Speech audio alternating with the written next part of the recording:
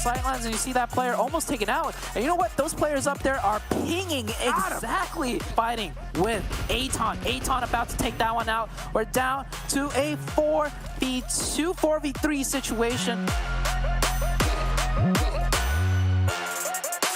Does not work though, but actually Syndicate does get a knockback, and just as I say that, they are finished out. 4 kills. But is able to get that support from the rest of his squad and just abuse Mazex's. Solitude stayed in that vehicle. Totally forgot it was.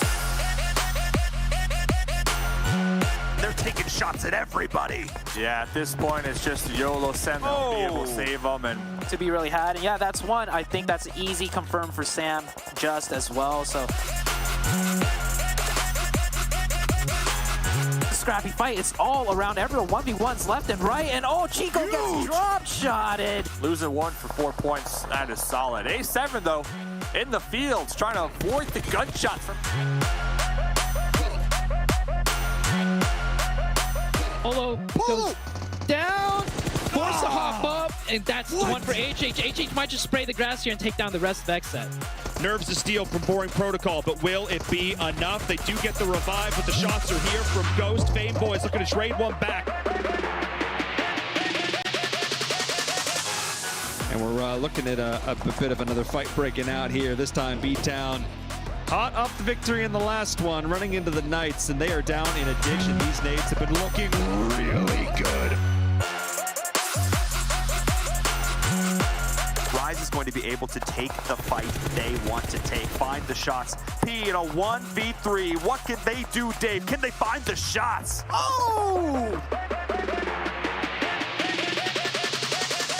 This one, let's take a look at Black Dragons and those two teams I just mentioned. Team Queso seems to have their eyes. We do not want to lose a player. And oh, long range. Oh my goodness! Put out the pressure, they'll get that revive. X-Set full sending again, this time into Ogilvy. J7 is not, kill switch is done, and Thurston.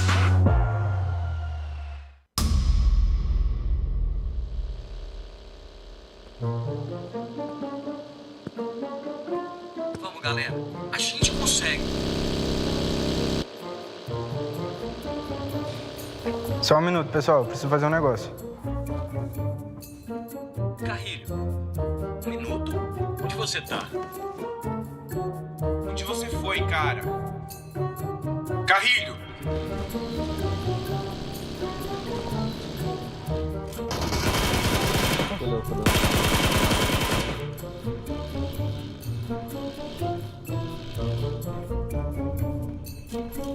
Carrilho tá FK?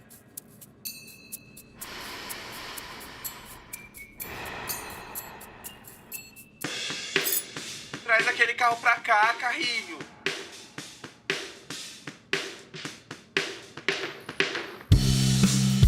O que você tá fazendo, Carrilho? Calma aí, pessoal. Já vou. Você tem que aprimorar seu jogo para trazer o Chicken Dinner para casa. Volta aqui. Ser um campeão de PUBG Mobile também precisa de criatividade. Para de ficar zoando e vamos matar esses caras. Calma, gente. Eu já tô indo.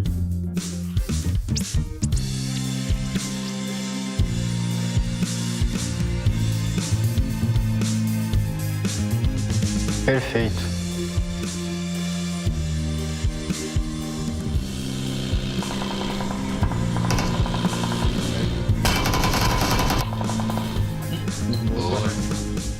Eu disse que não ia demorar.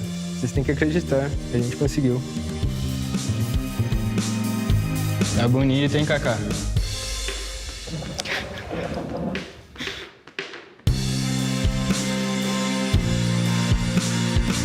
Ótimo.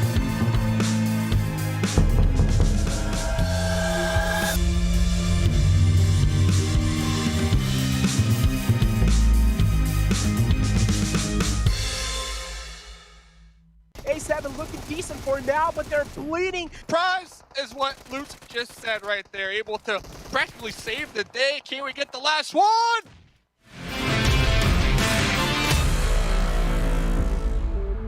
Separated out, trying to scout the areas. Took a few shots onto himself. but guess what? Footballists and Eastern Stars, they have caught their eyes. Right, of course, unfortunately, Footballist, he has been spotted. He has the high ground over this entire situation. S2G is still struggling to get inside the zone. Nate comes in through, was quite close to A7, but guess what? A7 are caught in quite a difficult kind of a position over here. They're pretty uncomfortable. Revo, his head's being exposed. GC taking a few shots onto him. A7 looking decent for now, but they're bleeding. And he will be taken down and confirmed as instantly. Fenerbahce now left with only one last man alive, Mad Bulls. Spotting the rotation from Black Dragons. That's quite a risky one as well. Both of them fall down in the clotheslines, and Octavian is just conveying so much information for his team. That jump shot comes in through. Octavian getting caught off guard, getting taken down. Wasn't really close to his teammates. Kapahala looking to take the revenge. Alucard still behind that little wall. Is Alucard going to clutch right here? Going to be peeking their head around that wall, getting that confirmed, and now here comes the collapse. 2v1. Once again, Eastern Stars, they love the high ground. They love playing the tippy top of the hills. Let's see if Octavian can get a couple knocks here. I do see one of the squad mates from Football is trying to get that wrap around, that spray down from behind. And surprise is what Lutz just said right there. Able to practically save the day. Can we get the last one? And Furious Gaming, they are slowly and steadily making sure that Unicorn's love are crumbling down, crumbling and falling apart. Fresh is left there with GK as well. Fresh in the clotheslines, being contested from few angles. Doesn't really know where to shoot at first.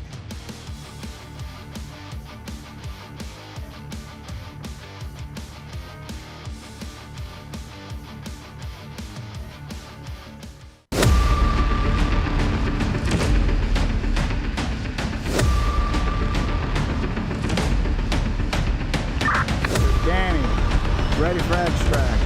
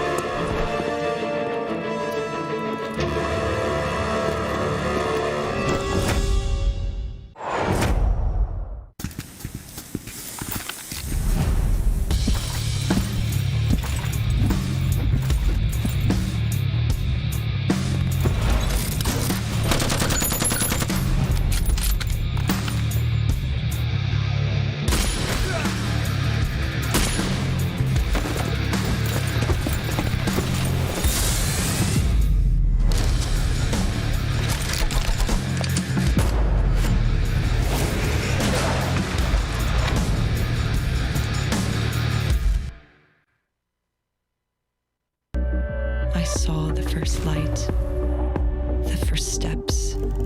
Now I see much more. I capture Earth in all its beauty. I see action. I see drama. and I see it in the finest detail. Moments of inspiration and the first steps. I am the 1+9. Hello, PUBG Mobile fans. It's almost time to bring together the world's top teams for the PUBG Mobile Global Championship 2021. This year's PMGC has a total prize pool of $6 million for teams and players, and tons of great rewards for our fans as well. PMGC will consist of 2 stages, League and Grand Finals.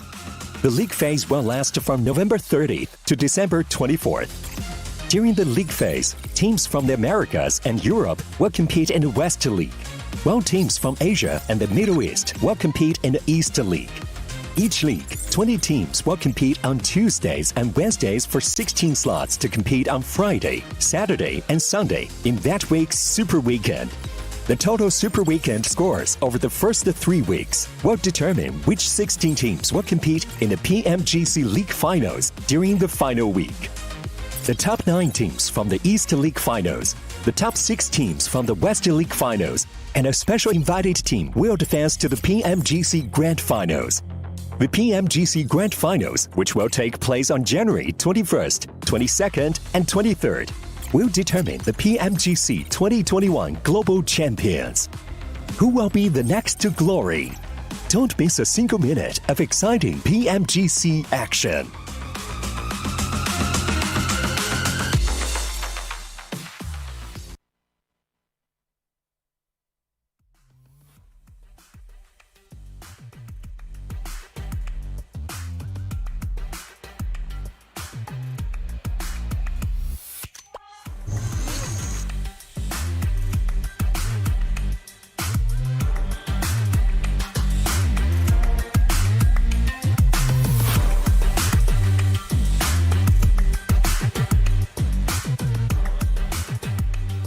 Welcome everyone to PUBG Mobile Global Championship 2021 West League. It is Super Weekend number 1 coming right out of our league play. Hello everybody, I'm Stan Cargo, or Audrey. I'm your host, and with me again is Zute and the 7 Worlds Gaming. So we had a lot of extra interesting games from this first league play, and this is going to be our first Super Weekend. And you guys, coming into this, you know, we went down day 2.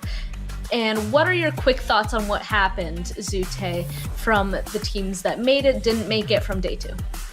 Well, okay, here's my take on it. If you're here, you're here. Whatever happened in the regular league days, throw it out the window. Like, just throw it completely out. Because from my experience and what I've seen, regular league play very rarely resembles exactly how the Super Weekend is going to go. It's going to be a whole different ballpark. Yes, it's going to be the teams that we've seen. The games are going to play out way different, 7. Oh, they definitely are. I mean, we've seen it over and over again. You saw it earlier in the East as well. Some of those teams, I know we were talking about it before the show even started. We just see teams play differently, especially after they got that first 2 days to kind of feel each other out. The one thing, though, is that we are going to be playing an extra map today, Span, that we haven't seen at all so far in this tournament, and that's going to be interesting. That's very true. That's very true. But let's go ahead and remind everybody of the format really quickly. So just a reminder, as you can see that we're now officially on that Super Weekend. It is Friday, and the 20 teams are broken up. They started off in the league play day. So that was obviously Tuesday and Wednesday. They played 5 matches per day, and the top 16 from those 2 days moved on to the Super Weekend. The first day is today, and they're going to be playing today and the next 2 days to try again to get points that this Super Weekend, the second Super Weekend, the third Super Weekend, those points are all going to matter because the top 16 from those is going to go on ahead and move on to the league finals, which will then be 6 matches per day. So we still have a lot to go. It's our very first Super Weekend, our very first day of the Super Weekend, and so there's a lot to look forward to. And there's also a lot of the obvious points that we have here. First place, 15 points, all the way down to 13 through 16 is 0, 1 point per elimination, and of course with that $6 million total prize pool. And now, you know, I mentioned we're now in the Super Weekend. This is where, I don't know how to say it other than this is where the points really matter, you know? This is where you're gonna accumulate all the points from all the Super Weekends and get into the end. And since we don't know who's going to do well, I have to say myself, because I feel like all the Super Weekends in the past that we've seen, a lot of teams kind of changed their gameplay from League play into the Super Weekend. So, Seven, what do you think teams are going to perform this Super Weekend? What are your thoughts? I'll tell you what. There's 2 teams that I'm definitely going to be looking at. Actually, you know what? 3 teams that I'm going to be looking at here. I'm going to be looking at Navi. I'm going to be seeing how they bounce back. As we just mentioned over and over again, Super Weekends are different. I want to see how Navi's going to come in here. We saw them being able to qualify to Super Weekend in 15th place. So I am looking forward to see them at the end of the day, at least with the top 5 situation. Unicorns of Love, this is another strong team from Europe. This is another team that I'm going to be looking at to see how they bounce back as well and how they're going to be playing here in the Super Weekend, because this team ended up in 16th place out of the week of League play coming into the Super Weekend. And then last but not least, the team that I'm going to be looking at, from Americas at least, is going to be Ghost Gaming. This was a team that we kind of saw wake up in a way, especially in day 2. We saw them switch up their different playing styles as well. Sute, they pretty much went from being those fraggers that everybody's intimidated by to just being a team that was kind of playing just for placement points. Yeah, Ghost Gaming, they barely got through. They kind of, I would have to almost say they sneaked their way through. Sure, they placed, you know, further ahead than Na'Vi and Unicorns of Love, but it was just not in a very, you know, commanding fashion. It was just kind of like they just made their way through. So I'm curious also to see how Ghost Gaming does. And to add on some extra information though, we saw PMGC East Super Weekend the first day, and something very interesting that stood out to me was, you mentioned this to me actually, or it was actually Span that brought it up. Yep. But during the League weekend, or the League days, there was a team, Infinity, I believe they qualified in 15th place, and then after one day of Super Weekend, they're in 3rd place. So maybe Na'Vi or Unicorns of Love can do something similar, and then on the opposite end, TJB, one of the Chinese teams representing the China region, qualified 2nd place from the league regular days. And then first day in Super Weekend, well, they're in dead last. They're in 16th place after one day in Super Weekend. So, like I said, whatever you saw during the regular league days, throw it out the window. It's a completely different ball game, and that's what I'm so excited about. Speaking about completely different ball game, we talked about it like very slightly. We do also have Sanhok today, and that is something that is a map that we have not yet seen these teams play yet. Yeah, we really haven't. I mean, as we're looking here at the at the day's matches, that's going to be match number 4, and that's a match that I personally just absolutely love, because we see absolute mayhem. We see sometimes teams that might not be performing well throughout the day use that match to kind of just recover and be able to take advantage of all the mayhem going on, and we see a lot of teams usually towards the end of the leaderboard be able to come out with a chicken dinner. So it's going to be interesting once we do get to that Sanhok. And another thing that I'm going to be looking at is seeing hot drops. You were mentioning to me here earlier, Sute, I was thinking about it too. Bootcamp. Who's going to be going towards bootcamp? Well, we'll see Alpha 7 try to land there. We saw what happened in Americas when 19E was there, but it's different now. Who else is going to be trying to challenge them there, Sue?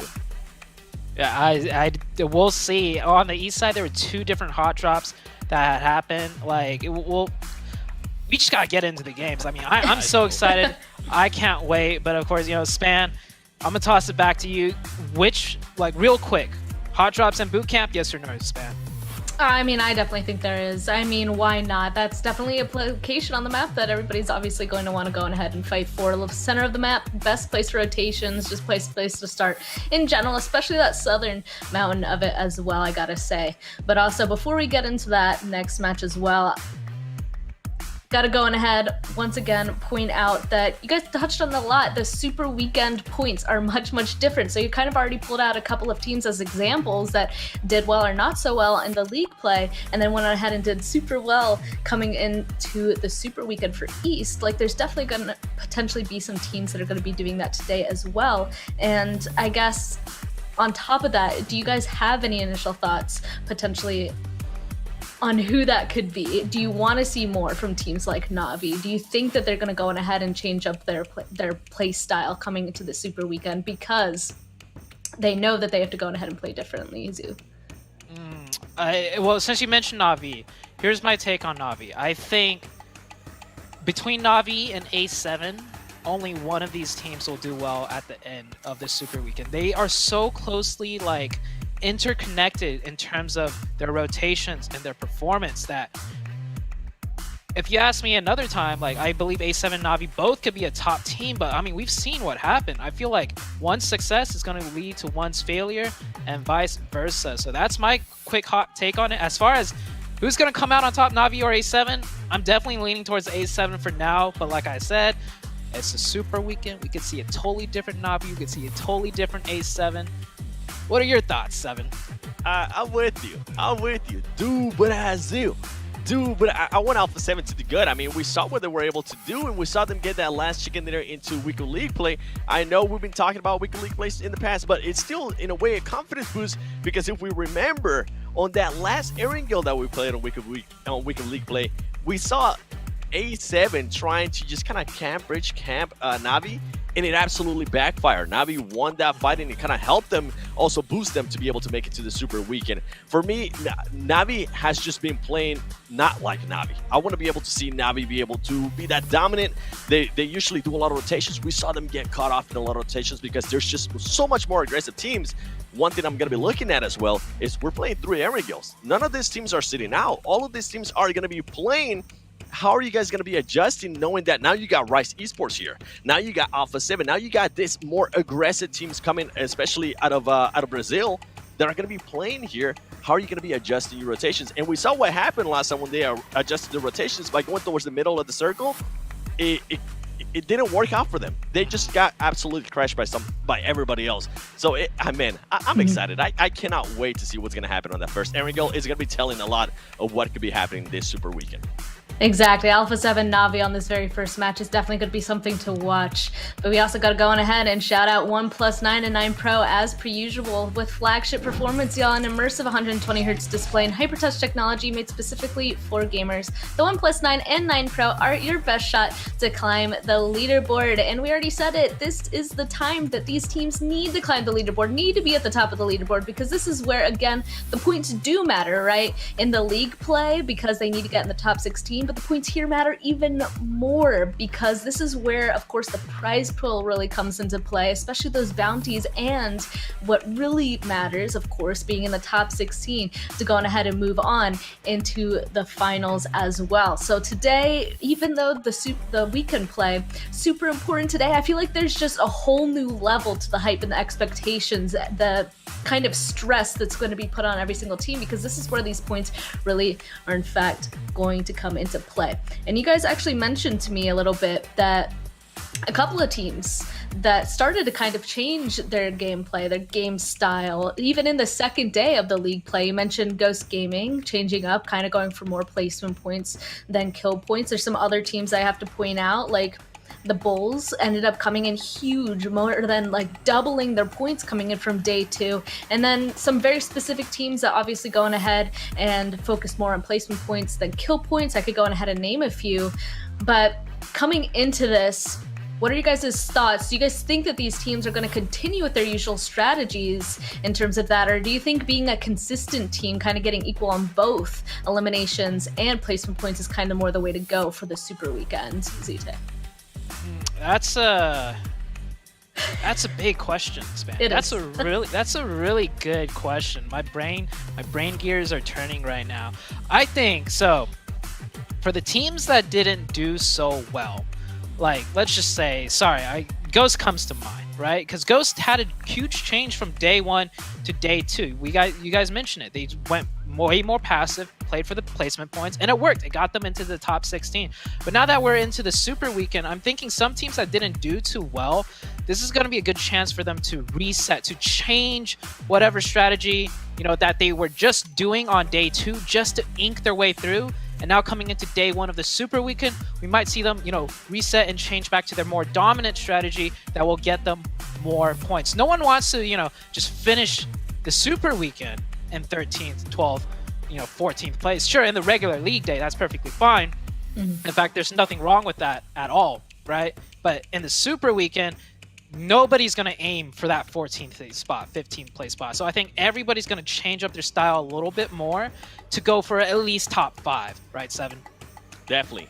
I agree with you. Another team that we haven't really talked about in this intro is going to be Knights.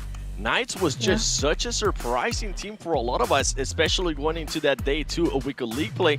They started to become that more aggressive team. Maybe some of their players started being more comfortable. The nerves kind of wore off a little bit more. But now we've been saying it, this is a completely different beast. Now we're in the Super Weekend. How are this team's going to be reacting? Knights is a team that I'm going to be looking at. I want to see how Coops, I mean, we saw Coops waking up, getting those kills. So Coops maybe looking to get that MVP. And additionally, kind of one of you guys, I'm going to quote one of you guys, I'm not going to name names though, is that, you know, Na'Vi Unicorns of Love, kind of towards the bottom, they're not looking the best for EU right now. Had to put that quote out there because it's kind of a challenge here. Who's going to go ahead and do well in this very first match? Starting off in Erangel, we're going to throw it over to Mustache Dave and Highland Wolf. Yo! Thank you very much. Oh, Dave, you're here. I was searching for you. You're I here. wasn't sure what You're you here, were. bro. I was scared, man. I'm glad you're here. We're hitting it up in a Super Weekend, man. That's what we are. You're here, I'm here, we're all here. Super Weekend #1, 16 teams, baby. Bring in that heat. Remember, all these points here matter because all these points get accumulated on the overall leaderboard, and that's the points. Those are the points that these teams need at the end of the Super Weekend. So huge day. The Deaths, they talked about a lot of teams. We're looking at Na'Vi. We're looking at Unicorns of Love. We're looking at these teams that barely qualified to make it here to really pop off here today.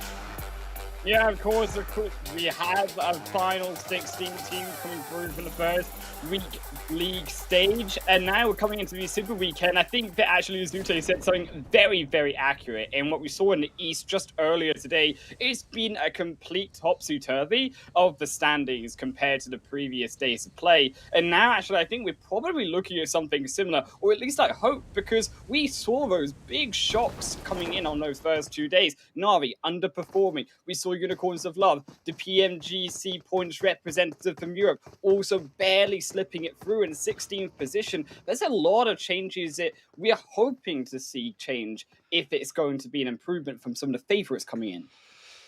Yeah, big day here for all these teams. So already kind of dropping into match #1 here. Pretty solid, pretty quiet. All these teams, they had the appropriate time to go back, review the footage, review the VODs from the first 2 days of league play, and find a drop spot that they can call home and hopefully get some loot very safely. Now, Zute also kind of tacking on to, you know, that big brain. First of all, Zute looking fly, man. I'm telling you, every day we see that guy, he's looking flyer and flyer. Oh, man, I need some tips. But he made a great point. Alpha, 7, and Na'Vi. These two teams always just kind of hand-to-hand when we're looking at their rotational pathways and just how they like to play the edges of the, at least the first couple circles. And Zute said only one team will be making it out alive here this Super Weekend. I have to say, unless Na'Vi has a game plan to react to A7, I agree with that. Oh, I definitely agree too, because I think that we started to see other teams who we did expect to see perform well, like Black Dragons, like S2G, fighting it up already. Well, it's Black Dragons this time who are the ones with Foss Greason striking first blood in the first Super Weekend of PMGC West. And I actually think that Black Dragons, one of these teams who started the entire tournament with that first chicken dinner, now also stepping up in Erangel. It feels like this map is their comfort ground. And to see 3 games every single day played on Erangel, this has got to be a big, big plus for them. Saying that, I almost jinxed them. Rip 7 almost took down for Squeezing, but not quite. Coming out with the buys in here, game 1. And yeah, they did get the first chicken dinner when we're looking at Black Dragons. Not only that, they got 15 kills to go with it. So they showed up in their first match. Oh, they did. Well, they popped off big time. But the problem is, all you needed was top 16 back in league play. So, you know, that doesn't really matter right now. So hopefully, maybe they can come into today's games with that same momentum, that mentality. Like, hey, let's get a huge chicken dinner. Let's get a bunch of kill points in and really start to get that gap going on the overall leaderboard and get a strong foothold here within the lobby. Yeah, of course, that first phase zone as well here for the Super Weekend. Dave, it's gone up towards the northern side, and actually, we're going to see what could be a lot of rotations where we haven't seen them before, which is on this northern side of Erangel. All of these teams in the west scene have a tendency to actually avoid that top western side, and you can already see because of this, fighting happening with teams like S2G rotating up into Black Dragons early on and getting caught now in this fight. Unfortunately, it's going to be the demise of Golden. There's not much he can do about this situation. Nades do miss, so it's going to waste a little bit of utility, but the nades will miss, but the gun does not. And there goes 1-for-1 trade. Rip 7 barely almost getting punished there by Black Dragons, but not also going to go down. It's going to be a quite 1-for-1 trade. It's GC God, though, in the back line, who I see in the map, that could be the saving grace, but it's got to come in quicker than this. Yeah, GC God has been in that vehicle for some time now, really pedal to the metal, trying to support their squad mates, and now we'll be behind Silas, taking some nice shots. I would probably just blow up that vehicle, honestly. So let's see, Black Dragons looking to make the push, get that revenge play right here. Nice little knock right there onto Silas. Still going to be 1-for-1 and not Silas knocked and first just yet, but it's not looking good for him either. And S2G have already abandoned Silas. As Timber, they are using him as potentially, yes, a free knock because they tried to go for the first, and Timber will strike one back, but we still cannot see the teammate just yet. They're going to have to go further back in as they pick up the cavalry on the opposite end towards that northern side. Again, more fighting happening more towards the east. Supermassive Blaze taking another down of Rise. Mufasa will be knocked, and Supermassive Blaze, they break through, but Gary has something to say about that, but not enough because it's answered straight back by Tron. Dude, these shots just get ring out back and forth. Look at all these different angles. You got Gary, you got Nunez. They're all separated for the time being. And it looks like SMB kind of getting stuck in the middle. Let's see what Tron can do, trying to get that flick on the Nunez. Nunez, AKM, gonna be taking out Tron right there. And will they be able to pick up Mufasa? Will they be able to pick up Gary? Well, that's the question on my mind right now, because you definitely want to have those numbers moving into that mid to late game. Yeah, it's a problem, right? Because if you are Rise, you actually have that advantage of a Supermassive Blaze. They're the ones who cried across the bridge. They got pincered by Alpha Mythic on the backside, and the result, they lose out Tron as well. But back towards this Black Dragon side fight, where again, GC God gets knocked for squeeze and immediately knocked straight after as S2G, a beautiful grenade elimination and a 3 knock onto them both. And they're barely surviving. Black Dragons running for the hills. They won't be the first eliminated, but they are bleeding out, quite frankly. I believe just a solo, and we saw them out there in that buggy trying to go for that last-ditch play to try to survive. But look at this, Knights, one of the most aggressive squads in the lobby. At least look at their league play. They were just on the hunt every single day, racking up those kill points. Looks like they're going to be trying to take the fight right here with Furious. They will be able to take down one who was in that compound. Looks like they were able to take that compound up, but look at Furious, Scream, pushing out here, trying to square up against Coops. Coops, the star player, of course, for Knights. I mean, he was, again, the MVP coming through from the Americas spring and summer, and actually now, I think actually coming into PMGC, he might have matched his match, because Coops hasn't been the player. It's actually been Knights, so as a team that has been why they've done so well. It's not been reliant on this solo, and I think that's what is so impressive to me about Knights and their development through at least these first 2 days already. We've seen them do well, and hoping that, this is one of those moments that they can improve. That nade just slightly cooked quite late, but the shots coming through from Coops once more keeps them at bay. I think the Knights probably hold off in this situation. You're not really looking at Knights wanting to take this fight. It's more about holding off Furious Gaming for the meantime. As Pat I don't know, man. Couple bullets in the face, but it's not going to be enough again to take him down. I think that you're with this Northern Zone, though, you can see it in that control, right? That Knights are the ones that don't have to move. However, as that zone did shift hard towards the south side, I might be mistaken, and now the Sunset Furious Gaming, they've got the upper hand when it comes to being close to that center. It is a hard shift, actually, in towards those ruins side, which is what's going to be so difficult coming into the future for these teams to navigate. You're saying Coops met their match. I don't think so, man. Coops just starting to get warmed up here. Chico getting a nice little knock on a Poppy Patro out there, and We can see Furious Gaming. You like their compound. I do like that 3-story, but they decided to pull out of that building, kind of getting caught out there in the open. Chico making that pull up, health down to about 50% HP, but look at that team communication. Once when Chico started to get shot at, the whole team, other Knights, quickly turning their attention to that one player up there on that hill, behind that boulder. Oh, Sanhok's just sending it right there. Knights are looking good, man, but they need to be cautious, head on a swivel, because these shots are going to be alerting other teams looking to take up a off-center position right here. And I believe that's Eastern Stars out there in the distance. Oh, it is. Yeah, it is.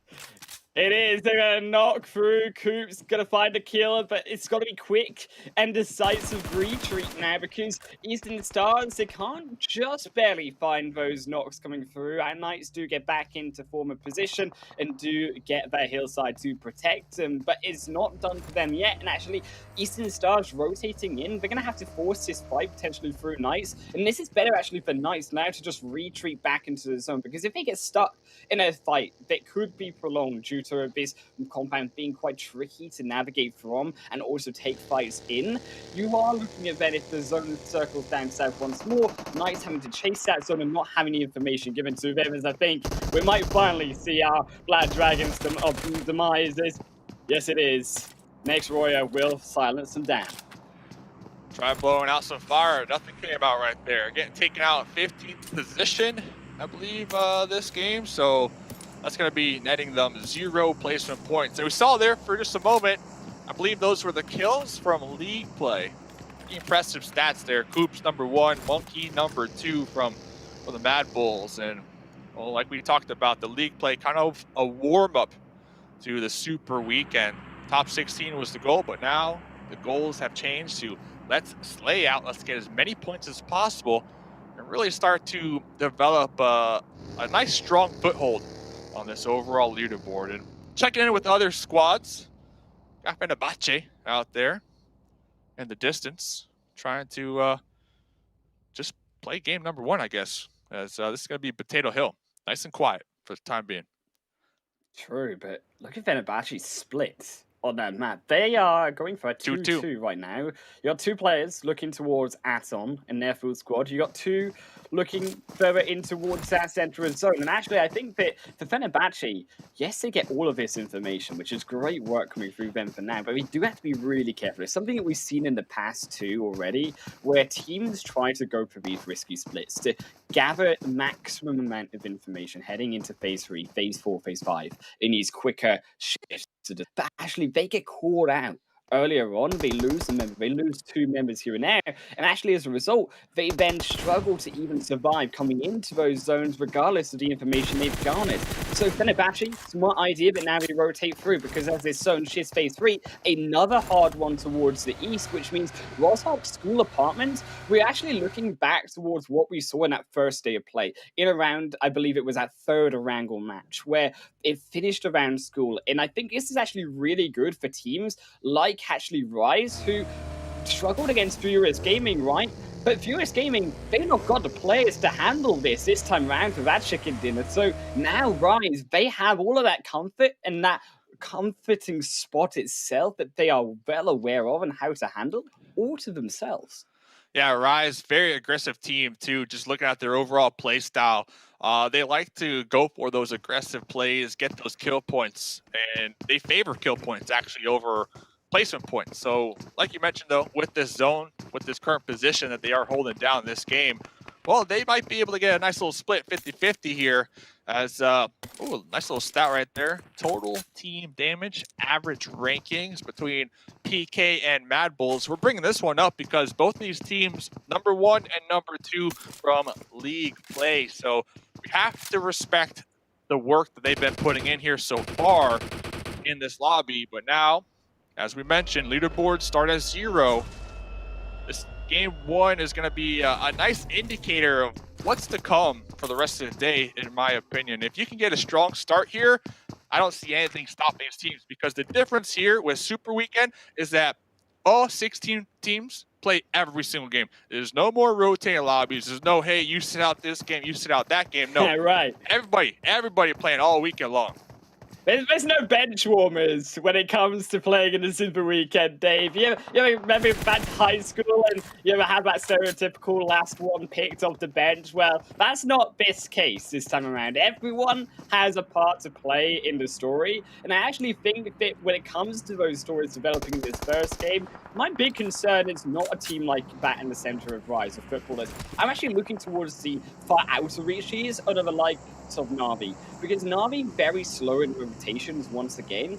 I am not too comfortable with this, however, because I like that they are staying on the edge of zone, but the problem is they're on the island, still in that northern end, where the zone is not, and it's still to cross that bridge across Roadblock, which is guarded by Team Knights.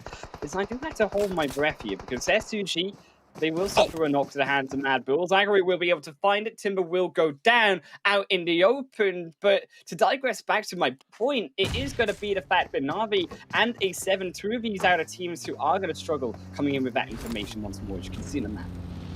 Mad Bull's kind of mad, though, with this next circle shift. And it looks like they were trying to get a little fight going down there. They did knock out Timber.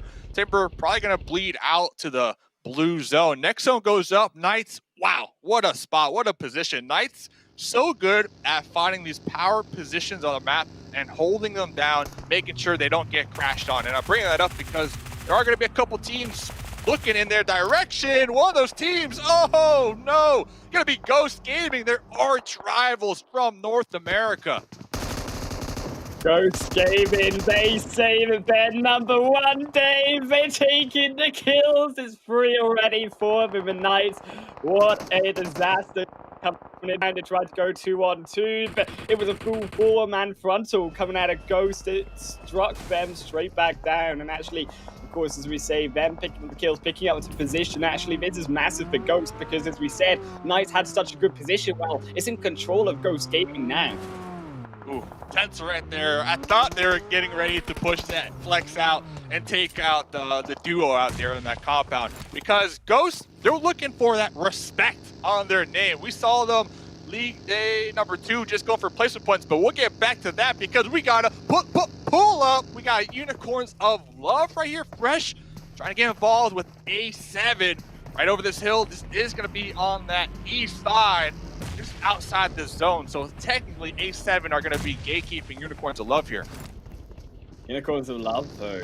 This is a team that we've been wanting to see so much from. I think that Unicorns of Love, we said already that they barely slipped through by 2 points on that leaderboard in the Super Weekend. Yes, you throw that out the window, but you can't throw out the performance that we've seen from them and how much they struggled, as A7 will ignore them, but fall straight into the trap of another, as Eastern Stars already find one knock, but can they hold the rest? Yes, they do. 2, 3 drops in A7. They're down to just a 1 player remaining because Eastern Stars, they're looking for the full house flush.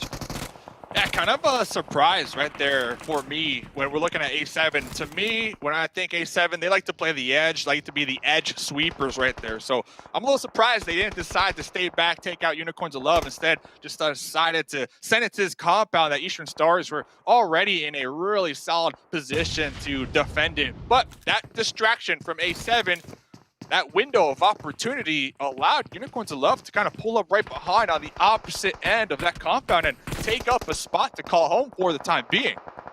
They used A7 for a distraction. Eastern Stars, who turned around, and then Unicorns of Love said, we're going. We are making our use of A7 as a bait.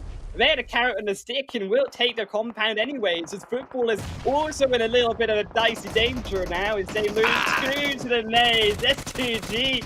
Yes, they find a kill, but instead of Batchy in the front line, who will be finding now even more for them. The Soul K's trying his best, but it's not enough. He tried 3 knocks, but the last one was there. Max Bomb does save their team, but on the top end, Rams trying to make the revives be the case. But look at Axon, look at all of those heading around the rest of footballers. Those are the problem for footballers because they can't find a break by just moving out to the opposite end. It's Falke. She's going to be the next drop, lads. Again, knocked once more. Instead of Batchy, we're talking about him not missing, Dave. This is 5 in a row for them. They don't even need to go in the fight. They'll take you out from range. Fenerbahce, right there. They had the challenge pushing up this hill towards the guard tower. but they didn't even need to do it. They used their grenades, their utility to do the heavy lifting for them, and that right there goes to show you how strong some nice placed grenades could be. Also, we are giving away a Grenade Master award here at the end of the season, so players going to be incentivized to use those a little more here, not only to make the job easier, like we just saw right there. Next zone did go up. You see Navi, they are going to be sending it across that bridge now that the zone did not favor that northern part of the map that they were currently holding down. But I'm looking at Rozhawk. We got a couple teams in Rozhawk who are going to need to reposition right here. And it's about those hills. It's about positioning on that high ground once more, coming through from the rest of Ghost Gaming. Of course, you've got that high ground of Fenerbahce. They're still going to have the highest amount of vision overall, looking down upon these players, but they got to get from that zone. That's the tricky part. You can see it's so difficult from S2G as well, who decide to hold up and around the apartment. But they've overstayed their welcome. They didn't pay their rent, Dave. And why is they here to collect it? Yeah, rent's going up here.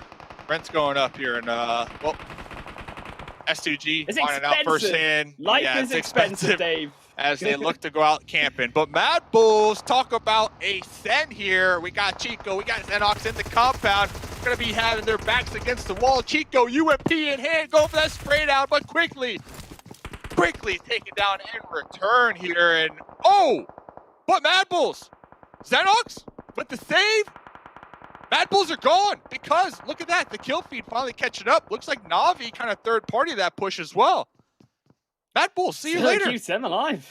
It keeps them alive, right? And it's crucial for Knights in this situation because Knights, they've still got that position in the compound, but they're not done quite yet. Look at next word, now moving their way further forward. They've got to fight now a 4v2 situation. They barely just brought up their second man, and they're already making the push. Navi in the backside. Next warrior, they are going to be more careful, but you can see already the smokes being put out, blinding the vision from Knights. The nades surely going to be sent in after. They have to head back towards the back of that building. Is next warrior, they tried to pull up. Furious Gaming tried to third party that one, but they won't be able to. Fenerbahce also in the kill feed, losing their lives towards Acid, and Navi did strike that one onto Yexer too. Peek too far out the front side, so Navi defending their position is actually the zone. Once again, went over towards them and will continue to stay with them. So Navi, they hang on the edge, and actually now they might be the ones to come out with this game alongside Eastern Stars. Got him. Got him. Look at the vehicles, too, on the compound that the Knights have. That was from the Mad Bulls. When YOLO sends go wrong right there, I believe one of those players got stuck in the vehicle, so obviously Navi was able to easily third-party this one. But Chico, Xenox trying to toss these grenades out. Trying to get some knocks here because next zone goes up. Both of these squads are not in the next zone. And remember, Ghost, they took out 2 members of Knights a couple zones ago. They are fully aware of who's going to be over here. It looks like they're going to be taking their time to wait just a little bit to try to third party this one. They recognize both these teams will need to reposition here very shortly. They've got to go, but the problem is they have to get through Knights. They can't go around Navi. Navi have too strong a point, and it's just nice. Chico steps further forward unexpectedly, gets locked down, barely can't find a knock, so Chico is delivered to the afterlife as Kudor sends him there in fast track pass. Xenox, the only one alive, remaining for Knights. He goes back upstairs, tries to hold up inside the bedroom, but he's getting taken down like a thriller movie. It's Jack, and he's come knocking. Kudor, he's the one with the axe. Xenox wins this. Xenox wins this, I'm telling you. Oh, Xenox wins this, baby! With that grenade, you can have it. Thank you very much for showing up to the Knights compound. So let's see what else is going to happen here. Unicorns of Love. Remember, we saw them earlier on pull up. Now Eitan pulling up on that south side in the smokes. They're getting picked apart from multiple angles right here. Definitely having regrets here, trying to send it to this broken wall. Eastern Stars, they still hold on to their position. They're not moved all game here, Dave. Atom, they can't aggress onto that position, though.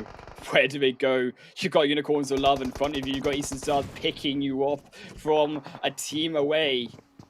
Unicorns of Love, that team who has been quiet too, has not moved. They've been reliant on that zone, staying with them, but finally they strike, and that's the double lid nade that we're looking for. Atom 6 kills, so they get 6th position to It's now Ghost. Their next wants to make their way on into the zone. Look at that smoke wall, though. They've got not much time because, yes, that smoke wall is there. The problem with Ghost, though, Dave, is they're not quite in that zone. They've got a few more meters to get in. And unfortunately, where they go in is that more flat side area, which is more vulnerable. The car is the only thing protecting them. Yeah, but the thing is, Ghost, they're so good at using these cars. They're so good at bringing their own cover when they have done. I'm looking at Na'Vi, though. They got a little 3-1 split. They got Tixie out there waiting on that west side to try to pick apart any stragglers that might make their way into the zone over there. Na'Vi right now, they're looking for kills. They're looking for the dub. Na'Vi, talk about starting from the bottom, barely qualifying to even make it here. I think they were trolling us. And now they're showing up here during the Super Weekend. When it counts, 5 kills so far, like 4 up. They are doing so well, and Next Zone doesn't favor them. But the trio out there behind that boulder, they have a vehicle. I see them popping in the vehicle. They're looking to make some plays. Will they survive? The Eastern Stars defend. This is a redemption day. All 4 of these teams struggled in the first league days, but they're here for the final 4 now. Na'Vi, Ghost! Look at them drop, though. What happened? They pressed an elite Keystone Stars on Na'Vi. They just disappeared. And they will fall in 4th. Ghost might just disappear as quickly as Na'Vi did, though, as they too tried to regress onto the compound. Octavia doing so well. He gets knocked. Spec in the backside of the wall, but a nade helps with the explosion of vehicles to knock down one another on Eastern Stars. It's Unicorns of Love who are the ones sending them through. They're the ones who have the upper hand now with all 4 members still alive. Tensa in the compound looking to get any type of confirms. UMP in hand. Unicorns of Love, they watch the Ghost. They watch the Na'Vi send across the way. And they're like, hey, let's just relax a little bit here, fellas. Let's just take our time. And now that's paying off. They got the numbers advantage. They got 4 up, and now they're slowly creeping and crawling in the back line, just picking apart, getting the thirst, getting the kill points here. But Ghost Gaming, they got the reset. They popped those heals. We might have a whole 4v4 right here between Ghost and Unicorns of Love. Unicorns of Love takes to a 4 members. Eastern Stars, so that solo player, Bazi finally will be eliminated. We're down to the final 2. GK first gets knocked on the front line, gets exploded. Down to 3 players for Unicorns of Love. The full man squad, not quite, but now it goes to the trio. Tensa, not 2, and you can even make the push. Unicorns of Love, they're desperate to try and make it inside of this zone. They have to make it inside of this zone. They're not quite there just yet. It's Fresh on the flank side. They're looking to utilize that knock, but how can they? They're so defensive and Tensa back up, healing back up. Lind goes in front line. Now it's down to Tensa in the front. Ghost. HH24 on the opposite end of the window, but he navigates away from the trap. Ghost have the zone too. Spec on this roof is huge. This is like the nail in the coffin in my opinion. We do see those smokes. Roll Kids trying to bridge the gap, but Spec with the crossfire. Now Tensa HH, one of the best duos in NA, working in tandem to get that flank, but Illin putting a stop to that. Bayo in the back lines needs to make some moves right now. Maybe get the reset to revive, but remember, the clock is ticking. The blue zone's going to start to close in here very shortly. Spec on the high ground. Oh no! Connected as well. Bayo trying to get the pickup. Illin right outside the door. Bayo can hear this. Oh, hello? Who is it? Bayo taken down from Illin. Illin, 3 kills, finally goes down, but where's Rolkers in the backside? It's the vision being given by Spec as much as he can. They're going for the replay, but Rolkers is going for the heal. What? But he's not going to be quick enough to do it. It's going to go over to Ghost. What is Rolkers doing? Dave, it was a 1v1. He goes. He isn't brave enough to take He's brave enough to go for the knock. He resets. Illin is back alive. Ghost did not go for the first diver. Is Illin. Now Rolk is heading in further forward. They heal back up. And it's going to be Ghost going down. Because of Love, they play their game right. Ghost, they also, I think, build. And you can see it. The pressure getting to these teams. They're not willing to go for these 1v1 engagements they might have gone for in the past. Inside what could have been potentially a more ranked game of play. It's PMGC. They're going to go for all of those same strategies that they can get. Wow. What an ending, though. Congrats to, of course, Unicorns of Love right there. You talked about it. 2 points, right? They qualified to Super Weekend by only 2 points. And now coming into this game, coming into this match, getting the winner chicken dinner, coming into this match, getting some kills. I like how towards that late game, they played it nice and slow, nice and steady. When they saw Na'Vi push with the vehicles, they saw Ghost at the same time push with the vehicles. Instead of being ultra aggressive in that situation, they played it slow. And I think that is really what helped them here towards the end. Hey, I thought Tensa, 1v2, all day Tensa. But at the end of the day, great fight regardless. That was a pretty intense game number 1 ending. Oh man, it all came down to Spec, of course, on that rooftop though. That was where it fell apart for Ghost Gaming. Now, you said that Spec has that vision, right, Dave? He can stop the rest of Unicorns of Love from aggressing. The problem was, we already saw Lin, he'd come into the same building as Spec previously, so that was the problem with actually Spec's position. There's one less member to take care of Lin. Lin pulls off the Miracle 1v2 play, and then from there, Spec, yes, he can try stop the wreck, but he can't even stop roll because he falls down, and that was the undoing of Ghost Gaming. They did not stop Unicorns of Love from entering into that final zone. Illin, chillin', Lin. Definitely the clutch player there towards the end. CQC all day long. You can have it. Bayo opening the door, definitely catching a surprise with some bullets. But here's some highlights from earlier on in the game here. Mad Bulls. What happened? I know what happened, but I would love to hear those calls. Like, hey, let's just YOLO send it. I think they overshot the compound just a little too much, and we saw, I wonder if it will be in these highlights, but we saw them, their cars kind of slanted on the landing. I don't know if that's, there, you see right there, like, I don't know if that's what they wanted. No, I don't think they wanted to phase through the wall. I mean, that's one way to make an entrance, but PUBG, you can't break through the walls. You gotta go through the door, Dave, like a normal individual.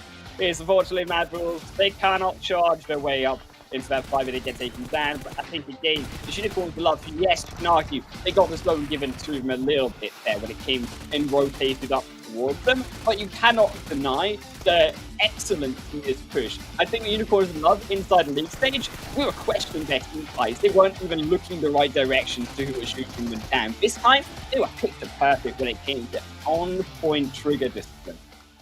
Yeah, Lin right there through the window, just UMP, here, you can have these shots, and that was it, man. That was it. But regardless, Ghost and both Unicorns of Love should be really happy with their Game 1 performance because looking at their league play, not the hottest, right? We saw Ghost Gaming day number 2, pretty much just only going for those placement points, turtling up, being really safe.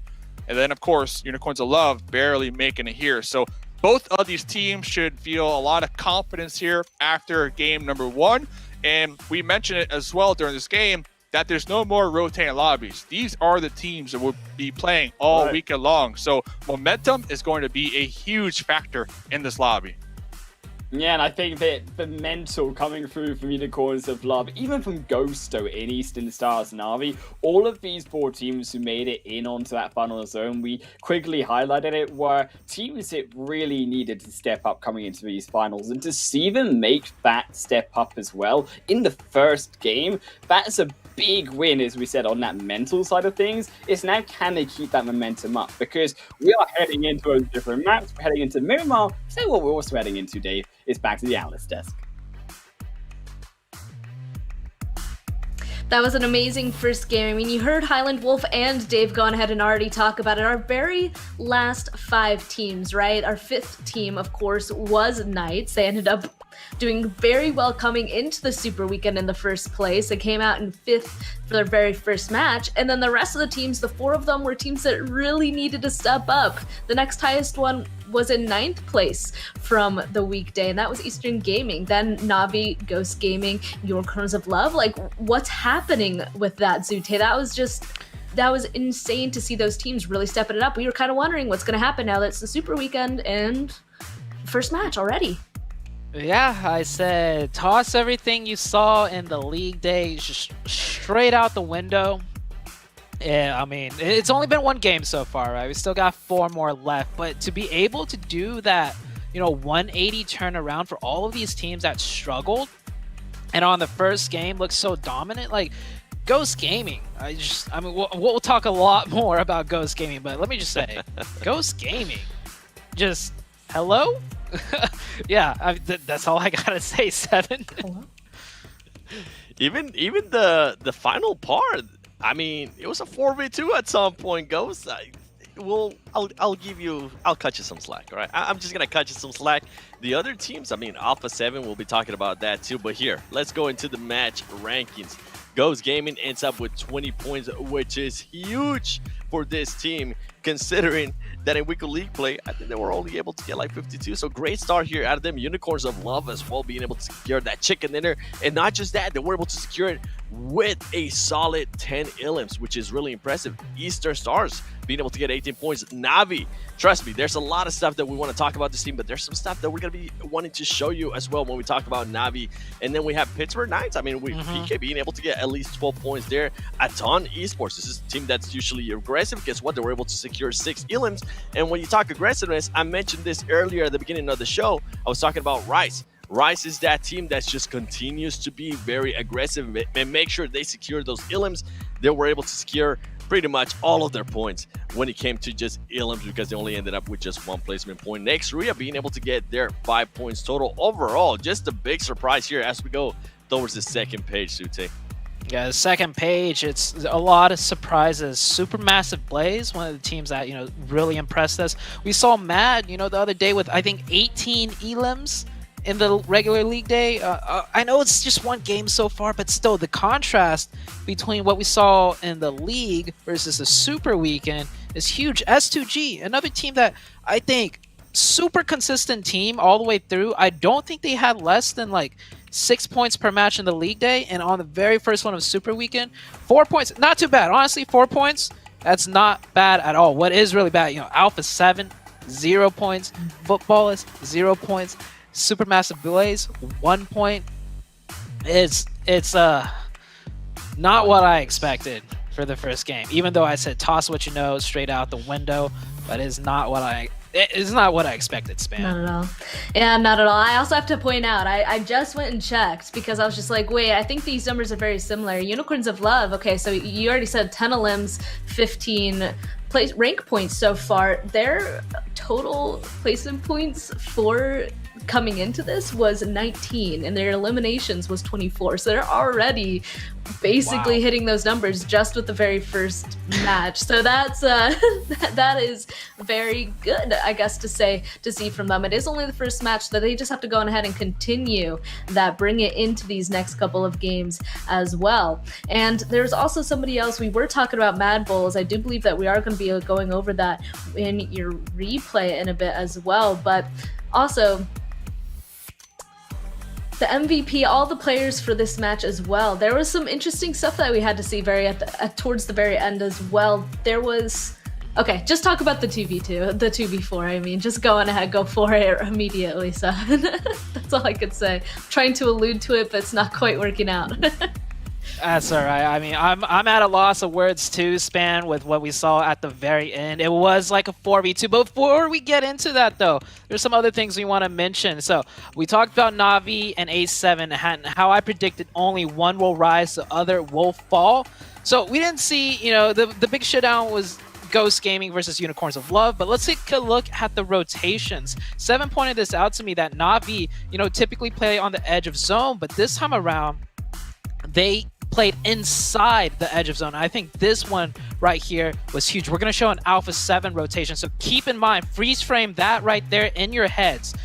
We will see Alpha 7 do a very similar rotation, but then forced to go elsewhere. That allowed Navi into this late game. You see this here with controlling that northern island. They control that bridge rotation down and the circle shift south. They have an easy access point in because they control everything on the north side of that. And we did see Navi make it to the very end. They did have a scuffle with Ghost Gaming, got into a third-party fight. I think if they played that one out a little bit better, timed it a little bit better, we could have seen Navi at the end game. And now 7, well, this is Alpha 7. I'm going to let you take this one.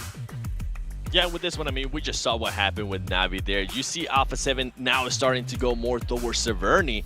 And at this point is when I was mentioning that I saw Navi just completely switch it up. They were playing that inside circle instead of that outer circle towards the end. And you will see Alpha 7 right there, just forced to go to the east because Navi was holding up those bridges that pretty much allowed them to go into Rostock. Alpha 7 being forced to do this kind of rotation, being forced to just kind of full send it.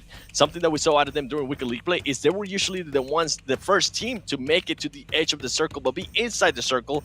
Navi being the one that was winning until the end. Well, guess what? It has switched up here on this first Erangel suit. Yeah, so that was pretty much the downfall of A7. We're gonna keep a close eye on that, but Ghost Gaming. Definitely want to talk about this. We're going to just follow Ghost Gaming all the way through. I mean, first they full sent it to this location, caught 2 of the Knights playing a 2-2 split, off guard, took down 2 of the Knights players, and I do want to just throw it out there. If the Knights defended that location better, they could have been the team at the very end in that 4v2 and maybe even won the game themselves. But playing split, you always got to watch out. So the Ghost Gaming team, they break in aggressive, full sent it. You know, we've seen them do these full sends before, but usually it would be a little bit different. They full send in with maybe 3 players, 2 players left alive, but they kept 4 up, took this location over, held it down, and this location right here is crucial to the end game because that allowed Ghost Gaming to get to this position right here in the timing of this third party. Well, I mean, that's just staple Ghost Gaming. It was a little bit rough, but they did manage to stabilize 7.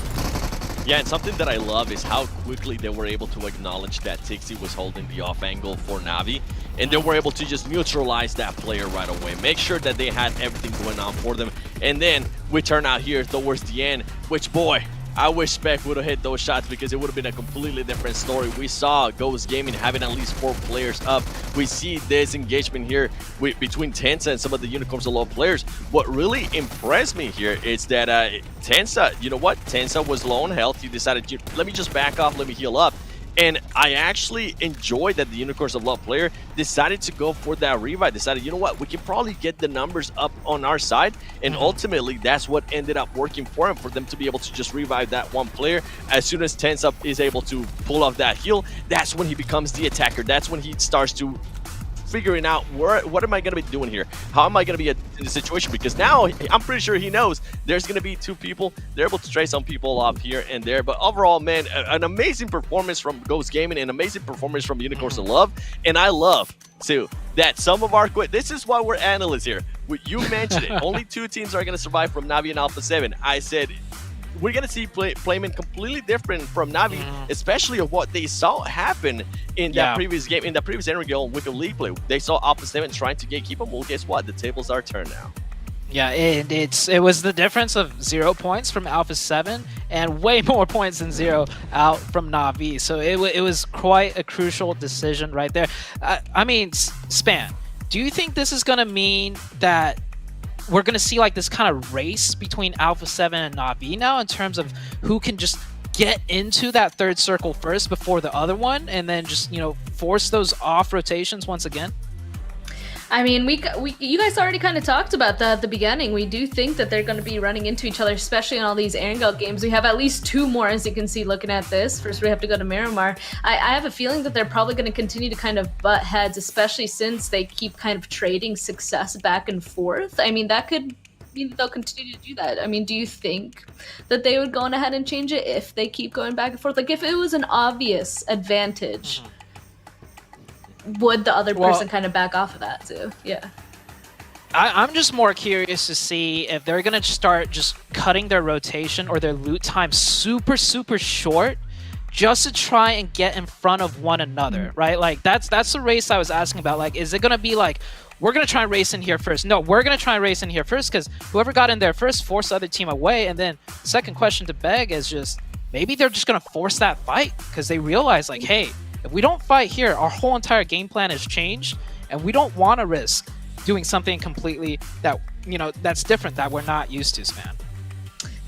We could. Well, we're gonna go on ahead and see some more action after a break. Next up is Miramar, so we'll see you guys very shortly for PMGC. Rasanya ya seneng banget sih. É uma sensação incrível. Nossa. tu aprende a ter amor pelo próximo. É algo assim... Perdi, velho. Но когда закончил, уже ни о чем не мечтаю, просто живу одним днем. У меня просто цель выиграть чемпионат мира. 他现在的责任很重，因为他现在是作为中国和平精英的形象代表之一。 Gimana kalau lu tahu lu ngebuat kesalahan terus bikin mood tim jadi agak down ya? Pastinya kesal sama diri sendiri juga sih. Banyak lah, gede pasti itu pressure-nya. Fazia parte da Loops, um time brasileiro também de PUBG Mobile. E meu time acabou sendo desclassificado da final. A Alpha 7 me deu todo o apoio possível, né, naquele momento difícil.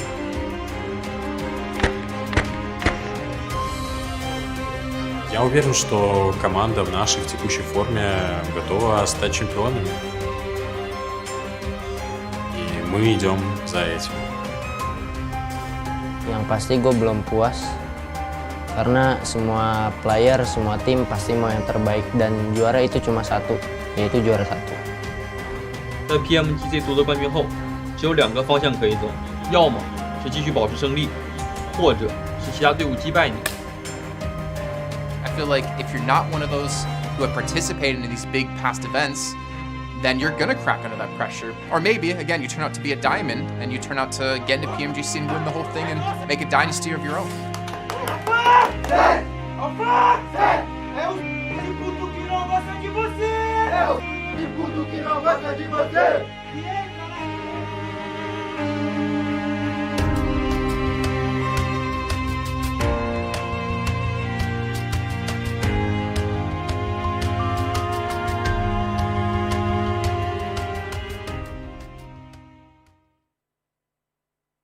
A7 looking decent for now, but they're bleeding. Prize is what Lute just said right there. Able to practically save the day. Can we get the last one?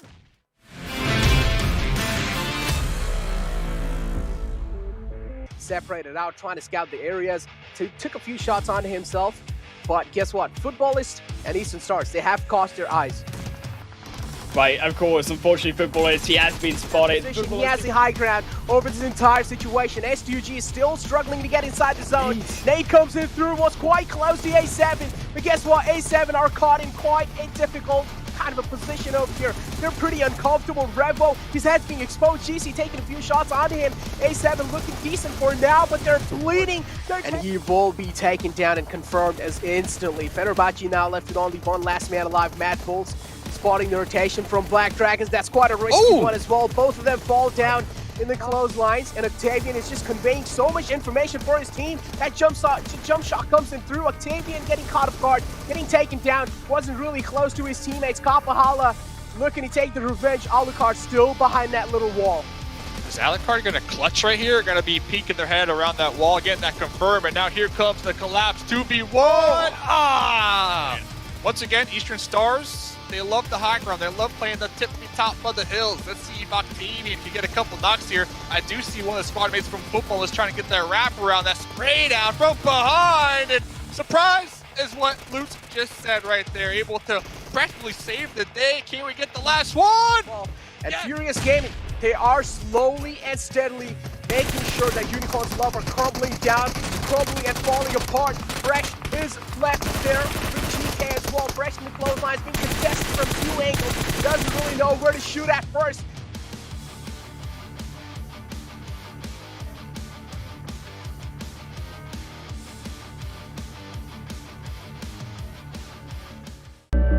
I saw the first light, the first steps.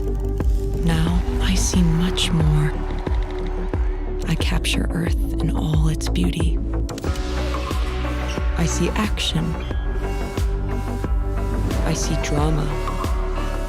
And I see it in the finest detail. Moments of inspiration.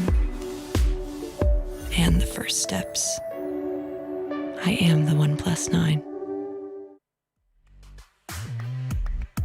Welcome back. After that short break, Super Weekend 1, Day 1, we're about to be going into Match 2. But I have to say, so we talked a little bit before that first match started, and there's two things that we ended up pointing out that I am going to go ahead and point out again. Is that one, we said that after Day 2 of League Play, Ghost Gaming clearly went on ahead and changed up their strategy and started going more for placement points than eliminations. And number two is that Na'Vi Unicorns of Love were surprisingly not looking too good for EU. And now both of those teams, we have to point out, Ghost doing really well this last match, and Na'Vi and Unicorns of Love also there as well. And speaking of Unicorns of Love, we can see Lin already up there, 790 damage, 52% team contribution, and 7 eliminations. Just off the bat, doing really well. 7. Yeah, I mean, he really is. He was able to put up a great performance here. And this is kind of like what we were expecting out of Unicorns of Love, the second place team out of the EU Championship. Now, it makes me happy, all right? It makes me happy seeing this kind of numbers. Then we have an Eastern Star players at this, being able to put up 2 Illims, a lot of damage, 655. Usually, I like to see a player being able to convert that into more Illims. But hey, I'll take that. I'll take the 2 Illims. That equals 2 points. 25% team contribution right there. But going back to what you were saying in regards to Ghost, yeah, they have focused a little bit more here in regards to placement, and something that Sute and I were getting a chance to talk about is they're playing like old school Ghost. They're not being super aggressive throughout the match, unless they do have to send it through a circle, as Sute was telling me. But they're just trying to keep all their 4 alive. They're readjusting to what happened in weekly league play, which is something that I really enjoy. And this is something that I always mention. If you want to be a champion, you need to be able to readjust, and you need to be able to readjust quickly. And I think for me, Ghost was able to do that, Sven. That's interesting as well, because the playstyle that you just described to me, like the team that comes to my mind immediately is actually Supermassive Blaze. Like I feel like they're very much, they like going on ahead and playing very carefully, waiting for the circle, going for placement points rather than eliminations. Yet in this last match, it didn't turn out as well for them as it did for Ghost Gaming. So I guess it does just come down to the situation that happened inside of the zone, but I'd just like to point it out. I guess it just comes into every single match, but for that one specifically, like, how do you go on ahead? And you usually have that kind of play style. How do you go about that in an overall match? Like, is there a basic overall formula, or is it very specific, Zute, since you've played, of course? Yeah, so, like, to answer that question, it's like, teams can have similar play styles, and one team will come out on top one match, one team, you know, will falter. It doesn't mean the play style is wrong. I mean, after all, it's just one game, right? Every game is different. But what I will say is a big first step into coming into this Super Weekend is deciding what your play style is and then adjusting it as the games go on, because teams are constantly learning, right? Just because you pick a play style doesn't mean like you got that play style down. We'll make mistakes. We'll see teams making mistakes. And teams will just keep adjusting. But the big part is, to answer your question quite simply, is pick that play style and lock it in and keep refining it over the matches, over the days. It is a Super Weekend. Ideally, you come in hot and it's just locked in and it's good. But of course, you know, that's what everyone hopes to do, and only a few teams will be able to pull off. Yeah, exactly. And since it was only the first match, you know, there was some surprising teams based off of the league play, and then that did well, and then some that were supposed to do well that didn't do so well. Of course, analyzing that after just one singular game isn't, of course, the best viable solution. So we're going to have to wait and see what's going to happen with the rest of the day. At the very end, I'm definitely going to be coming back to you guys with these questions once we've had at least 5 games under our belts for this Super Weekend. And very shortly, though, we are going to be moving on to Miramar. So we only have this Miramar, and that's it. So is there any team specifically that you guys want to point out for this one? Was there anything interesting that happened over the league play days now going into Miramar? Yeah, Zute, you're saying, yeah, is that something you want to go grab? I mean, I think Seven and I are thinking the same thing. Let's try this. Let's try a 3, 2, 1 countdown. All right, we're gonna throw up one name real quick, one team name. All right, 3, 2, 1. Ghost Gaming. Oh, I was thinking the Ghost Gaming Hot Drop and Picado. Oh, true. Okay, so you were thinking a hot drop. I was thinking of a completely different hot drop between Next Ruya and Alpha 7 because we didn't really see that on that final Miramar that we played on week of league play. And those two teams ended up actually fighting for the chicken dinner on that Miramar. So I want to see if they're even going to try to do it anymore, if they learned their lesson and say, hey, we don't have to lose a player so early on. So 2 hot drops. Let's see if they're going to happen. Let's go to Necro and Dave on our second match on Miramar. It's not Dave! It's not Dave! It's me! It's an imposter! I'm with Necro, that's for sure. As we are dropping down in onto the battleground, Necro. Miramar once more. And I'm loving, quite frankly, I'm just going to say it, he's playing past it, being kind, central playing past for the 3 days that we've seen so far. We may have seen nasty zones, okay, Necro? Yeah. At least we can have nice things with the playing path. Yeah, definitely. But one thing I really wanted to talk about was we were having this conversation, right? How in league days, I mean, Unicorns Love, Ghost Gaming, and Navi, how they barely made it up to Super Weekend. And now in Super Weekend, in the first game, they've had the best game of their life. I mean, not life, but at least best game in the PMGC so far. Yes. And this is what we expected, right? Them showing their experience, what they're capable of, and already starting off on a good note. I'm pretty sure we have a lot more to come. Right, indeed. I mean, we talked about these nasty zones. Okay, we're going to see what has been the third time now we've seen an eastern north side zone. I'm starting to think there's a slight bias when it comes to Miramar. I'm not sure, Necro, if it's just that we love the northeastern side, but we've not seen any western zones. And what this does say, apart from my, quite frankly, disappointment that we don't get to see some of the El Pozo side teams, a little bit pressured in terms of handling those zones and seeing how we can keep them, but actually seeing how, again, these teams adapt coming into the final Super Weekend 16 teams, heading again over to the same location. How have they changed their playstyle if it didn't before? And they're going to then keep that playstyle working if it did work for them before. Exactly. But another thing to talk about over here is that Ghost Gaming is Supermassive Blaze. Now, in the league days, Supermassive Blaze, you got to say, they have came up on top all the time, and Ghost Gaming isn't really able to fight against them. Somewhere down the line, they have been shown the struggle, but I do want to see what kind of things are they going to be utilizing to spice things up against Supermassive Blaze and Picado. Another clash coming in. It's going to be Furious Gaming and Rise. Rise as well having a pretty good league day. So, of course, they are going to be having a little bit of confidence boost up their sleeve as well. And Furious Gaming, though, they do realize where Mufasa has positioned himself. Here comes the charge in. Mufasa's position being compromised. And, well, he is also being spotted. Both of them charging in forward, but still they're trying to take things a little slowly.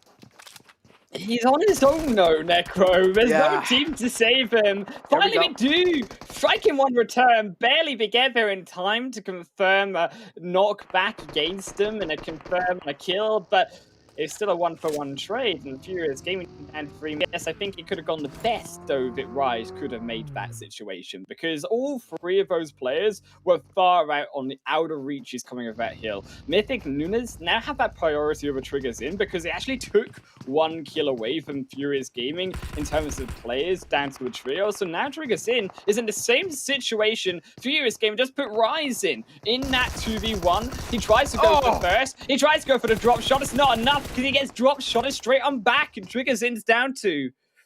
That's a beautiful tread coming in from the side of Rise. They did realize that there is one man standing there. The shotgun did come in and came in handy, but again, that double peek from the side of Rise played for the trade perfectly. And both the teams now are handicapped. But if you talk about Furious Gaming, they're now left with only 2 players alive. Ghost Gaming getting quite close to the players of Supermassive Blaze. Supermassive Blaze taking things a little patiently. They're just going to be sitting around. They're not really giving a lot of sound cues away. On the other hand, Ghost Gaming, I'm pretty sure a lot of sound cues have been conveyed. They have a lot of things to report. I actually like it so, because Ghosts are going really extremely quite fast into this compound. So actually now as a result, Supermassive Blaze, they got Tron all the way back in the apartment side. They don't have the full 4-man squad to attack this back onto Ghost. So actually, Supermassive Blaze, they're the ones on the defense. They're the ones trying to push away from the compound as a whole, because Ghosts are trying to adapt by not staying in these apartments, not being slow, and allowing Supermassive Blaze for the third time possibly to aggress upon them and out again. Instead, it's Ghost doing the thing to Supermassive Blaze that they did to them. And Kokoro Avori gets away. Now is the onus on Supermassive Blaze still to get those players across towards them together, because what they are trying to do is put them in a position where Kokoro can survive long enough, heading backwards to where Ghost have to come outside of that gas station, or casino, should I say, and then actually engage upon Supermassive Blaze on that road. What Ghost want to do is they want to stop the rest of Kokoro, and of course Kep, if possible, from getting backwards, because that's the thing that Supermassive Blaze need to do to actually keep these players alive. But I'm pretty sure Ghost is reading the situation pretty well. They do know what Supermassive Blaze is trying to do. Ghost not really taking things aggressive, instead taking their own time to figure out what exactly Supermassive Blaze is trying to do, taking things a little bit calmly over here. Beowulf and another lad, Spec, charging in forward. As you mentioned, Kokoro is right above Casino. He does have his teammates, Tron and Savian, trying to at least give him cover fire if he gets pushed up on. So Ghost, I am pretty sure they don't have any intentions of going out in the open. That is extremely true here, Necro, as the Kokoro is in such a tricky position, and this is all down to the fact that Ghost, yes, they pushed in fast, but he didn't push in arguably fast enough. They needed to be so ultra fast with that push that to take out that one player from Supermassive Blaze would have then allowed them to be able to push on to the next and make that domino effect onto them. But because they don't find these knocks, they don't find these kills, we're actually back to a stalemate here inside of Picardo, in something I think this time does work out, but in future times we're still to see these fights end up going faster against one another, because holding on to this compound for so long, we can tell how difficult it's going to be later on to rotate after you get from those hilltops past the north side of Los Leones in towards those more flats into Graveyard. That's when it's going to get dicey, and that lack of information that's going to be so difficult to then navigate from those flat open areas back up to the next hillside for protection. Another drop clash I noticed was between A7 and Nexteria. This was what the analyst desk was talking about as well. A7 and Nexteria going up against each other, but it didn't seem like they fought against each other. Instead, both those teams kind of decided to not really engage and try and take their time to at least make it sure, at least they're making it alive in the late game. Here we do have the highlights from the previous game of Erangel, how Unicorns of Love did pretty well and how they got themselves that win in that previous game. And I mean, starting the day off on a good note, already on the first map of Erangel on Super Weekend, I'm pretty sure Unicorns of Love, they're going to be having a little bit of sigh of relief.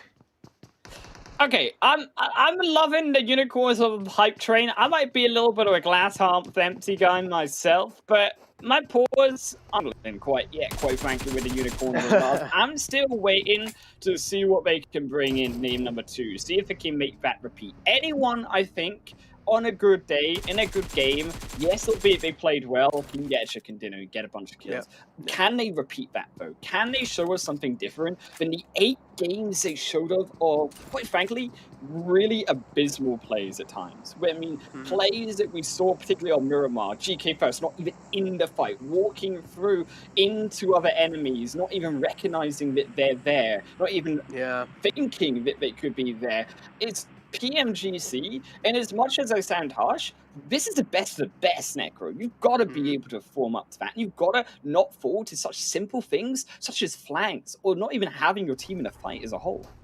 But definitely, I got to say, we have seen a huge step up, though, coming inside Super Weekend from a team like Unicorns of Love. And yeah, as you mentioned, somewhere down the line in league days, presence of mind wasn't really being shown from the side of Unicorns of Love. But in the first game, I gotta say, they're off to a great start, but we don't really know how the future is going to be looking like for a team like that. But on the other hand, as we take a look at the map, still A7 and Na'Vi, again, quite next to each other. What I really want to figure out is, are they going to be locking horns against each other? If they do, that has been happening throughout the league days. And if that happens again in Miramar, I'm pretty sure both those teams are going to be left devastated. The zone going to shift back down. Hard south shift once again here for the second game in a row. And La Bendita is going to be towards that center of his zone. I actually really love this shift coming through. And I think that Mad Bull is going to have a big fat advantage when it comes to this zone because they aren't going to be in danger with this zone shift. In fact, they can actually put everyone else in danger when it comes to this zone shift because of that extreme high ground they've got in the nature in which La Bendita is. 360, quite frankly, unless you're coming down from Los Leones and you're flanking from the bottom, it's very hard to engage onto Mad. And I think now it's a control. Can Mad actually spread just a little bit more up towards that northern side? Are they willing to take this information into their own hands? Because they have a great position. The one thing that they're not doing is spreading their players about to take control of that. And it's something that I think, yes, we criticize teams are going to split, but in this specific situation, it's more better to go actually as a whole, moving around and trying to maximize the amount that you can find overall in these earlier stages. I do understand, though, why Matt is like trying to, just play. They're just trying to stick together. It's pretty understandable. Day one of Super Week and Week 1, of course, you have that pressure to perform well. And it's pretty understandable if Knights do want to play as safe as possible. Split sometimes, yeah, it can pan out good, but if a couple of players do get knocked out, that's where it gets really tough in those splits as well. So it's kind of understandable why they're going for that. As you mentioned, there are plenty of options they can try and play the situation out in. But Na'Vi going against Nextruya. Na'Vi already in a man advantage inside this one. Nextruya, though, the rest of the players don't really seem they are in the nearby vicinities. I do see one in the minimap, though, but he's quite far away, and he has no intention of challenging a fight against Na'Vi. Yeah, Na'Vi already going to hop back on the buggy. We're going to transfer themselves through into this zone. Of course, a little bit of a picker. The pace is what we're really looking for from Na'Vi, and I'm glad to see that. But we're not quite done. We are roaming into the territory of Supermassive Blade, so we may have another hand on their fight before we get in comfortable to phase number 2, as we are already, keep in mind, heading into phase number 3. Wide flanks on the board of Supermassive Blades. Actually, they did stay too long, and this is a tricky reason why I said, if you stay in Picado, you don't escape the compound. This is what happens, Necro. You cannot escape the open flats outside. The high ground just too powerful from Na'Vi coming down. Tixie's beautiful position on the back line. Yes, he may be tanking that blue, but Supermassive Blaze, they got bigger concerns to worry about because Tixie is going to stop them the moment they even come out from that caravan. Exactly. I also like how Tixie has kept his position anonymous, but on the other hand, A7 and Eastern Stars going head-to-head against each other. Both the teams have traded, though. They have one man down on both these sides. But again, A7, Senatex is quite far away. If they do want to make sure Senatex has back up on his feet, it's going to take a lot for them to get that man back up. On the other hand, Eastern Stars on a charge in forward. Bozzy going down, Cario down quite low. A7 as well. It seems like things are slipping away. But again, the trades are there. The trades are there. Trades are happening equally on both these sides. It's about A7 stopping the push up this hill. And that's one way to do it. You just strike Kapahala in the face with a nade. As Revo turns straight back. Carrillo takes down Athis as well. It's a team fight on all fronts, but they found the executions that they were searching for. Octavian, MVP, the last player alive, and the smoke they spread for those damage counts. Don't find him just yet, but there's nowhere to run for him. It's all but done. It's all but dusted. As that smoke does dissipate, he's out of options here. He tries to take down, of course, Carrillo. But Octavian, where do you go? And there he goes, puff smoke into white, just like the smokes he put down. Yep. A7 coming out on top in that previous fight. Eastern Stars knocked off in the second game of Miramar. A7 must be looking good after that squad fight. They must be feeling themselves. On the other hand, as you can see on the points table, Unicorns alone, of course, leading the charge. Then Ghost on the second, Eastern Stars on third with 18. Already been taken off this game. That means the consistency factor kind of missing in the map of Miramar, but it's fine. Still have a couple of games coming up on the day one. On the other hand, Mad Bulls and Ghost quite next to each other. Beowulf is the only man in the close lines, and it seems like he doesn't really want to challenge a fight against them. Still. However, that third phase has, again, shifted more centrally. I think, actually, this is about the kind of shift we can get. And you can see that we are starting to see positions on this map where we're holding up. We're starting to slow down the pace of this game. Mad Bulls, of course, did decide to leave the whole of La Bendita, actually give it over towards Ghost, give it over to Na'Vi, who will take that ultimate high ground. But on the opposite end, you also see the other compounds here being held up on the edge by Impala in Unicorns of Love, and also up towards even the further reaches of that northern junkyard, S2G coming in from the north side too. The problem actually is with this zone is as lovely as all of these positions are, as I rightly mentioned, they're all on the edge here in Necro. It's actually when you come into the more open center, very rare control that you can find inside of there. I mean, Footballers are the only team that really has that control inside those couple of buildings stretched across that big open expanse road. Yeah, and I mean, Knights are the only, and Footballers are the only one who have the center position inside the zone, who have the prime positioning. And we saw in the previous game in Erangel how Knights got completely just YOLO'd on, right? There was a team that went, just tried to go in. I think it was Mad Bulls, if I'm not wrong.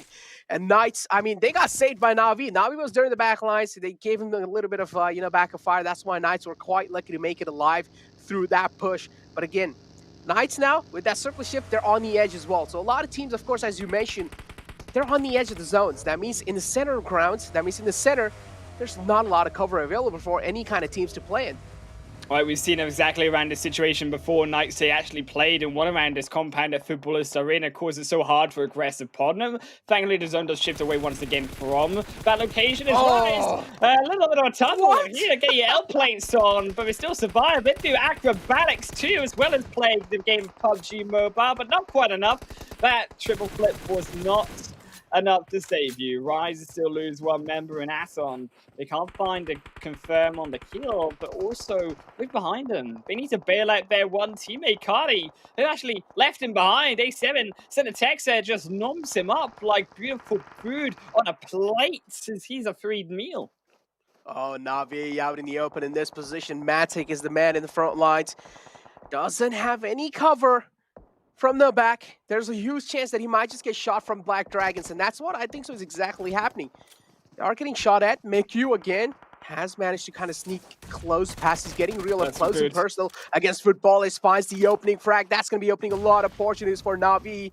That opening frag was really essential, and they find it. McHugh making his mark in that compound. Footballers charging in against. McHugh is taking a lot of damage with that Uzi. We do know what that Uzi is capable of in those close range fights. Footballers trying their best. Soulcade gets taken down. Rom from the back trying to make it work. And Footballers and Na'Vi, both these teams, they're on equal pace at this point.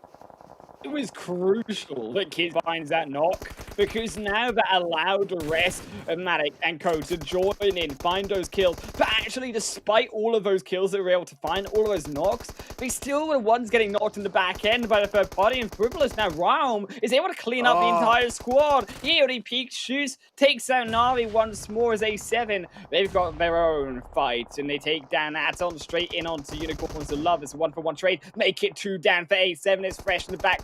We'll find Cinetexa. Lin far flank, trying to make those nades rain down true, but it's too far away to go true. Instead, now it comes with Revive. Volkis, Revive onto Cinetexa 2 as Karihill was able to survive.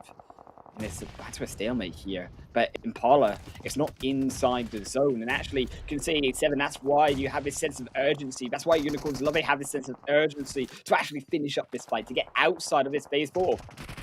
Exactly, Unicorns of Love winning that previous game. Are they going to be able to keep that consistency up inside this fight against A7? Because A7 as well, we do know what they're capable of. Unicorns of Love trying their best to at least try and sneak in some knocks. Curio down quite low, at least on the half HP. Lin is there to try and provide that backup fire to GK. GK charging in forward. Curio's position unknown, but finally gets found, and that's a great find as well. A7, they're crumbling down on their knees, and that's going to be it. A7 knocked off the way.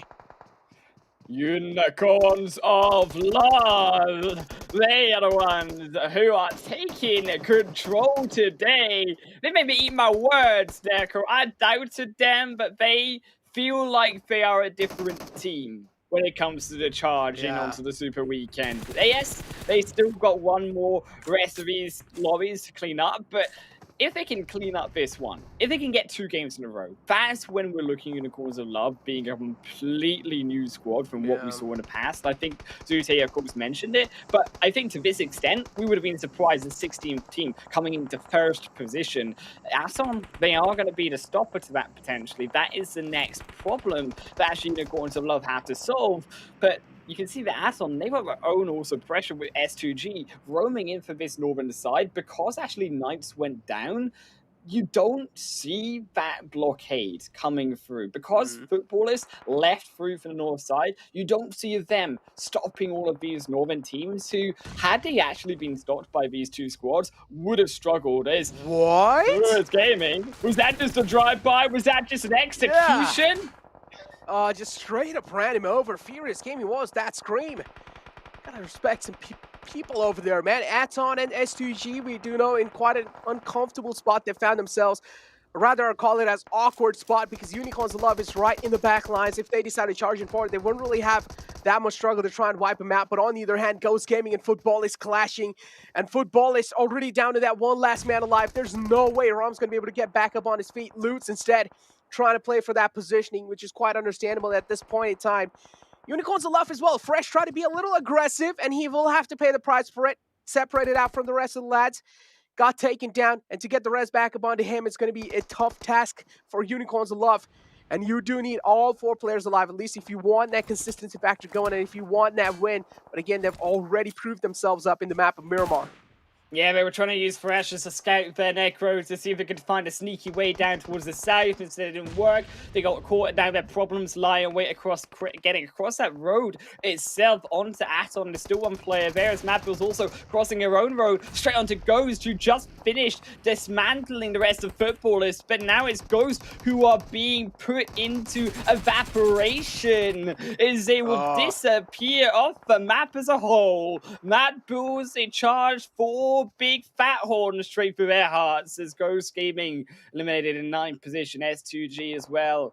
The only now outskirt team still to make it inside. Still unsuccessful here is Mabul's.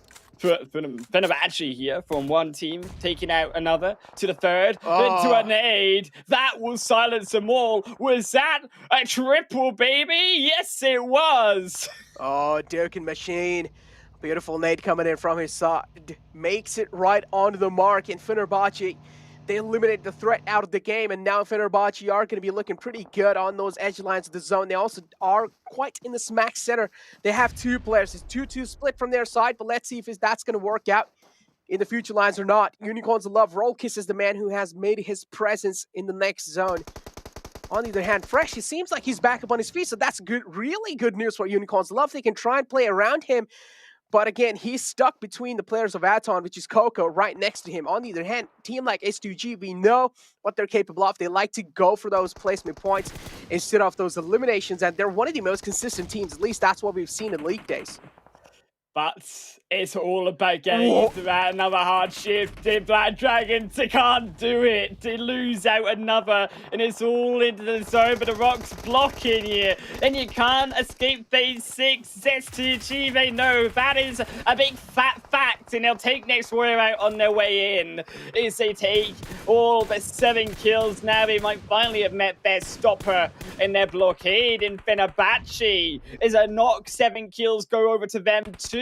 It's the zone over to Fenerbahce as well. They're the only one with a compound. They're the one with a high ground. This is Fenerbahce's game, quite frankly, to lose. Exactly. If they're able to play it perfectly, as you mentioned, this is their game.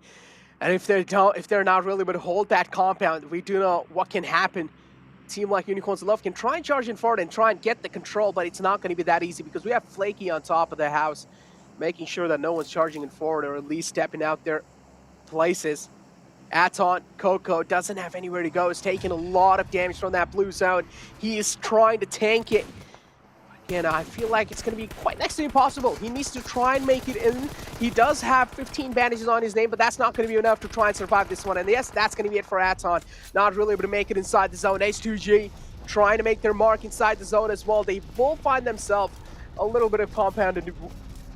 But now these are the final 3 teams alive, Jake.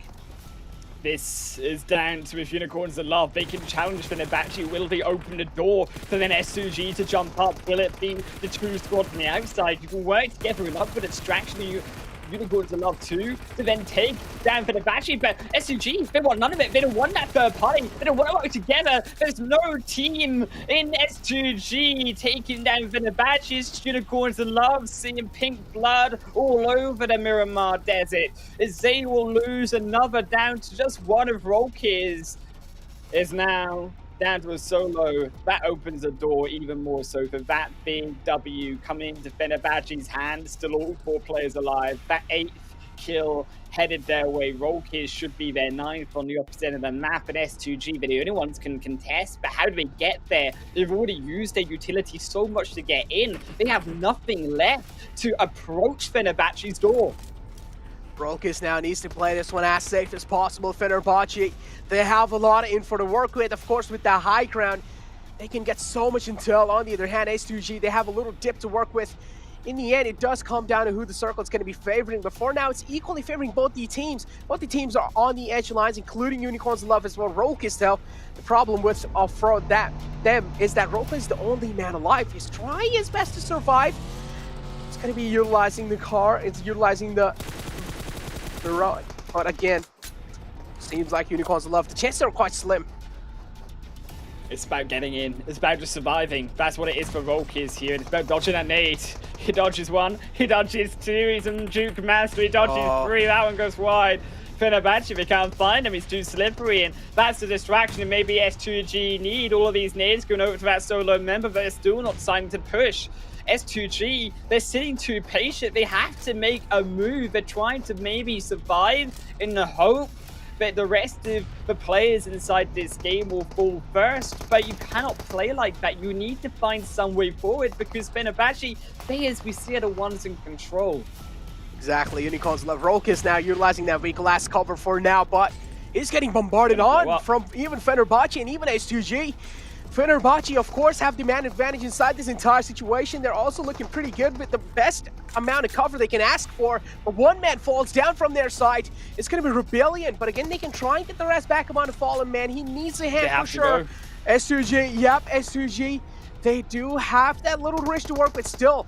They don't really need to move from here.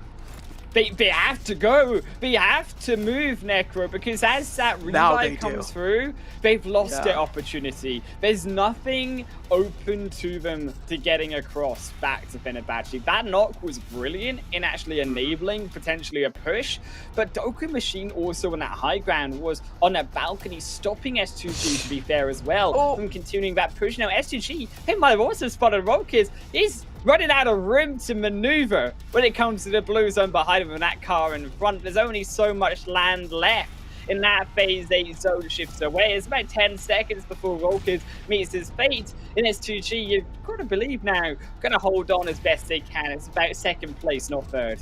So many smokes on the board, just to try and create a pathway for Fenerbahce, just to try and position themselves in a comfortable spot. Rolkis on the right lines. Pretty sure Fenerbahce is well aware of his position, but still Rebellion quite exposed to Rolkis.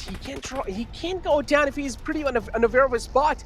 But S2G, this is just a Mexican standoff at this point in time. Unicorns of Love. Rolkis finally spots one out, deals a fair bit of damage, but not enough to take Rebellion down. S2G and Fenerbahce, the final 2 teams alive. Trades are happening back and forth. S2G seems like they're coming out on top. They're dealing quite a lot of damage, and yes, they do.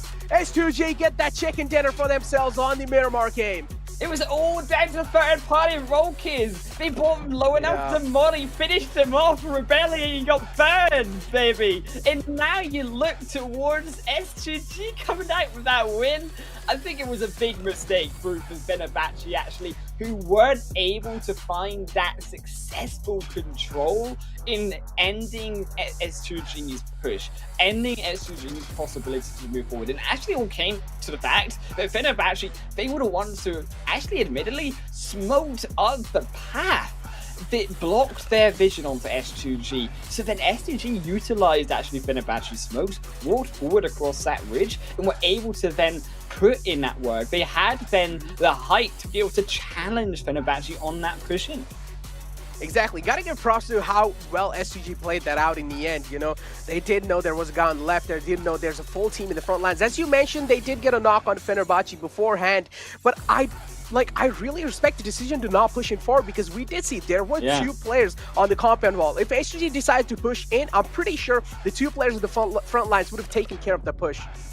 Yeah, I definitely think so. When you are looking sort of generally that push, I think that it, yes, was Fenerbahce's mistake, but is rightly so. Your sort of patience, the discipline coming through from actually as a whole, S2G, that's what we were looking for from them. And it's something that actually we've seen previously, right? In the league stage, where you look back towards that first day or second day, I believe it was second day, but we saw S2G come out on that chicken dinner, and it was exactly that, in which they let other people make these mistakes. They let other people go forward, and S2G are a team who actually capitalize on other people's mistakes, because they know when they have made such an error.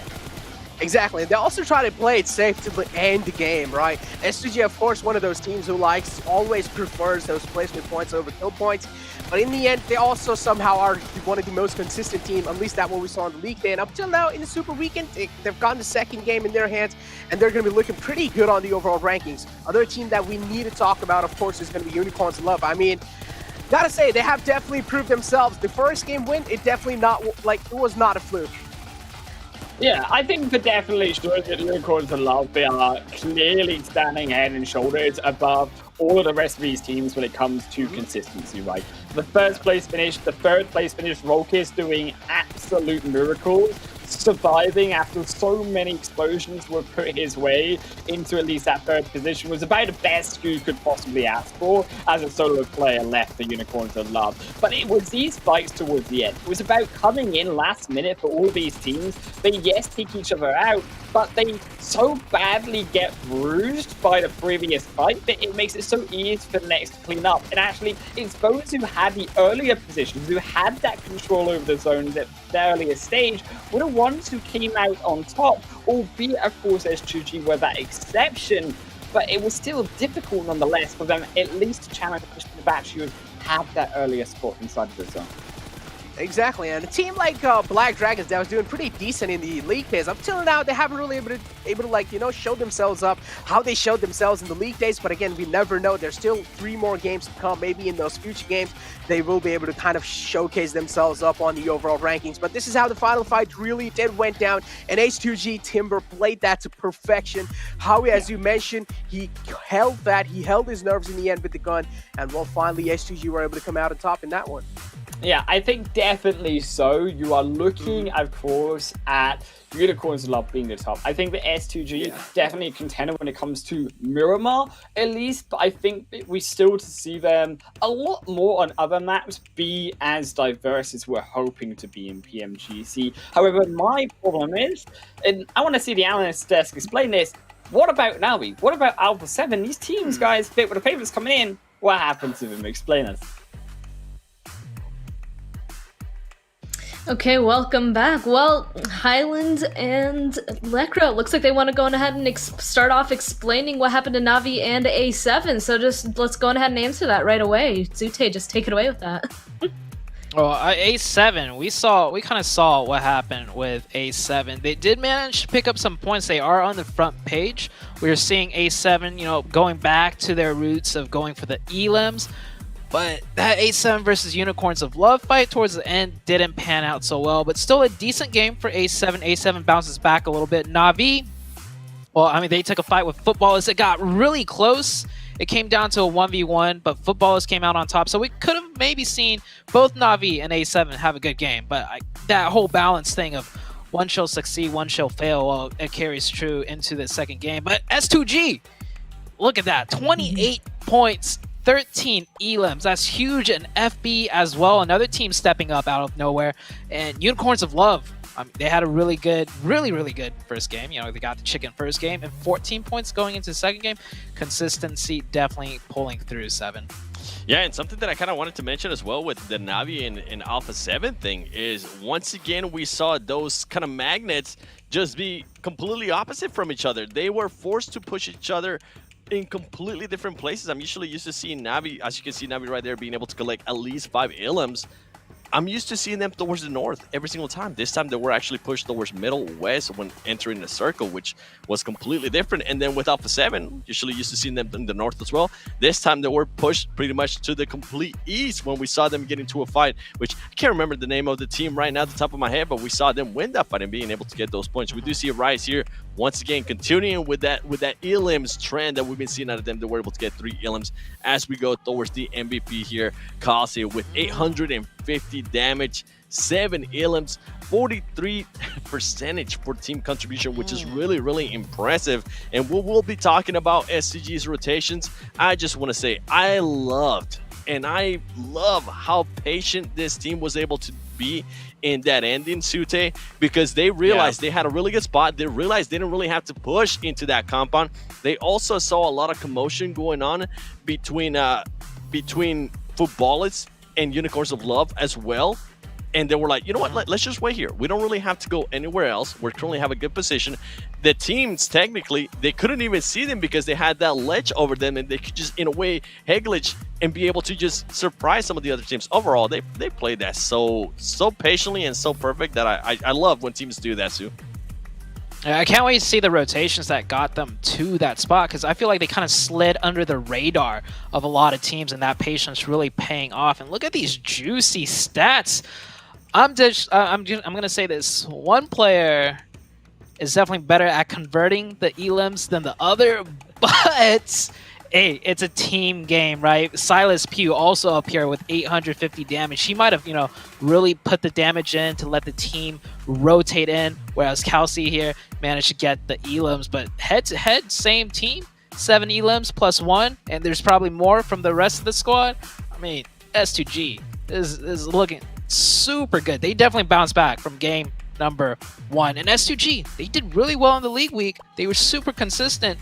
So balancing out, a slower start on the first game with a really huge game on their second. And it's Miramar too. I would say Miramar's the more difficult map to be consistent in. So super beautiful to see out of the S2G team. Another thing I'd like to point up as well, first of all, it looks like S2G is going to go on ahead and actually bump up through all of that, getting that second place position now at 32, kind of starting to catch up to Unicorns of Love with that 39, both those teams now with a winner-winner chicken dinner. And you guys are starting to talk about people being comfortable, and I gotta say, definitely Fenerbahce was a team that was comfortable. They got that compound all the way until the very end, and I know you guys are going to discuss more about what happened at that end point, but so they're holding on to the third place, but on the complete opposite spectrum, a team that I felt like was uncomfortable the entire time is Ghost. So even though they're actually holding on to fourth place, you can see that they did go down. They have 23 total points now. I feel like Ghost, well, first of all, we know that they went on ahead, had a hot drop situation happen in Picado, and they ended up disengaging, and it seems like they couldn't really get away from altercations and third parties, because then later on, they ran into Mad Bulls. Like, what? 7, what happened? With that, it's just, throw off the luck when it came to the circle. If they would have gotten that circle, that when they actually had the compound, Sute and I were talking about this during the game, it would have looked like probably a Ghost Gaming win. But when the circle shifts that hard and you actually have to go down in there, you already have some teams set up there. It's just unlucky. As we go here towards the second page of the weekend rankings, we do see Alpha 7 there being able to kind of push up a little bit more, able to collect those 7 points in that last match. We see Rise Gaming. Rise Gaming has just surprised me with all the Illims they've been able to put up. And another team on that first page that I kind of wanted to mention, we really haven't gotten a chance to talk about yet, is going to be Aton Esports. Aton Esports today, so far, very, very consistent team. They've been able to secure a 6th place finish. They've been able to secure a 4th place finish, being able to collect those placement points, which is huge. They might not be getting the most Illims, but hey, if you're collecting those placement points and you're in that top 7 situation, those placement points are going to be looking good, Sven. And let's go on ahead and actually take a look at how a lot of these placement points are going to go on ahead and be achieved by jumping straight on into the recap with some special moments happening in that game. Zute, take it away.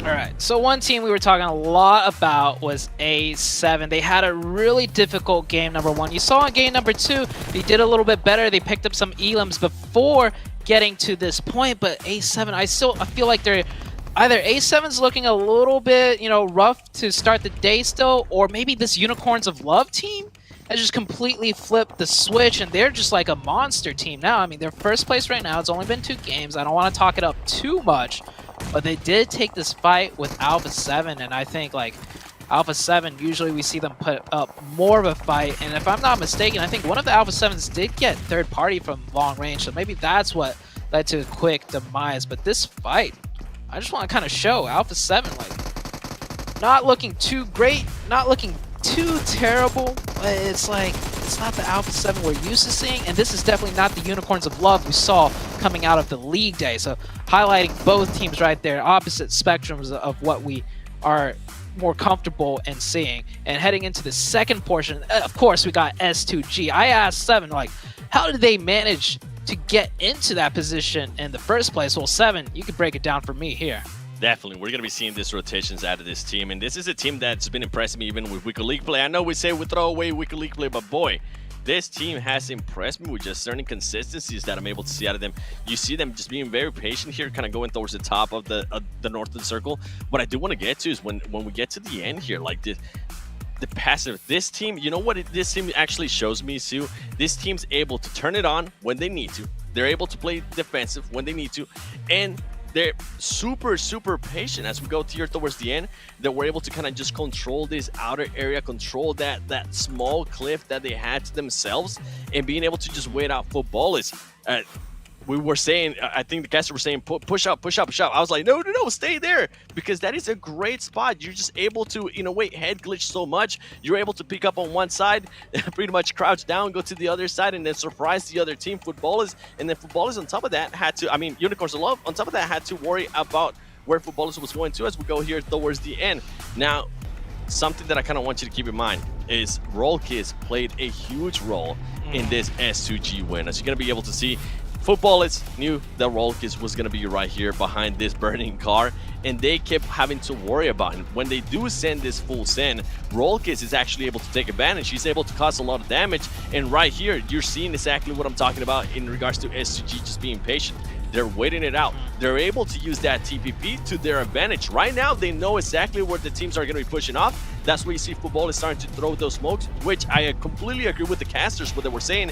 It ended up hurting them, because at this point, yeah, you're going to be able to push up.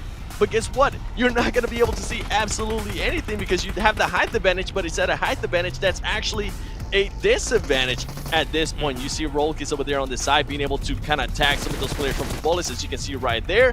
And even if it's just a little bit of damage, even if it's just not a knock, that is going to be just such a huge support here for S2G, being able to throw grenades, being able to get some more damage. Overall, impressive win, S2G. I loved what I saw there from you guys.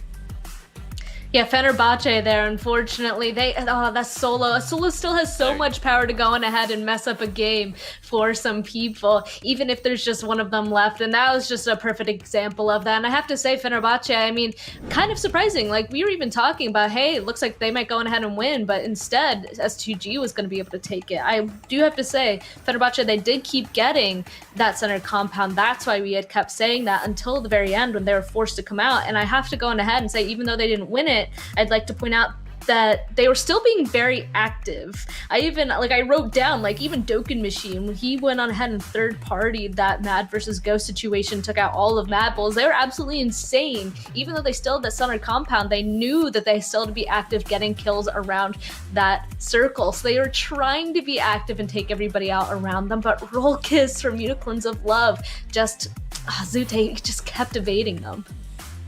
Yeah, they threw a lot of util. It wasn't caught in the highlights, but both teams were throwing so much. They were raining it down on Rollkids. Maybe not the way he would have liked it, you know, make it rain, but this time he got grenades and Molotovs thrown at him, so he barely survived that one. You're absolutely right, Span. That Rollkids was a thorn in the side, and that was the demise of, you know, played a part to the demise of Fenerbahce. Yeah. It definitely did. Now we're about to go into our third match, though. We have a little bit of some videos to go ahead and watch first with a break, so don't go anywhere. We will be right back with our third match. Once again, on Erangel, we'll start seeing the continuation of these teams continue to play. See you soon. PUBG Mobile fans around the world, welcome to the 2021 PUBG Mobile Global Championship. To the top teams across all regions, we have a message for you. The Middle East. You have proven your worth. Now, make your formidable debut on the PMGC stage. South Korea, forget the past. This year, show the world you've ascended. Remind the world of South Korea's raw talent. Japan, you came so close last year. But what doesn't kill you only makes you stronger. Bring it back better than ever. The Americans, you're the alpha dogs that dominated the West. Now, lead the pack on the world stage. Southeast Asia, you took down so many strong teams on your journey to the top. It's time for a comeback on the global stage. Europe, it's now or never. Push your limits and surprise us all. This is the moment to create your legacy. South Asia, you were the dark horse of 2020. Amaze those who would underestimate you again. China, you carry the crown of last year's PMGC. Now, with everyone's eyes on you once more, can you secure back-to-back victories? PMGC needs a champion. The world needs a champion. Who will stand victorious in the end? Who will be next to glory?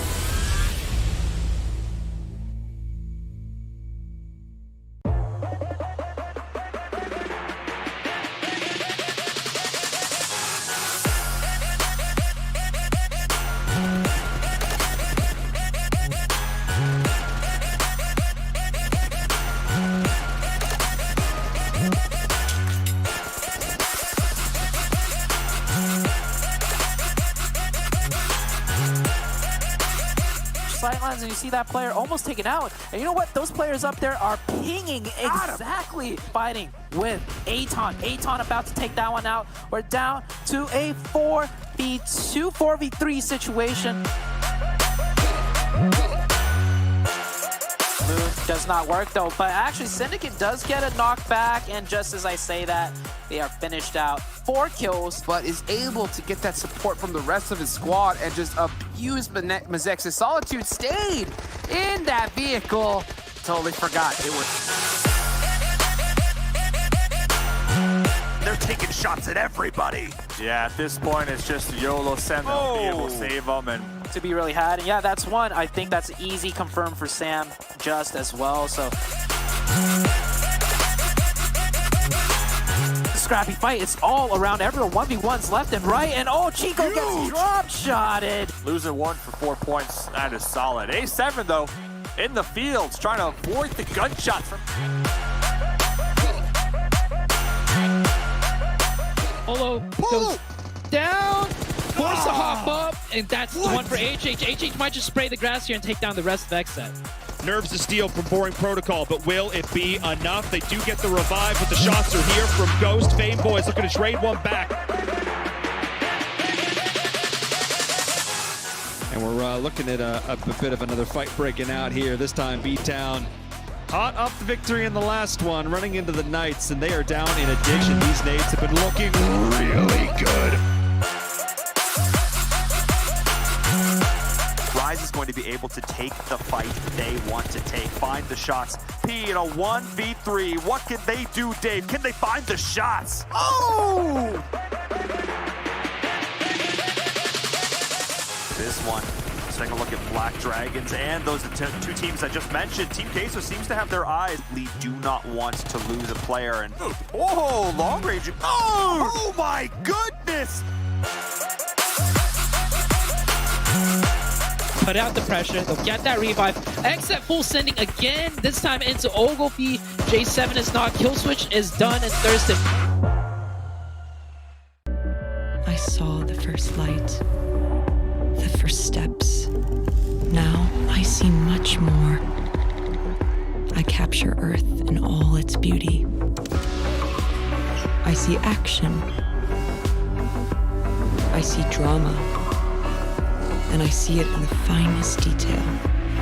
moments of inspiration, and the first steps. I am the 1+9. Hello, welcome back. PMGC West League Super Weekend about to go into our third match. At that point, it'll be the halfway point. Again, we're gonna go into Erangel for the second time. A question I was about to pose last time, but kind of stopped myself is, again, I kind of hate focusing on it so much, but the A7 and Na'Vi thing on Erangel, I feel like is something really important to have out there, because at some point, are they going to be messing with each other enough where they're going to have to change something, Seven? You know, because they can't continue. Yeah, go for it. I was going to say, with this one, at some point, one of these teams is going to have to establish dominance in a way. Yeah. We see them kind of try to do that, especially in weekly league play when Na'Vi ended up winning that engagement that they had with Alpha 7 when Alpha 7 was trying to camp them. We see how forcefully they're kind of pushing each other from just their usual rotation, especially in that Miramar. I think I've never seen those teams rotate that kind of way where they just were like, you know what? We're not even going to risk it being here towards the north of that circle. We're just going to go completely opposite and just try different stuff. I just hope, Sue, and let me know if I'm wrong here. I feel like one of those two teams definitely needs to establish dominance so the other one knows, hey, we need to back up and just wait a little bit longer until later in the match. Yeah, it's probably better that one team wins outright so that the other team could just start developing a second strategy. As bad as that sounds, right? You don't want to throw out your playbook of Erangel because one other team is in your way. But if it's a constant like back and forth scrap, it's like one team's always going to be constantly losing on Erangel, and one team's constantly going to be winning. So I honestly, this is the first time I have to say I've seen this in competitive throughout my years of watching comp. I've never seen two teams clash the way they do right now so often on a map, right? And on Miramar, we saw them kind of split off. You know, other maps might be a little bit different, but Erangel is like, it's the bread and butter map. Teams have their strategy locked down to like a T on Erangel. So that is why we see like so much, you know, frustrations back and forth between these two teams. But we got two more today, and we got 2 more days of Super Weekend. It's going to be a storyline that I'm really curious to, you know, follow and see what happens. I guess I'm also curious to see if, you know, they're obviously aware that their strategies are very similar on Erangel. Will one of them start coming up with some sort of a game plan to start getting that edge right over the other one? Just be able to change it just enough where they're going to continue to successfully win every fight, or if it's going to keep going back and forth, kind of like a ping pong thing as of right now that we're seeing right now. Maybe they need themselves a 1+9 or 9 Pro though to go ahead and climb that leaderboard and win that fight. So gotta remind you guys, with flagship performance and an immersive 120Hz display and hyper touch technology, the 1+9 and 9 Pro are your best shot to climb the leaderboards made specifically for gamers. You guys know the drill. And we're gonna see how these teams go ahead. 2 more Erangels, and also gotta point out that kind of the wild card map thrown in there for the very first time. We're gonna see how everybody's gonna go ahead and do on Sanhok. The only good thing I guess that we can say is that it's not gonna be a randomized team like it is on the league play days. Instead, since this is just a super weekend, at least it's still the same 16 teams. But Zute, like Sanhok, kind of be thrown in there, like they have no knowledge on what's gonna happen. Yeah, teams can do VOD reviews, see where they drop in, you know, previous matches, previous tournaments. But like I said, Super Weekend's a completely different thing. Like, you don't know what to expect. And as far as, you know, PMGC East go, which already happened a few hours ago, we saw 2 different hot drop fights, one in Hot 10, I believe, and then one in Paradise Resort. No hot drops in Boot Camp. So maybe this time from the west side, we'll see, you know, a Boot Camp hot drop. I mean, those are always fun to watch. But, you know, we'll have to wait until later. Right now, we're going back to, you know, Erangel, where teams, I think, pretty much have everything figured out, besides Alpha 7 and not V7. Man, I was going to say, I feel like the viewers might be watching us talk so much about Alpha 7 and Na'Vi, and they might be like, why do they keep talking about it if they're not even fighting? It's because of what's kind of happening behind the scenes. You guys might not be able to watch the map the whole time. we're watching the map pretty much throughout the whole game, and we're seeing these teams get very, very close and get to the point where they can see each other and just kind of push away from each other. Another team, if we kind of want to push away from Navi and Alpha 7, Fenerbahce, I confused them earlier between football. It's just because I'm so used to seeing FB and all that stuff. But Fenerbahce today has played so well, and I want to go ahead and continue to see this trend. I mean, they could have definitely won that last match in Miramar. It just came down to some things misfiring, like we talked about, like the smoke grenades and all that stuff. But I feel like this team is getting fairly close to that chicken dinner, and if they can get a chicken dinner here on the first day of this Super Weekend, a lot of teams are going to be cutting themselves some slack, because remember, next Super Weekend is not guaranteed. Some of those teams that are currently sitting out, they're watching this and they're like, oh man, okay, you know what, this team is actually not performing that well, this other team is performing really well, okay, this is going to become our target. So they need to look out, they need to score as many points as possible this Super Weekend.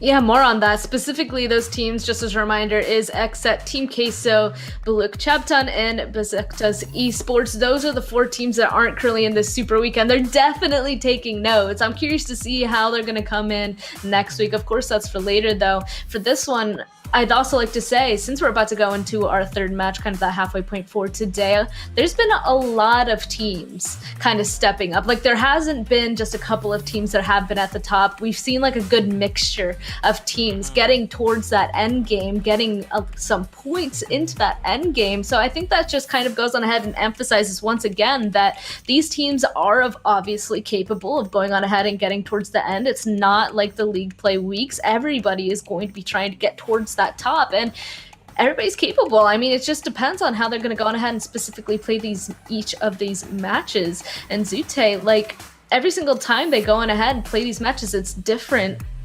These teams, you know, they have to go on ahead and try to get further into the match, and obviously they've been doing so. So far, we haven't seen a singular team go on ahead and make it forward, is what I'm trying to say. I gotta agree. It's, keep in mind for everyone watching, you know, maybe you're just now tuning in, but these teams have had to play in multiple tournaments, multiple stages for the entirety of the year leading up to this point.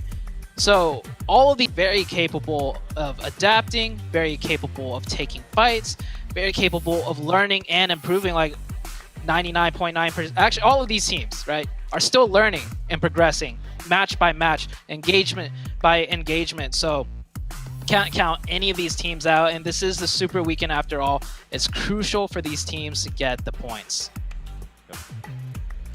Crucial, because I gotta go on ahead and get those points, get the top 16 to go on ahead and move on. It's so important. And of course, we're about to be jumping into our third match. So again, on Erangel, it's gonna go ahead and see what happens. There's still a couple of teams that we haven't seen up towards the top, so maybe this is going to be their map, and we're gonna send it on over to Erangel, this time with Dave and Necro. Let's hit it. We in the club, let's go! Game number 3, chilling here, checking out that Jinx rocket. Loot, driving down, dropping down, trying to get down to get that loot as quickly as possible. So, last game, Miramar, man. Were you surprised? Well, gotta say, man, Fenerbahce had a lot of expectations from that team, but in the end, I just feel like they kind of choked up. What do you think?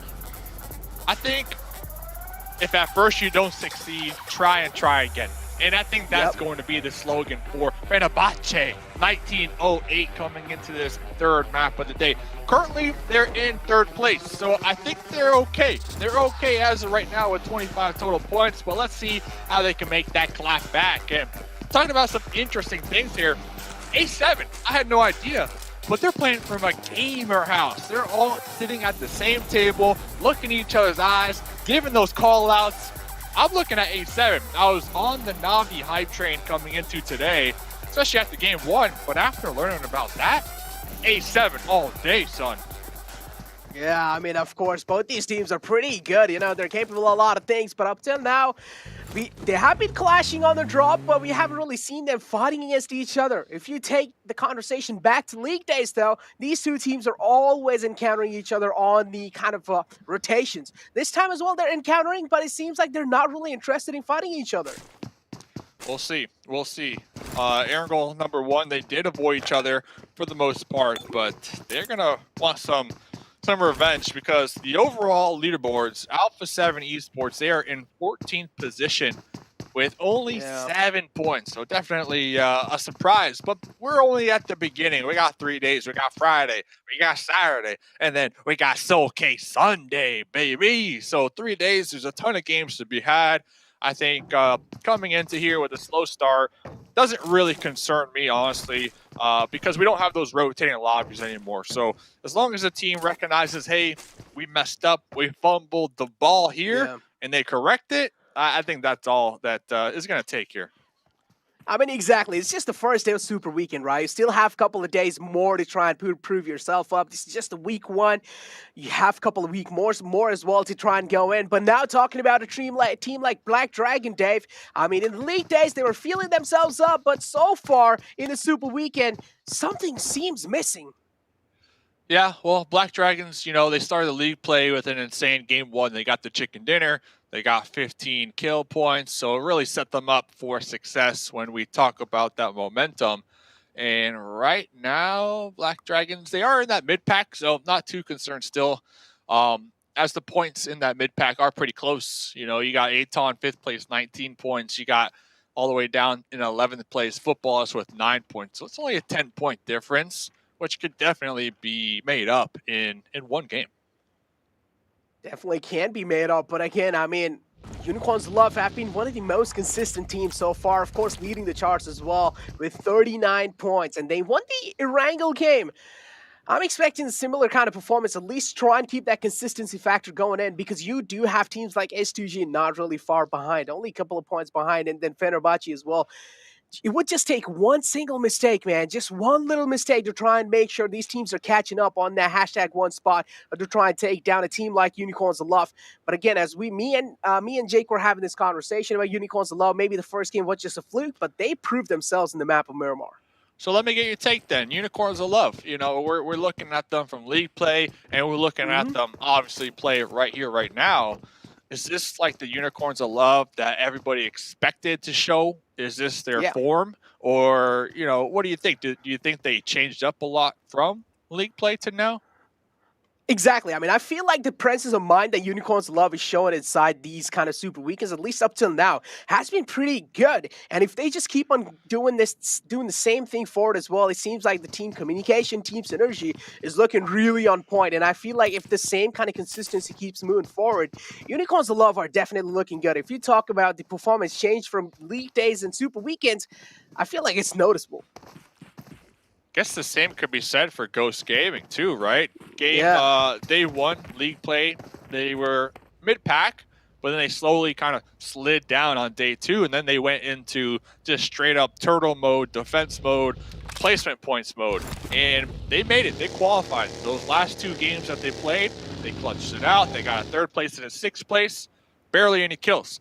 Now we saw a couple of games ago, game 1, real aggressive team coming into here. And how many points they got right now? They got 23 points. So same could be said, you know, those teams that really just barely qualified to even make it here, definitely improving since then. I think recognizing the skill set that the lobby holds and kind of respecting that here now that we are in Super Weekend.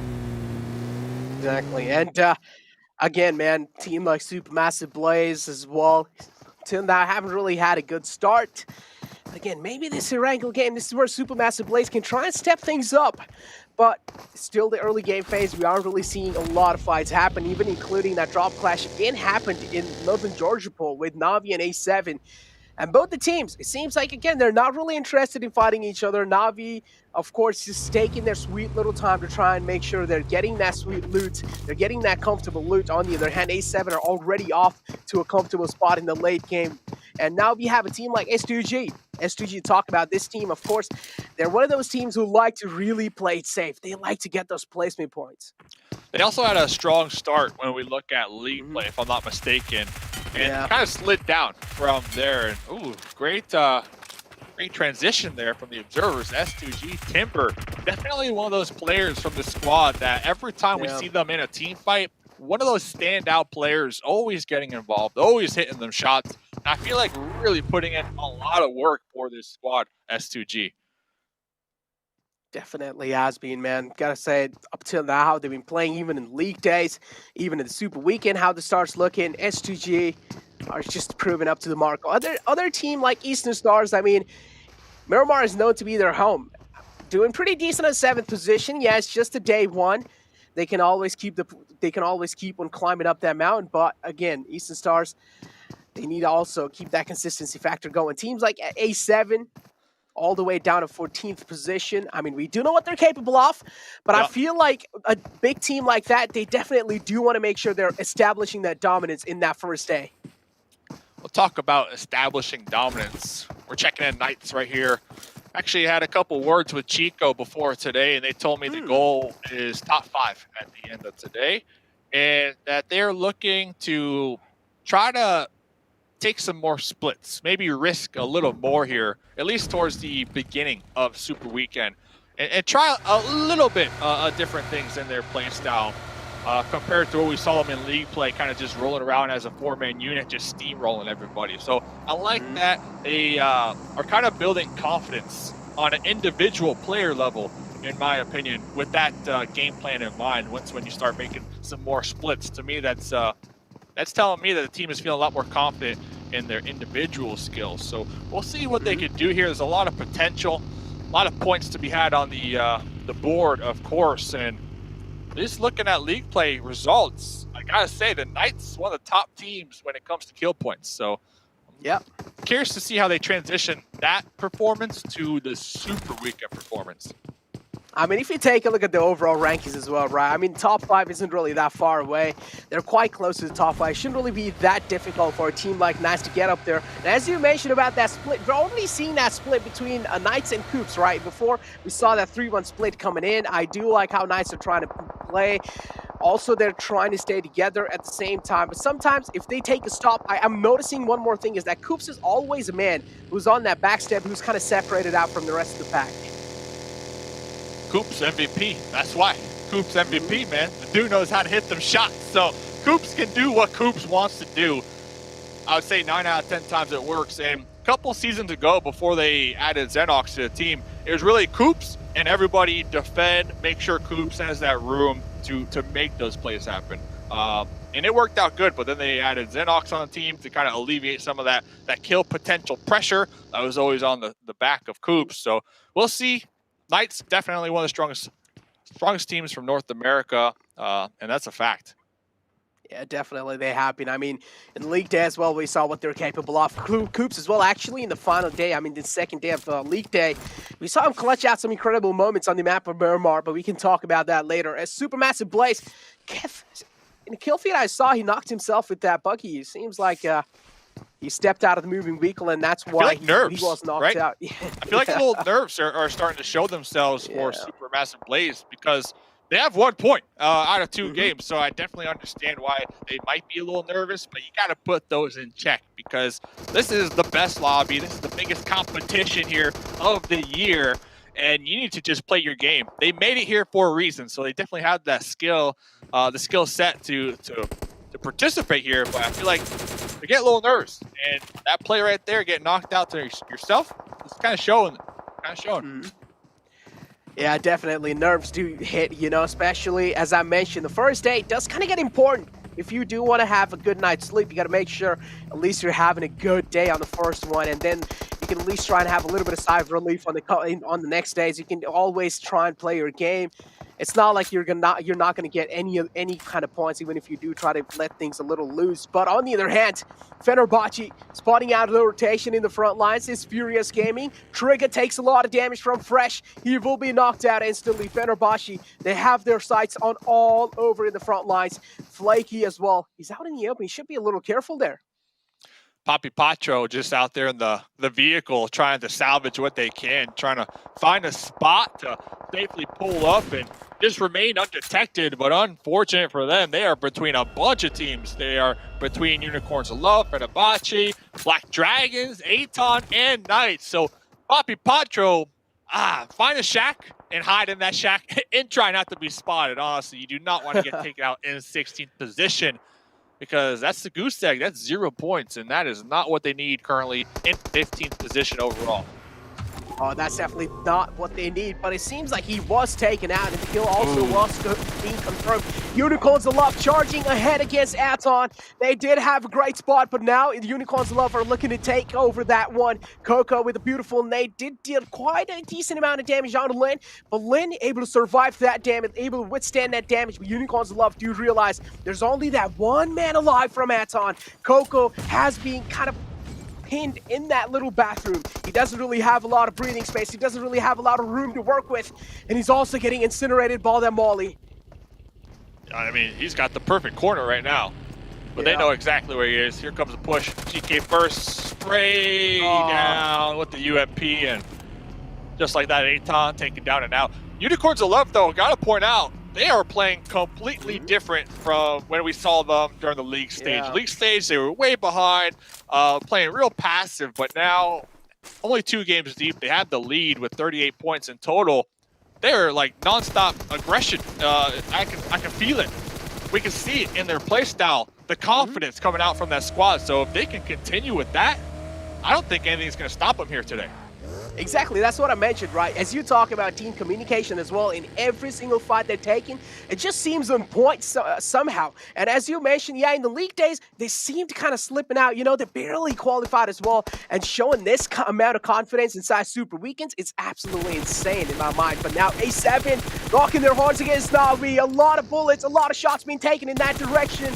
One man falls down from Navi. Takesy as well is quite low.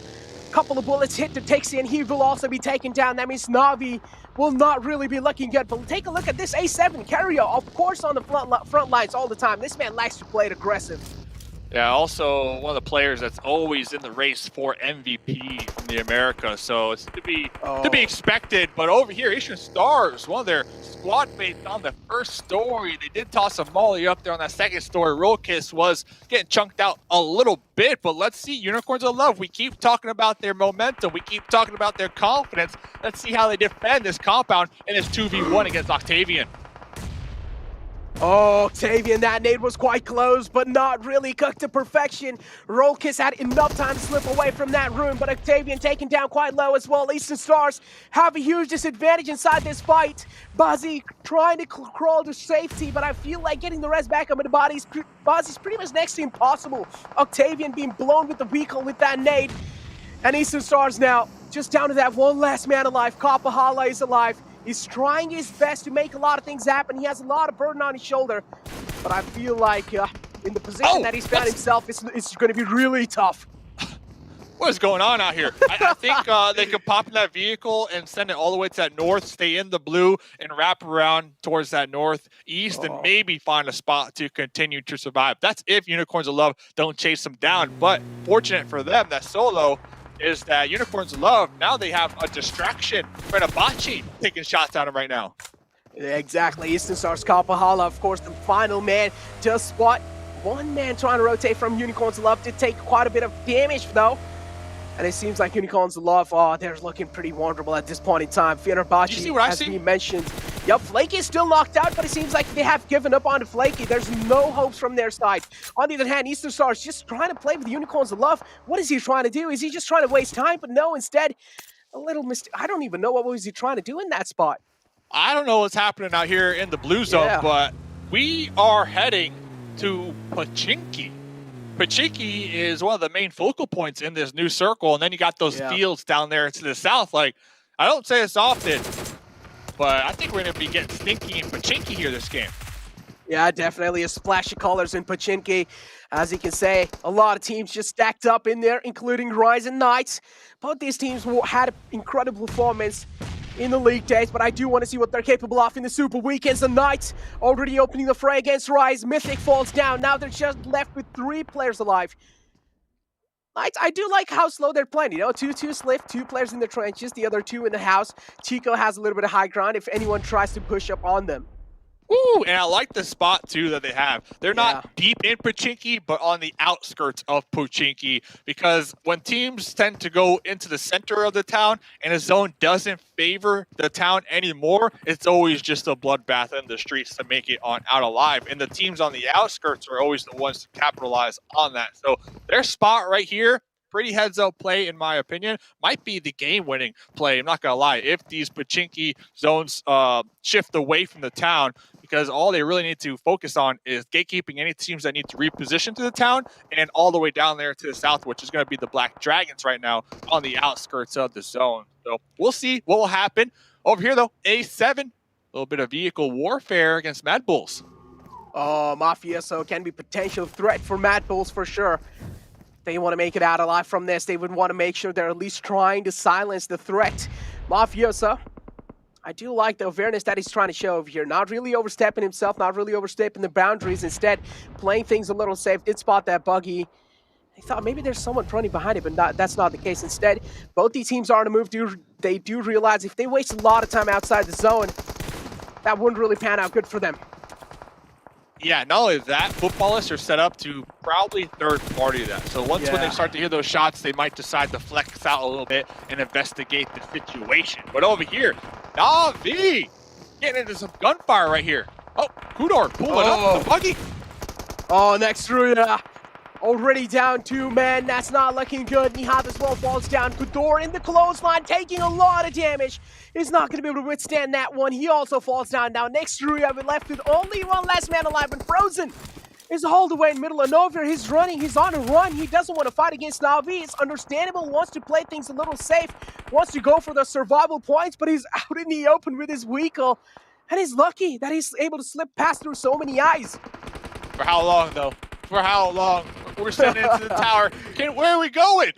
Frozen! You missed about 5 of your bus stops, and now you're going to be making a U-turn and finding this hay bale to sit behind. GC God behind him on the high ground? Yeah, I was going to say, GC God had clear sightline. So while that was happening, Footballists and A7 actually sandwiched the Mad Bulls. So Footballists, they did hear their shots, and they did decide to flex out, investigate the situation, and Mad Bulls, kaput, gone. They got wiped out right there.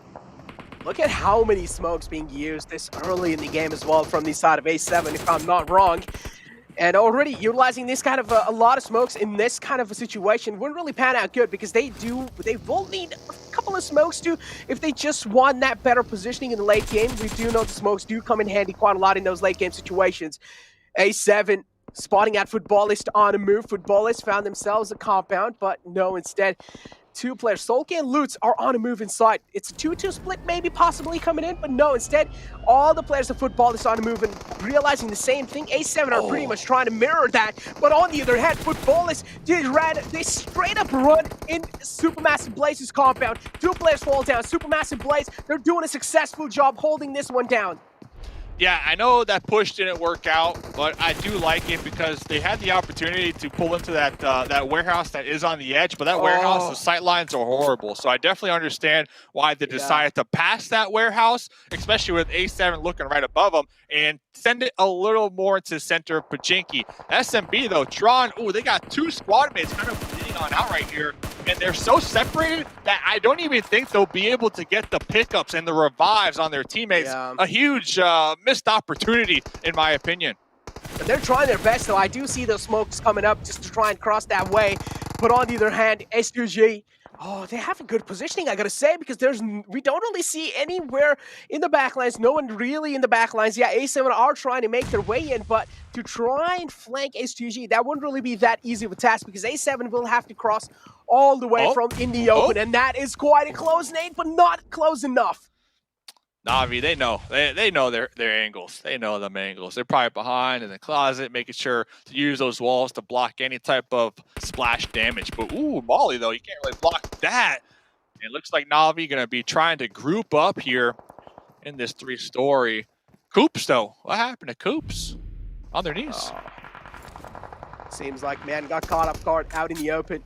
Black Dragons as well, one of those teams I have my eyes out for. Looking pretty good, as I mentioned, in league days. But Knights, As you mentioned, Koops was down. Koops is the main man. He's a big man. He needs to be back up on his feet, and that's what Knights is exactly prioritizing. On the other hand, S2G again find another knock on the Na'Vi. Knights as well spotting a couple of players out in the open. They're taking return fire as well onto themselves. And Xenox seems like pretty unknown of where he's shooting at. Yeah, and we see the Black Dragons just a thorn right now in the side of Knights. And Knights, they really need to be mindful of those windows and those angles. But the next circle goes up, so the Knights compound no longer in play. Black Dragons, they're going to need to make a decision. Do they try to camp out the Knights, or do they look to reposition? Because the only team right now, for the most part, that has a huge advantage right now is A7. Behind this broken wall, the only team in the zone, but a ton of eyes are going to be looking over here. Yeah, but a good find from Mafioso on the Golden. They also did take a return fire, but again, A7, they're utilizing those smokes to perfection. The res on the carrier should be there without any problem. Same thing goes with Senatexa. Black Dragons have 2 players down. One should be back up, but the other one is out in the open. I don't really feel like it's going to be that easy to get the res back up on the fallen man. So instead, Black Dragons now will not need to try and play things a little safe. Na'Vi back all 4, and yes, this is a huge trifecta of death going on over here. Na'Vi versus Ghost, and S2G's there in the back lines. If things go south, S2G will of course have the most advantage inside this one. Who's in the front lines? Oh, Matic and Tixie in the front lines trying to pull into the Ghost compound, but a grenade from Spec taking down PQ, gonna put a halt to that one, and here comes the Molly to follow up. Let's see, can Spec continue to hit these grenades? Can Ghost continue to put a stop to the Na'Vi push? Oh, Tixie so lucky, finds a little corner in that room. He's going to be making it out alive, and here comes the push from his side. He's on the aggressive page. Tixie finds the second one, but he's also getting burnt by that Molotov. Na'Vi take a lot of casualties on their name. Kitsune will be completely confirmed. Ghost have just that one last man alive, but Matic is trying his best to stay alive. Try to get that res back up, but that was not the case. Instead, Spec comes out on top. Wow. So close. SMB, though, huge missed opportunity. They're going to be taking the fight with Knights. I feel like they should have pushed out in third party that engagement that was right next door. But now the 4-man wrecking ball. Knights, 7 kills. That's because of that compound they were holding up that I was talking about on the edge of Pachinki. So much potential, and they made sure to squeeze out that juice. And right now, 7 kills is huge. Let's see if they can continue to survive as SMB right ahead of them, kind of just turtling up right here. And I also like how S2G is not really overextending themselves. They're just taking those kills that are actually easily grabbable right from their side. But Supermassive Blaze, Rise, he's being pinned behind that little wall. I feel kind of bad for Mufasa. He's also getting incinerated by the Molotov, and that's going to be it. Mufasa not really able to withstand that damage from that Molly. Knights, they have locked their eyes against Supermassive Blaze. But Supermassive Blaze down to a 2-man squad, looking pretty safe for now. But again, safe would be a pretty safe word to say at this point. Yeah, and talk about not being safe. Alpha 7, look at the field ahead of them. Look at the field. The one good thing though that A7 have working on their side is that probably all these teams in the half of Pachinki, they're going to be concentrated on taking out each other and not looking down sights into the field. So Alpha 7 timing is going to be everything if they want to continue to survive out there. Exactly. Oh, Black Dragons. I feel kind of bad for Black Dragons, man. They're just getting suffocated to their death. Out in the open, only have those smokes to work with. Smokes, of course, cannot block those bullets. That's why they're taking a lot of damage onto themselves. They're also burning through their meds. And Knights, Sanhok falls down. That's a huge knock. Any other team that is trying to take opportunity over Knights can have a huge chance of doing that. S2G, as you mentioned, they just have a beautiful positioning. If any other team tried to push on in forward against S2G, they're going to be having free kills. M249 too, man, the squad wiper. Talk about being in a situation like this, just letting that thing rip is definitely ideal. As we're checking back in with A7, they're just trying to crawl their way into the zone. They're trying not to be spotted. There's a ton of people looking in their direction. Oh, peek, bro. Don't peek the window. Sit down. Oh, Timber instantly falls apart. A7 showcasing their individual skills. That insane spray coming in from all the way across the field. Ghost, Tensa falls down. Spec, the last man alive, trying to tank the zone as long as possible. S2G making way so much harder for all the teams that are inside the city. Teams trying to leave it, but that's not possible. S2G just edge guarding all the teams. And as you mentioned, that M249 just coming in so much handy. S2G, they got 5 teammates right now. They got that compound, man. This compound has sightlines on all of this. And we see the Knights trying to pull into what I'm going to call the Blood Bowl right here, because this bowl, okay, it might block the sightlines from across the way from Black Dragons, but S2G, they got clear sightlines on it. Oh, but look at this. S2G down to 2. If Knights can push up, throw a molly, throw a grenade in that second story, that'll seal the deal on S2G. But I'm pretty sure Knights as well are going to be having shaky nerves. They won't really have that nerves to actually make that push happen against S2G. They're trying to play things a little safe. S2G do exactly know. Yeah, S2G do exactly know where teams are. And as you mentioned, they need to. They don't have any other choice, but still Knights, they're opting out to play things a little bit more safe. 2v1, v3. 3 teams to go here. S2G looking like they got the clear advantage with the numbers and the compound, but let's see. We got GC God from the Black Dragons just buying their time. Oh, that would have been a huge grenade. Just off the mark.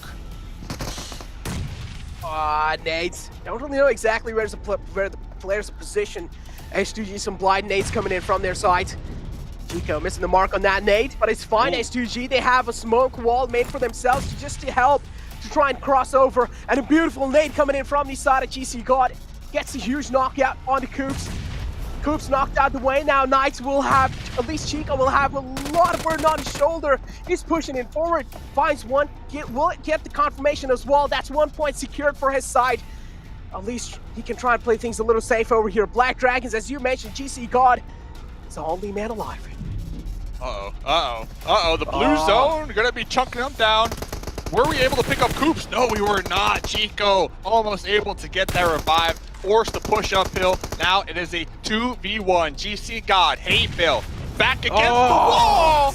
Doesn't even matter. S2G said, take this grenade, sir. You can have it. S2G, winner, winner, chicken dinner, baby. Gotta say, brilliant positioning from the side of S2G, as you were also mentioning. They had that 2-2 split, 2 in the blood bell, as you like to call it, and then 2 rest back in the building, making sure they aren't really getting pushed. And as I mentioned, they weren't really overextending themselves. Instead, they were trying to play things so. They were trying to make sure if kills are easily obtainable, then only they were going for those fights.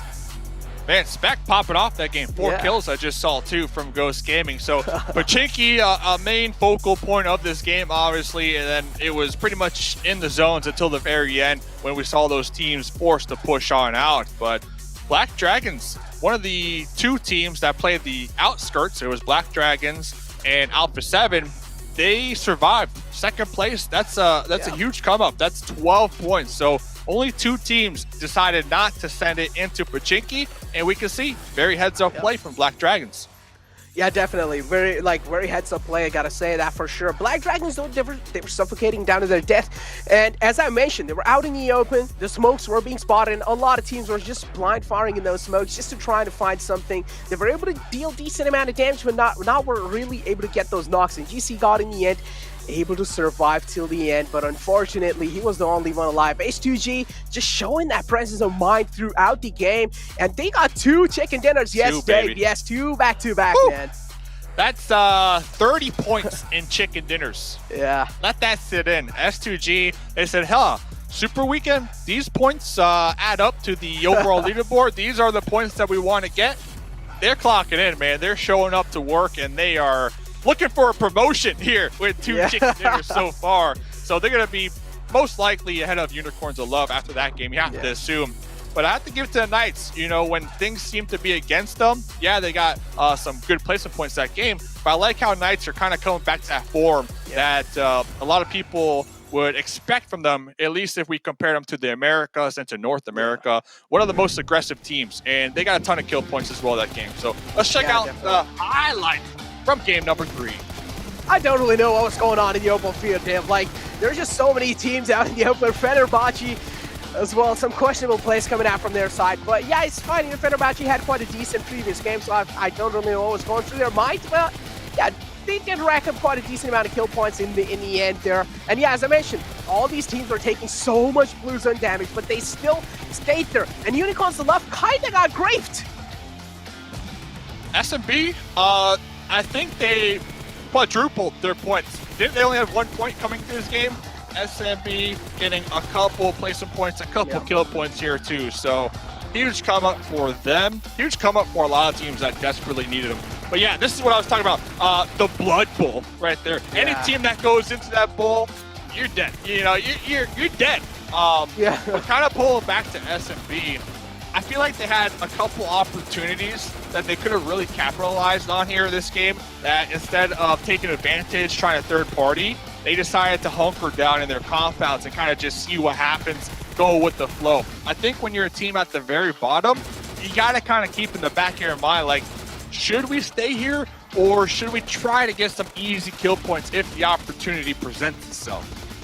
Gotta say though, this game of Erangel was definitely way much more systematic game, right? Each and every single team tried to play it as safe as possible. They try to use those tactics till the end. But sometimes, you know, those unfortunate things do come up. Ghost Gaming, gotta give props to this one as well. How they were able to win that fight against Na'Vi as well. It's insane come up from their side. And I do like how teams that we expected, that we wanted to perform, they're performing in those super weekends, man. Woo, the Blood Bowl, man. The Blood Bowl. So many players went down in that thing here. Timber, we talk about S2G, we talk about highlight players. Timber saying, take that, sir, to seal the deal for game number 3. Huge game, man. It's been a pretty exciting day, all things considered. Every single match so far. Exactly, it definitely has been an exciting day. And as I mentioned, I mean, it has been an exciting day because teams like Unicorns Love, teams like Na'Vi, you know, teams that barely qualified in, they're having a great time, Dave. Hey, they are just driving in the convertible, down here, blowing in the wind, having a great time. Now, we do have a couple more games to go, ladies and gentlemen. So I know we're excited, we're on the edge of our seats, but don't go anywhere. Let's hear what the devs got to say about match number 3. Thanks, Dave. All I have to say is back-to-back chicken dinners. The first team with 2 wins, S2G. Zute, that was an amazing ending, I have to say. I mean, it's always interesting, right? Whenever you see an end game end in a city, there's just so many people alive until the very end. Like, is there any strategy? I feel like at that point, it's just trying to spot anybody and just take shots. Is just surviving the mayhem, trying to keep 4 members alive, and then just closing it out with the gun skill and the util, and S2G definitely closed it out. But I want to give a shout out to the Knights. Those end zones, they had to fight their way in. S2G did kind of get circle blessed, but the Knights definitely made the best out of that situation, picking up 13 elims. The most elims makes sense because they had to fight their way through Pachinki to get up to that second place right there. Black Dragons coming in from the fields, a 3rd place finish, really good by them. And Ghost Gaming, Ghost Gaming, they're I think they're back in form. You know, this is the Ghost Gaming we're used to, very consistent. They get those, you know, placement points, those rank points, and they pick up a few elims along the way.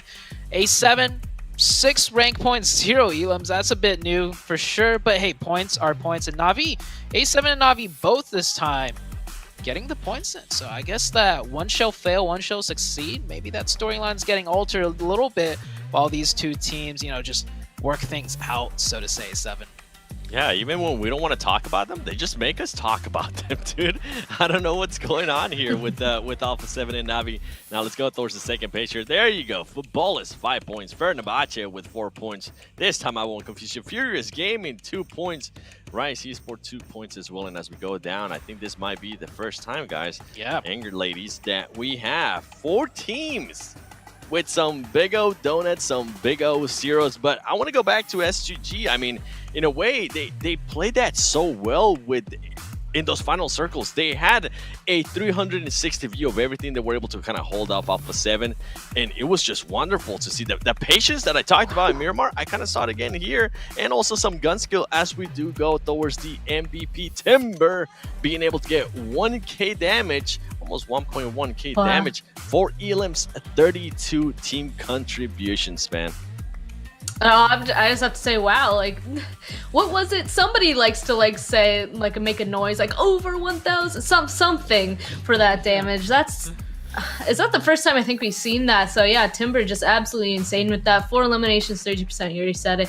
I mean, S2G, we just kept talking about it even as we were watching that game. Like, somehow keeping all 4 people alive until the very end, especially in a city ending like that, is very difficult. In fact, I'm kind of surprised to see that 4 teams had 4 donuts, right? Because it's usually those endings, I feel like, in the cities that all the kills are almost shared, since you can just spot everybody, right, Zute? I feel like that's usually what it is. And it also looks like, though, a Timber is going to be going head-to-head with a Knights member. It looks like it's going to be Chico.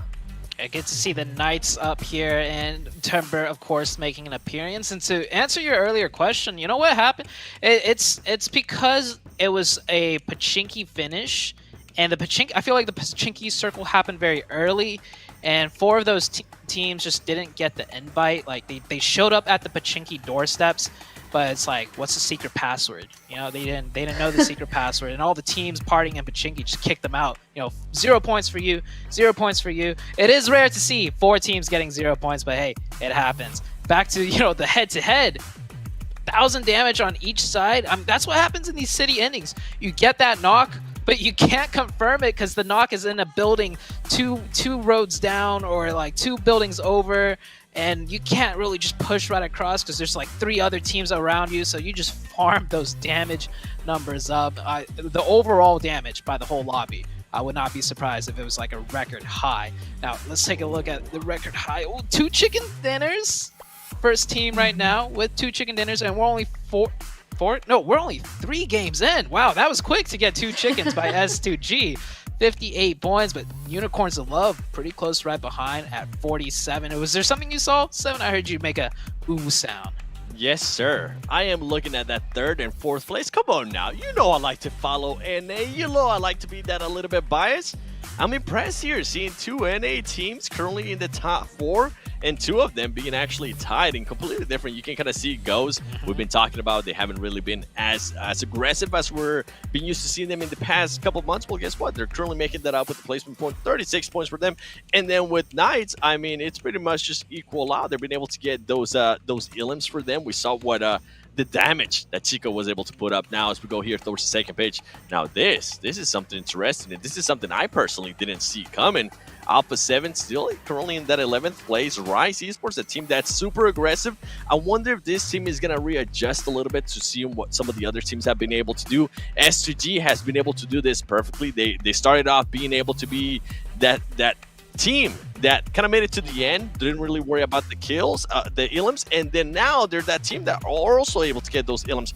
Overall, man, I'm just really, I said this earlier, I'm just so impressed with what S2G has been able to do, the composure that some of these players have been able to show me, along the lines of what we were able to see there from Knights. I'm pretty sure we'll be breaking some of that stuff down in a bit. Well, I'm pretty excited as well, right? Like, a lot of the teams that we saw there at the top of that leaderboard so far actually came in at the bottom. I mean, Unicorns of Love, Navi, Aton, Ghost, I could keep going even. And then even some surprising ones, though, on the opposite end of the spectrum is I'm kind of wondering what's happening to Mad Bulls right now. My assumption is that they're kind of having a little bit of a harsh time right now, but we can go a little bit more into that after Zute goes on ahead and takes it away with, of course, the recap from that match. Yeah, Mad Bulls right now, Span, looking more like sad bulls. I'm sorry, I had to do that. It was too good, but they're not the focus right now. Maybe we could focus on them later when they get some good games in which, you know, we've seen Mad Bulls, they could pop off. So yeah, I still got it in them. I still believe in them. But let's take a look at the Knights. We haven't shown too much of the Knights on these segments, and I think the Knights have just been very consistent. We saw them earlier right there in that top 4 position. Or was it Ghost in 3rd and Knights in 4th? I don't know. They were tied. They were neck and neck. But the Knights rotations all the way from Yasnaya into Pachinki, definitely not an easy one. And this is kind of where they kind of set their flag down. You know, this is where we're going to hold in Pachinki. We did see the circle shift a little bit off them, which forced them to take a lot of fights to fight down through Pachinki. We saw them in the very late game. They didn't get circle blessed, But hey, Knights is a strong team, and they took advantage of the circle shifting away by picking up a bunch of kills. Look at those X's just popping up and down, and I think this is the one where the Knights picked up a majority of their kills. I'm just watching this, looking at the red X's pop up. None yet, but you do see right there, 3,000 total damage and 13 elims. They were just causing mayhem right there. They did lose in the N2S2G, and I got 7 here to pick it up right where all the chaos started happening. Yeah, and this is when we're going to be talking about the Knights. The Knights just played that so well in regards to just being patient, right? Waiting for... They knew Ghost and Navi were getting into a fight. They were like, you know what? Those are two teams we really don't want to go up against, so let's give them just some time to kind of just eliminate each other. And then right here is when the Knights decide we have to push. We're definitely going to have to make it. If we're going to want to make it, we're going to get into that little divot right there. You see S2G just being patient as well. They have one player inside that little hole, I guess you can call it, whatever it is that you guys want to call it. And it kind of backfired because then you have Chico pulling up. And this was so great out of Chico. He realizes, if I'm going to go in there, I'm going to have to just full send it. He is able to full send it. He's able to actually secure it. And as YouTube chat, shout out to you guys. You finally got an answer right. I asked you guys who you think was going to win STG. You guys actually said STG. So, Anime Legends, I see you. Savage, I see you. There you go. Make sure you guys keep on commenting there. Use that hashtag PMGC. And then we have right here, Knights, Chico. I love that he was able to secure that kill. I didn't like those, Sutane. You might be wrong. You might disagree, or you might agree with me here. I didn't like that he go for that revive, considering that the zone was pushing in, and he could have gotten a better angle to start with. It's those last second decisions. Sometimes it works out, sometimes it doesn't. Unfortunately, this time, he misjudged it by a little bit. But if he didn't go for that revive, if he ran up there a little bit earlier, probably the same demise, right? You never know. There's a lot of what ifs in these games, and that's what VOD reviews for. That's what these teams mainly do after each game. They go over scenarios. They talk about, what if we did this instead? What if you did that instead? Hey, it's a learning experience. But overall, the Knights, I think they played 99.9% of that correctly. The cards were stacked against them to win that game, and they optimized it as best as they could. I mean, being that team that comes in the center as well, especially when both teams knew exactly where they were going to come from. They knew that they were going to be coming out of that little hole or whatever it is right there, as Seven was saying. The other teams, they were already safely hidden inside of the field, right? But S2G is in fact going to be the one that goes in and grabs it. We can see right here, 2 wins already. That's our first time. Let's see. We have 2 more games left. Kind of curious to see if potentially they could turn that into a third, but also our excited wait to see what's going to happen on kind of the wildcard match. Sanhok is almost over. We're about to be jumping on over there, and we already talked about it. We don't really know what to expect. Obviously, they have the information from past games, past tournaments. They're able to see what teams are usually able to do on Sanhok, but we haven't seen these teams specifically going ahead and go against each other on Sanhok. So just blanket statement, just based off of you guys' knowledge on Sanhok, right, and how you play it, just say a team that you think is probably going to go ahead and run away with it. Ooh, Alpha 7. Alpha 7. They've been very quiet so far in the 3 matches for this Super Weekend. And Alpha 7, they're a team that's they got really strong gunpowder and team synergy when it comes to just taking fights. And I think Sanhok is a map that really lets those teams with those special skills shine through. Of course, we never know, but if I had to pick one, it'd be Alpha 7. All right. 7. Okay, 7 real quick. All right, for me, this one is going to have to be Ghost Gaming. I would love to see if anybody's going to hot drop in. They usually tend to land Paradise Resort, so I want to see if Ghost Gaming is going to be able to do anything here. Usually in previous tournaments, they tend to do really well in Sanhok. I want to see what's going to happen on this one. Awesome. Okay, well, we will not have to wait for long to see who's going to be correct and who's going to be wrong, because we're going to go straight into a very short break, and we'll be back to see the action on Sanhok. Be back soon.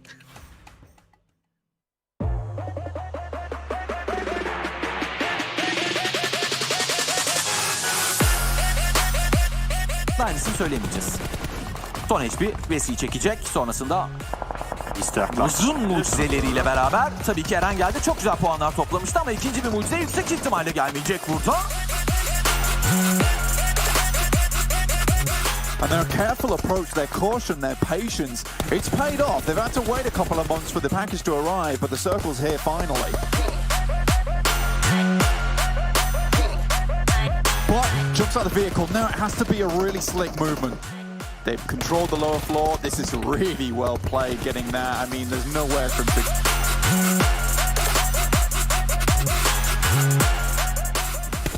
Come on, Mad Bulls, you can do it. The advantage in terms of position is push on forward. Effect is trying to help him on the sideline. Saltgate gets a knock on the yin yang, and Effect can do nothing about that. У них серьезные проблемы. Викаш продолжает душить, но эффект падает ног с помощью осколочной гранаты, которые слетят масоны, потому что Сузи очень агрессивно въезжает. Yin-Yang с двух сторон будет прострел. Чат по сути. Продавили они в меньшинстве. Коллектив Magic Pride. It's going to cook up a nade. We've seen the next phase pop up. It's shifted down to southeast. It is going to be that coastline finish. Rip 7 takes a hell of a lot of damage, but yet to get confirmed. So this is going... There you go. Rotasyondaki rakibine oldukça iyi headshotlar yekta. Hemen burada Timur görüldü. Kudur. Kudur'u almak isteyecek. Bedava bir puan var burada Kudur için. Ne bir kaldı. Açı vermek isteyecek orada Dark.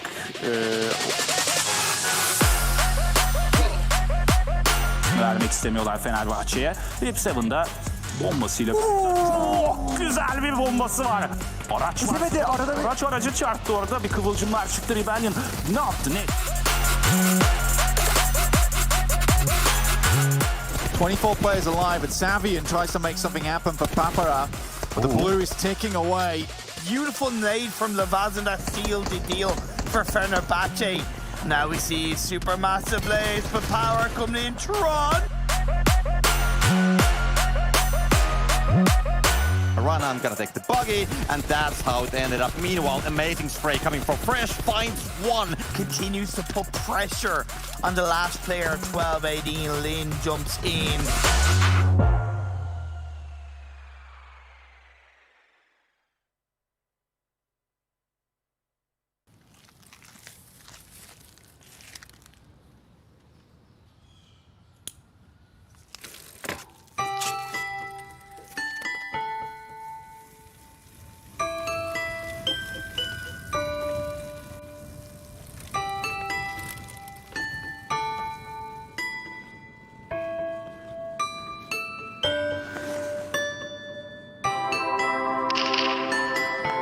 Лед — это отличное место, чтобы остаться наедине со своими мыслями, для того, чтобы сфокусироваться. Só me vem Dubai na cabeça. Aí eu olho o Discord, Loops classificado. Aí caiu a casa. Que melhor.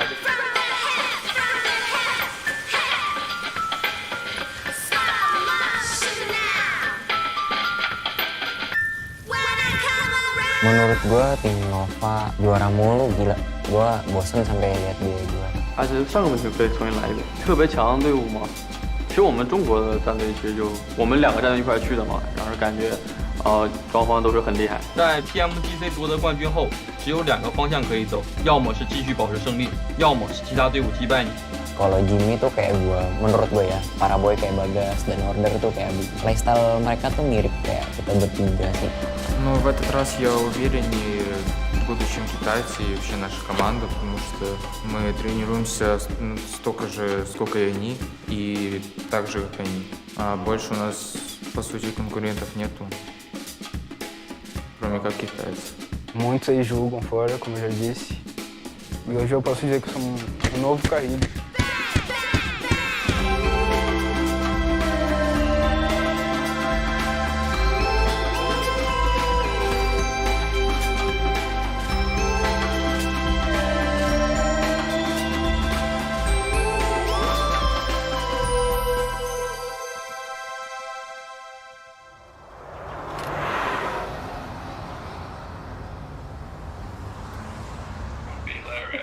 Okay, okay. Let me write that. You could be like trying to figure out what is exactly behind the Maxman curse, you know? Who is Maxman? Where does he come from? Is he a demon? Is he even real? We could all be filming, have fun, time how it goes.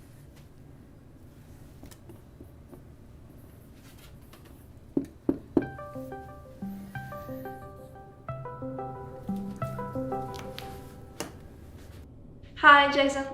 Hey Kaya, how you doing? Long time no talk. Pretty good. And you? Not bad, not bad. How's things down there? Trying to get ready for this new split, this new year, you know. How are you preparing yourself for the next PMPL? I'm really excited. PMGC finished, and I can't wait to get this new year underway. Definitely, definitely. Honestly, Kaya, PMGC, I still don't know what the hell really happened. I mean, you had Loops get disqualified and disbanded, and then you had Alpha 7 finish 9th place with Carrillo there with the team supporting them in the finals. Like, what's going on with the Brazilian scene? I got to cover them. I know how good they are. I think everyone is kind of shocked right now. They're still trying to figure out what really happened, and I don't think we're going to know it so soon. It's a great opportunity for all of them to get a new start, a fresh start, to show what they're capable of and to be on the top. Now that there is no Loops to be on the top of everything, it's a chance for everyone to get better results, to, I don't know, to try to beat the new Loops or something like that. Okay, well, I mean, getting better is a good sign, but like, can they compete against Nova, 4 Angry Men, like Bigatron? There were so many teams above them, and a lot of teams we never expected to be better than them. Look at Zeus. Definitely Alpha 7 is the strongest team we have right now, because they went to PMGC as well, but there are a lot of good teams on Red Souls, like Dragons, Vivo Cage, Influence Rage, which is a great team as well. I think they all might surprise us. Yeah, Kaya, honestly, I appreciate you so much. Like, you give us such good info for the shows and some really good background, and I really appreciate how you have your ear to the ground. I'll call you again. Bye. All right, talk to you soon.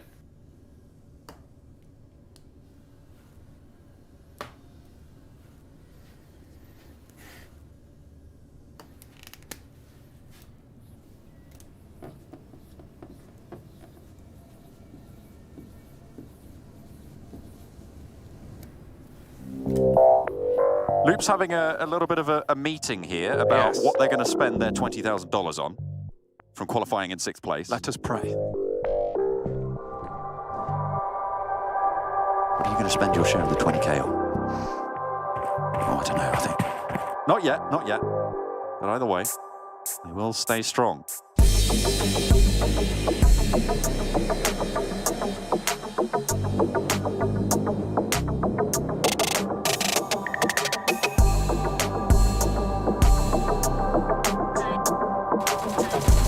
Taking 3 shots on towards Carrillo. He knows he wins these trades.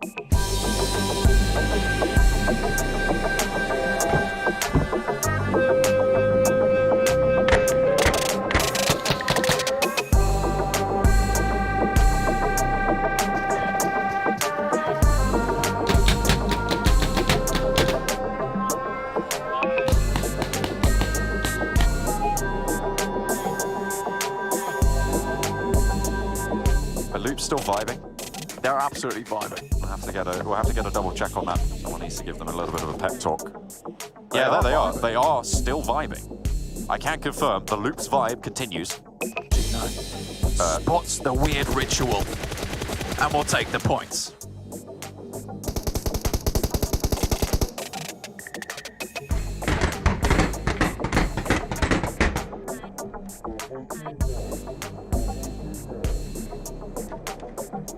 Dá maleta.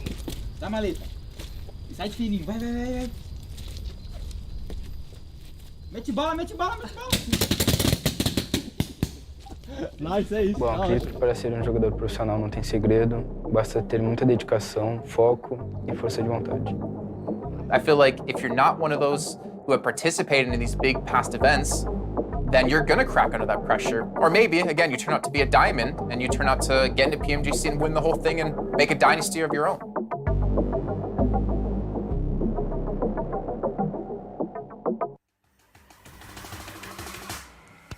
Hello everyone and welcome back to, of course, PUBG Mobile Global Championship 2021 West League Super Weekend 1, about to go into the game 4. Sorry. I almost said like day 3 or something like that. Game 4, of course. Only match that we've all been waiting for. And 7, you said that you wanted to talk about something real quick. I'm gonna force you to do it now. I just want to see which one's out of this team, Sute. It's gonna be that diamond. All right, which team do you think is gonna be that diamond, Sue? Not Ghost Gaming, because you mentioned Ghost Gaming earlier. I'm just gonna say Ghost Gaming. Oh man, they're a good team, right? But on Sanhok, I feel like it takes a very aggressive team to usually get the win on Sanhok. And Ghost Gaming, I've seen them do really good on Sanhok, don't get me wrong. They get like 3rd place, 2nd place, 4th place with a good amount of kills. But I've rarely ever seen Ghost Gaming like win a Sanhok. I still feel like it's a team that's like A7 that has a better chance of winning Sanhok, a team that's very aggressive, that has, you know, that gun skill. But I will caveat everything with Ghost Gaming.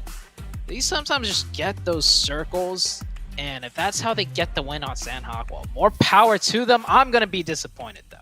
But that's my takeaway, Span. I actually had a thought going into that. You said something about aggressive teams. A team that I don't think we've really gotten to supersede that much right now is Rise. Actually, they came in 7th place with the majority eliminations, 41 eliminations actually, and even the 2nd place team actually had 41 eliminations. The next highest was 42, then 54, obviously being from Knights in the 1st place. So I'm surprised, I guess, why we haven't seen Rise in that position. Maybe it's gonna be Rise that's gonna surprise y'all and show up on Sanhok finally. Or, you know, there's other couple of teams like that as well. What do you say, Seven?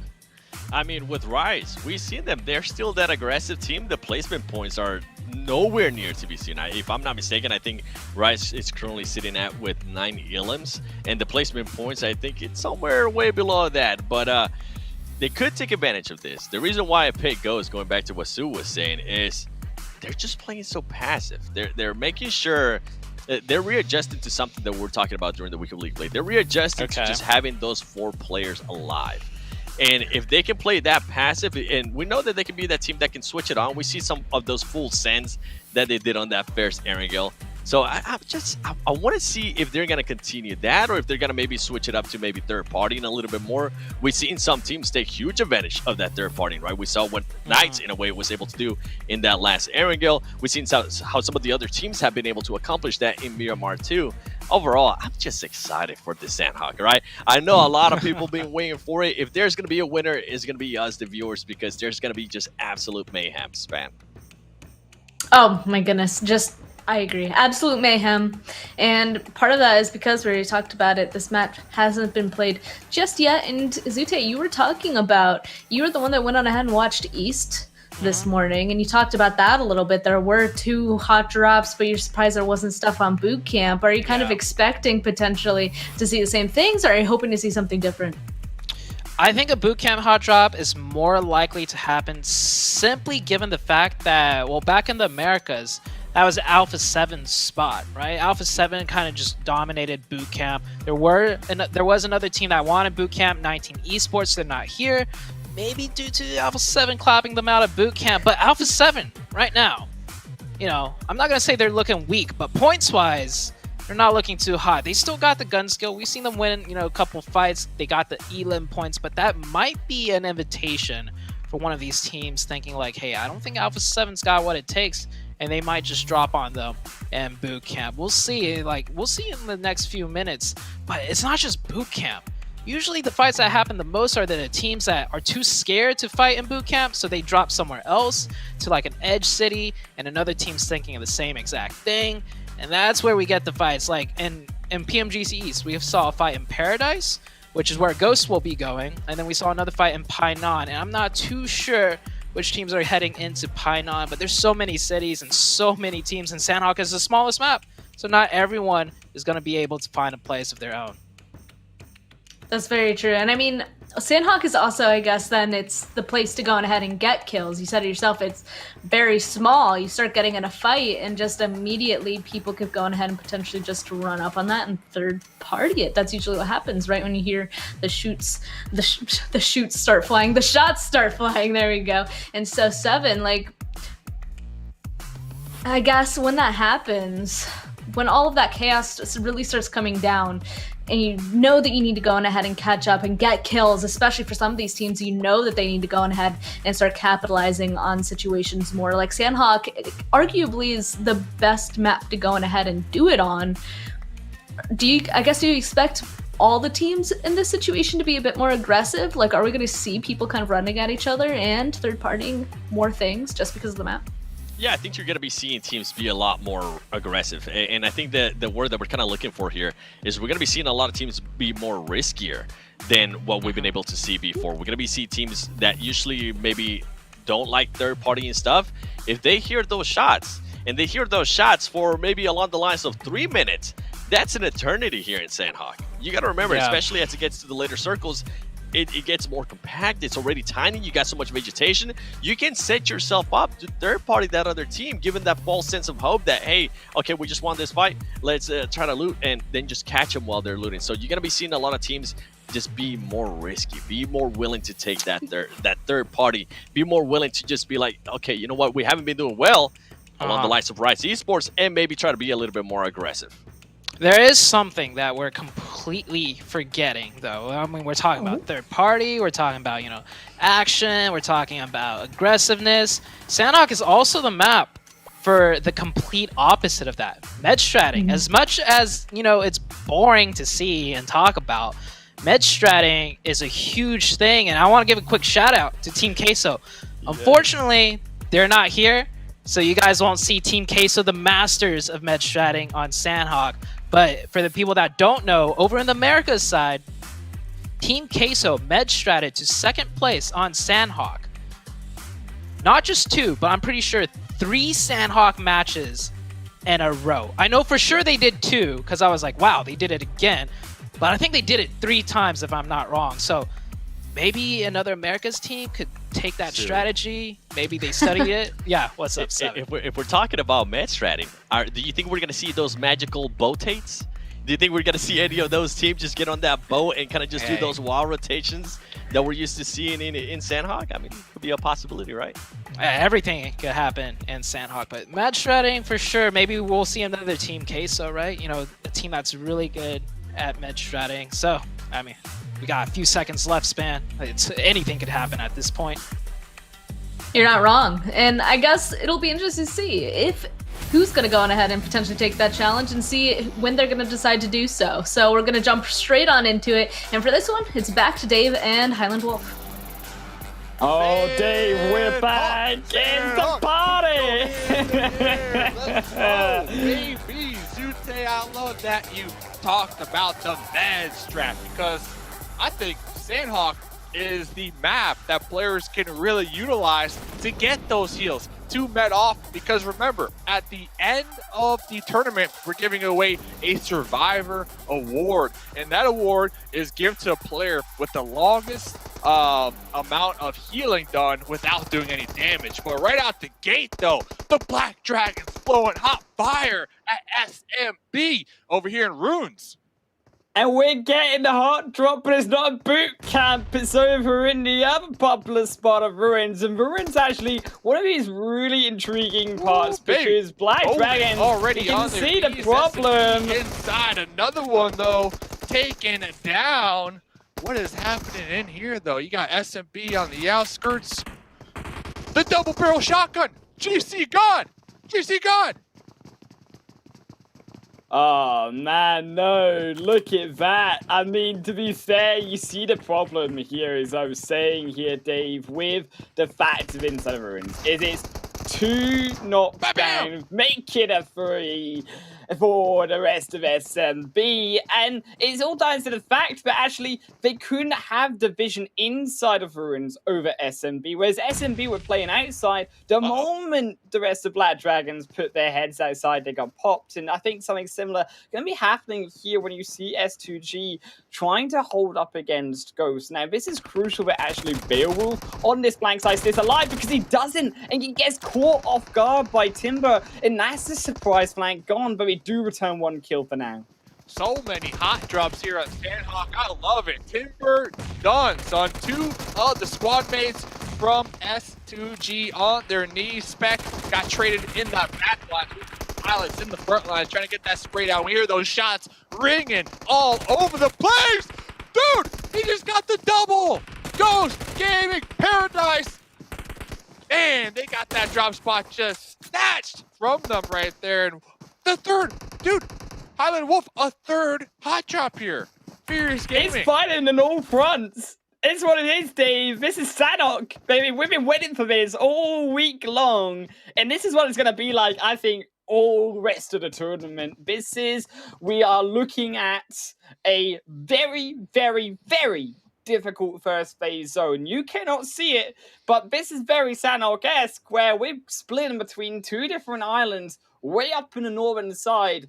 50, 55, I dare say even 60% of that zone already in water. And it's only the start of the game. Yeah, it's actually insane. And Furious Gaming, I don't think they're going to be able to respond to that hot drop because they had Scream and another one of their squad mates all the way on the east side of Quarry.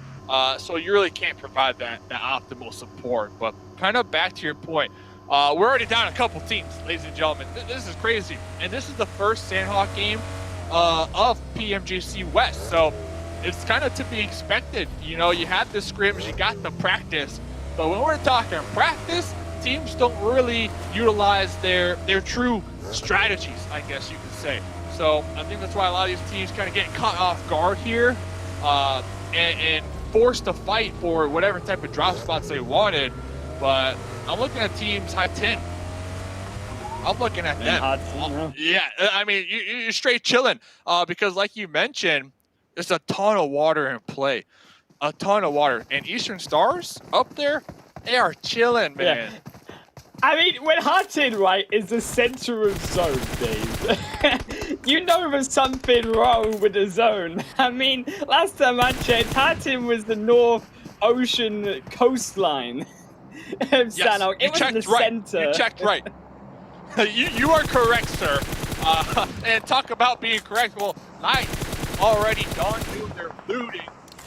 Looks like they were receiving some shots from A7, now receiving some shots from S2G. S2G, I am feeling this, man. They got the squad wiperino on the Ghost Gaming. They took Paradise from them. I hope if you're Ghost Gaming, you don't drop there anymore. You can't afford to get taken out in 16th or 15th position with no kills. But S2G, already with those kill points, are feeling a lot better because 4 points equals a 6th place finish. So they already have some room to kind of play with here on this map. But let's see if they can come out on top because now they're going to go against A7. Yeah, you can obviously see the A7 here trying to roam their way through Paradise Resort, catching at S2G in their own rotation outside. Might be also the long-range knock, so we'll actually bring A7 back a little bit when it comes to their push. Carrillo can't go in there alone because you don't have a visually of where those S2G members are. And we're going to see, I think, what could be a retreat either side. S2G going to reposition, but it's more heading towards actually, as we say, that center of zone. Heading actually forward into Knights, into actually what was Supermassive Blaze. Knights, they actually such a position, not only onto Supermassive Blaze, but actually the future, the winner of this engagement, then has to roam in onto Knights too. And it's actually a brilliant opportunity for Knights, who have been underperforming actually in a couple of these games so far, to really pick it up on those kill points, which is something that we've seen when it can roll away with, really roll away with that game. Yeah, it's huge. Talking about rolling away, and R out here rolling away in the Cybertruck, man, that thing's looking fresh. Looking fresh. And it's going to be right there on the edge. So you have to assume they're on the hunt, and they're trying to finish what they started a couple moments ago against Furious. As Furious, they do have, I believe, still a duo kind of out there in the distance. So we'll have to keep tabs on that. As Fenerbahce, another squad that has been playing outside of zone number 1, will now be piling in to that east side in the circle. And I have to... Uh-oh, what's this? Is it a replay? Oh, poor Xanox. So they're down to a trio. But I have to assume, where I was going with this, is I have to assume that it's going to sizzle out. This Sanhok map, it's going to calm down just a little bit because we did have so much early game action.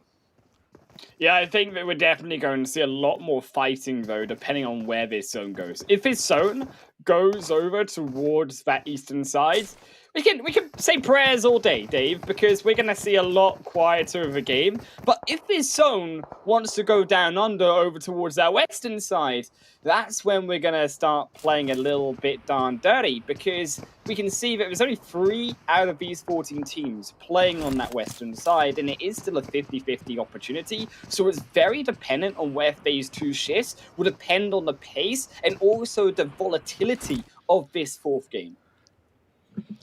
I agree. All these players kind of with that same mindset. They have a nice little compound for the time being. They're secure in their spot, kind of just looking at that mini map, right? Waiting to see where Papa Blue is going to take us here on this Sanhok game. Man, the first Sanhok of PMGC West. I'm pumped up. And I don't know. We had so much action. I didn't really get your take 8 minutes ago on the whole heal strat. Any thoughts? Like, do you think we'll see 1 or 2 teams try to implement that here? I think this is a perfect opportunity, right, to link it back to the volatility possibility of that zone.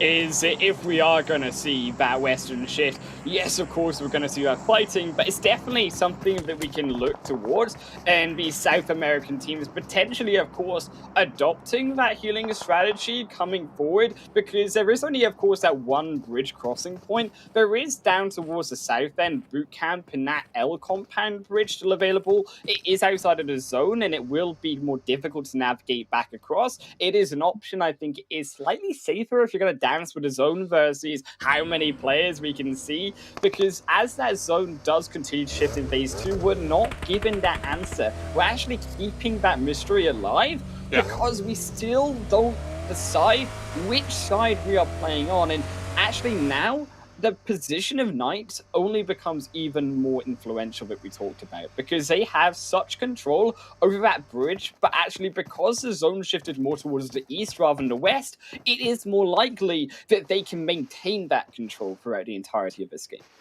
Just got to point out Silas's vehicle real quick. Inside peanut butter, outside jelly. That thing's looking fresh, that paint job. But I agree with you. And I've seen in the past at this type of competition, this level of competition, these players, if they know how to hit those timings, those heals correctly, I've seen a solo go from like a 14th, a 13th position all the way to 2nd place just off of healing. So healing, such an underrated skill that if you know how to do it, Sanhok is the game to do it, because 2nd place is 12 placing points, which is a huge come up. Especially if your team, say you lose 3 squad mates really early on, Sanhok, difficult map on rotation, say it didn't work out. Yeah. If you have that solo, just healing, oh man, you can get so many placement points. And to kind of reiterate one more time, we do have that survival medal. Longest survivor that does the least amount of damage. It's gonna come from this map, right? It's gonna come from Sanhok, exactly. It's gonna come from Sanhok, and that's $2,000. So you gotta keep your eye on that. I love it. I love all the different medals and awards too that we are gonna be giving out here at the end of the season. I love it. Sanhok is so special it gets its own medal, but also in addition to the fact of that survival time and earning that medal, it also matters about positioning. Now, you think, well, I'm just going to heal wherever I want to, right? But it's also dependent on how far, even though you are healing, you can get yourself into zone. Because come that phase 5 mark onwards, you can't actually continue to run and heal at the same time. You have to then make that decision. So pre-phase 5 is a lot about the positioning of your players and your team coming forward into that zone. If you cannot get in, how close can you get? Can we just get a little building or 2 closer? Because the further you are away from that zone on the next phase, actually the more damage the zone does to you versus had you been beside the entrance to that zone instead. So it is very much those who are healing closest to the zone are going to also survive the longest. And Highland Wolf, let me tell you, the zone has a name. And the zone's name is Papa Blue. All right? Oh, the hot juice. The hot juice drop, man. Papa Blue coming in here today. And I've been asking for about a year now. We need a Papa Blue kill count because I guarantee you when we look at limbs, especially here on Sanhok, Papa Blue is going to be MVP. So we'll see what will happen. All these players waiting for the next circle to collapse here. I believe it just did. Anybody going to have to move? Will we go to that east island? Will we go to that west island? Whoa, looks like we're going up there to the north. And I still really do appreciate Eastern Star's position. I think they're in a strong spot to potentially gatekeep Na'Vi, essentially, right? So we'll see what they end up doing. I actually really appreciate voter positioning also coming through from here, Rise, because I think that actually alongside them and Supermassive players, we are looking at, as that fight doesn't shoot through from Footballers and Fenerbahce, these are the two teams that we're coming into this phase 3 because it's around this lakeside just north of nice positioning, which is where now, as this shift enters up, you're looking to try and take control of because that's the high ground, that's the actual positioning you want, not only to control road coming across the bridge and coming forward, that car's flying, Dave, is you also are looking towards the ocean. That's what you're looking towards. Those coming in from Tap Mach 2 from behind you as that flank, and that's why that position is so powerful. Forgot to put the market break on that one. So it looks like Aton and Fenerbahce going to be getting a nice little sandwich maneuver happening right here onto Footballists. And I believe Footballists recognizing the danger that they're in. But honestly, I don't even know what the play is. I think Footballists are just going to have to decide, okay, do we take the fight to the north? Do we look to wrap around the north end near the coast? Or do we just bunker down and make sure to defend our current position against Aton, who are currently trying to snake it a little bit closer within grenade range and possibly get a grenade knock to open up this fight? Aton, they will strike throw onto Footballers and they take one down. Solke's out and he's out away from his team, which is pretty much gone and kaput here for Footballers. Rogue Member are now down to 2. Realm, Lutz, they do defend, but we're inside the shed and there's not really a place to go. There's not really a position to call home. And Aton as well, you can see how desperate they are at this push because on behind them, next Roya, they are also assassinating them from the tree line opposite. So Aton equally pushed away from the fight by that third party means that neither of these contenders are going to be successful. They're all going to continue to stay on the edge of this zone, whereas you can see that they still have a lot of work to do coming across that zone. The positioning of those on the eastern side, so difficult coming in on that open road through Tap Mach, because even Tap Mach isn't a compound itself. It's very difficult to navigate because, yes, it looks on the map like there's a lot of buildings and a lot of cover, but actually that cover is very small and very actually short. It's difficult to navigate quickly around Tap Mach at that. Yeah, and we can see right here, prime example, especially with Sanhok, how quickly a third party turns into a fourth or even a fifth party. There's always going to be some type of eyes on you right here. So next Rhea going for a straight up send, I'm going to call it. Going to be pulling up this little shack here. And remember, Furious, they lost 2 really early on. So if I'm assuming here, Furious, we see them not taking these shots because they just want to survive. They just want to remain underneath the radar. See if they can do so. Kudar looking in the opposite direction here. And discipline. Discipline is key. But next circle, Eastern Stars all game long. Zone magnets. Dave, I think if you are on the eastern side, it's time to cry. It's time to get the tissues out, and it's time to sell defeat in a healing strategy. Because that zone looks pretty damn impossible to navigate into if you're a team, quite frankly, like Atom and Footballers still to get across through Tap Mach. I mean, Tap Mach was a tricky compound in itself, but to cross even past that, to cross them through the entire lobby of players to just find a position in phase 4, never mind even survive inside that phase. In the difficulty you can see now of how fast these players have to be to rotate. Here goes the love. He just bamboozled him. He just took him out from the backside as they jump over the cliff and switch back to the back end of the buggy. Took him out front to the back and then back to the front again over the top, and they drive their buggy over into their next compound as Cow going to be holding up for Unicorns of Love. I am actually just curious how Unicorns of Love have rotated, because they rotated all the way from that side of Ruins. It actually wrapped completely around onto Cow, clearly kicking themselves a little bit, Rotate, because had they just roamed the raid a shorter round towards Hartin, it would have been a lot easier for them. Yeah, insurance is not going to cover that one, by the way. So footballists, they are going to be swimming in the water. I'm not against it. If they can remain undetected, kind of play that scuba Steve role, and maybe even swim beneath those docks and let the Mad Bulls be their defenders that are going to be on the coastline, you can see them getting some solid placement points. But right here, though, Chico on the roof, getting shot from Mafioso across the way, connected on, and well, looks like A7 Knight's going to be clashing over here near the southern half where that bridge is. And listen, it's going to be chaotic. There's a ton of teams all stacked on top of each other right here. We're going to lose at least half the lobby right now. Linda's 2v1 though, Dave. Didn't even need his team. They're all down behind him, but Linda's did not care. He walks up.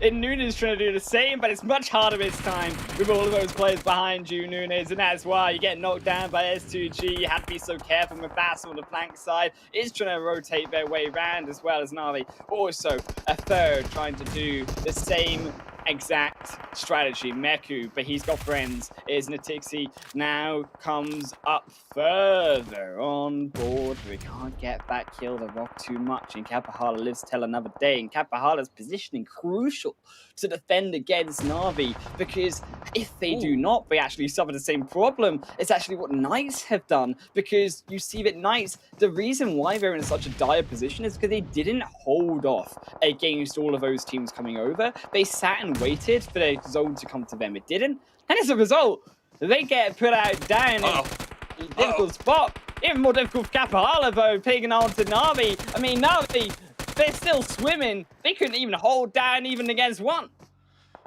Kapahala right there could do that because they had the support from their squad mates behind them, making sure to pre-fire that ridge line. So every single time the duo would try to make a push onto them, immediately spotted and received some shots. So Kapahala playing that boulder, I'm sure the teammates are like, hey, you should go push them now. They are hurting. 2 points, just like that. And kind of going back to your point, we got Coops, we got Alucard swimming in the water, we got 2 squad mates from Navi swimming in the water, so we'll see what will happen there. But Silas from S2G currently with 2 chicken dinners so far. They are definitely feeling it here tonight. Let's see what they can do against Mad Bulls as Monkey trying to make the push uphill. Gonna be spotted. But they do have that edge of zone S2G. They can play a little bit more patient and going to make that revive. Of course, one of them did get knocked on the big eastern side. That was the danger zone we were talking about, but S2G still navigated it. And actually, I think crucially, taking out Unicorns of Love. One of these teams trying to cover that healing strategy. You can see Rolk his way into the back of Cow, already trying to make that work for himself. They've at least gotten themselves a position, but it's going to have to be a lot of quicker fighting going on. Potentially to tell 7th if Mad Bulls get taken down, at least one. And now in the zone is Agari forced out of the danger zone. Papa Blue, we talked about from the massacre that will take place according from it. Only going to draw in more kills here for S2G as they snake their way forward. Can they confirm it for the blue zone? Takes it. The healer from Agri will actually grant them the kill as they up to 10. 10 kill points right there, 10 elim points. Let's see though, because Eastern Stars have also been racking up the kills. They have been favored in this zone for some time. Like Eastern Stars trying to make the push up this hill. We're gonna have a true King of the Hill moment here. And Eastern Stars, I believe they only got 2 here in the front lines trying to make their battle uphill. So it's gonna be a 2v4, very challenging position because they also have a duo on the west side, pretty much trying to keep out SMB. So Eastern Stars, they're taking fights right now at multiple fronts. Still, S2G, better ones in control of the high ground. And Silas P, this is crucial that then you're not only looking towards Eastern Stars, you're keeping those off on the flank side because those are looking into the fight. Is Athis is going to get knocked down because a little bit too high up front, and that actually might just be the push they need. They might not even have to worry about Eastern Stars on the front side because they're deleting them through. 3 down, 1 returned revenge from Octavian. It's sweet, but is it sweet enough? Because it feels like the sugar is all on the side of S2G. They can't take them all, and their S2G stand tall. They have the zone. This might just be 3 in a row for the Turkish squad. Not over yet. We'll see though. We got Gary down there below with Mythic from Rise, super aggressive squad. Let's see what they can do here today. But I have to agree with you a little bit here. Just looking at the numbers. S2G, they got 3 up, as looks like Unicorns of Love implementing that heal strat right there. 3rd place, 10 points. I'll take that. So let's see here. S2G setting up to set a record here for PMGC West. Looking to get 3 chicken dinners back to back here. It is, though. That is the problem, Dave. They've got to push themselves down. And this is now up to Gary, up to Mythic. Can they stop them on the push as they come over the hill? The smoke's already put down, but you can see the zone. Even one tick deleting through that health bar as they continue to move back and forward. But a nade, that's a double. That's the silencer that you need for Rise to stop the push. In on targets as the molly will go inside of the smoke, and pew goes Silas, but only up top of the rock to dodge out the fire. He needs those pew shots, accurate as ever. It's a 2v1. It's all down to S2G. Can he keep the hat trick? Dream alive, or will Rise steal away this game from them?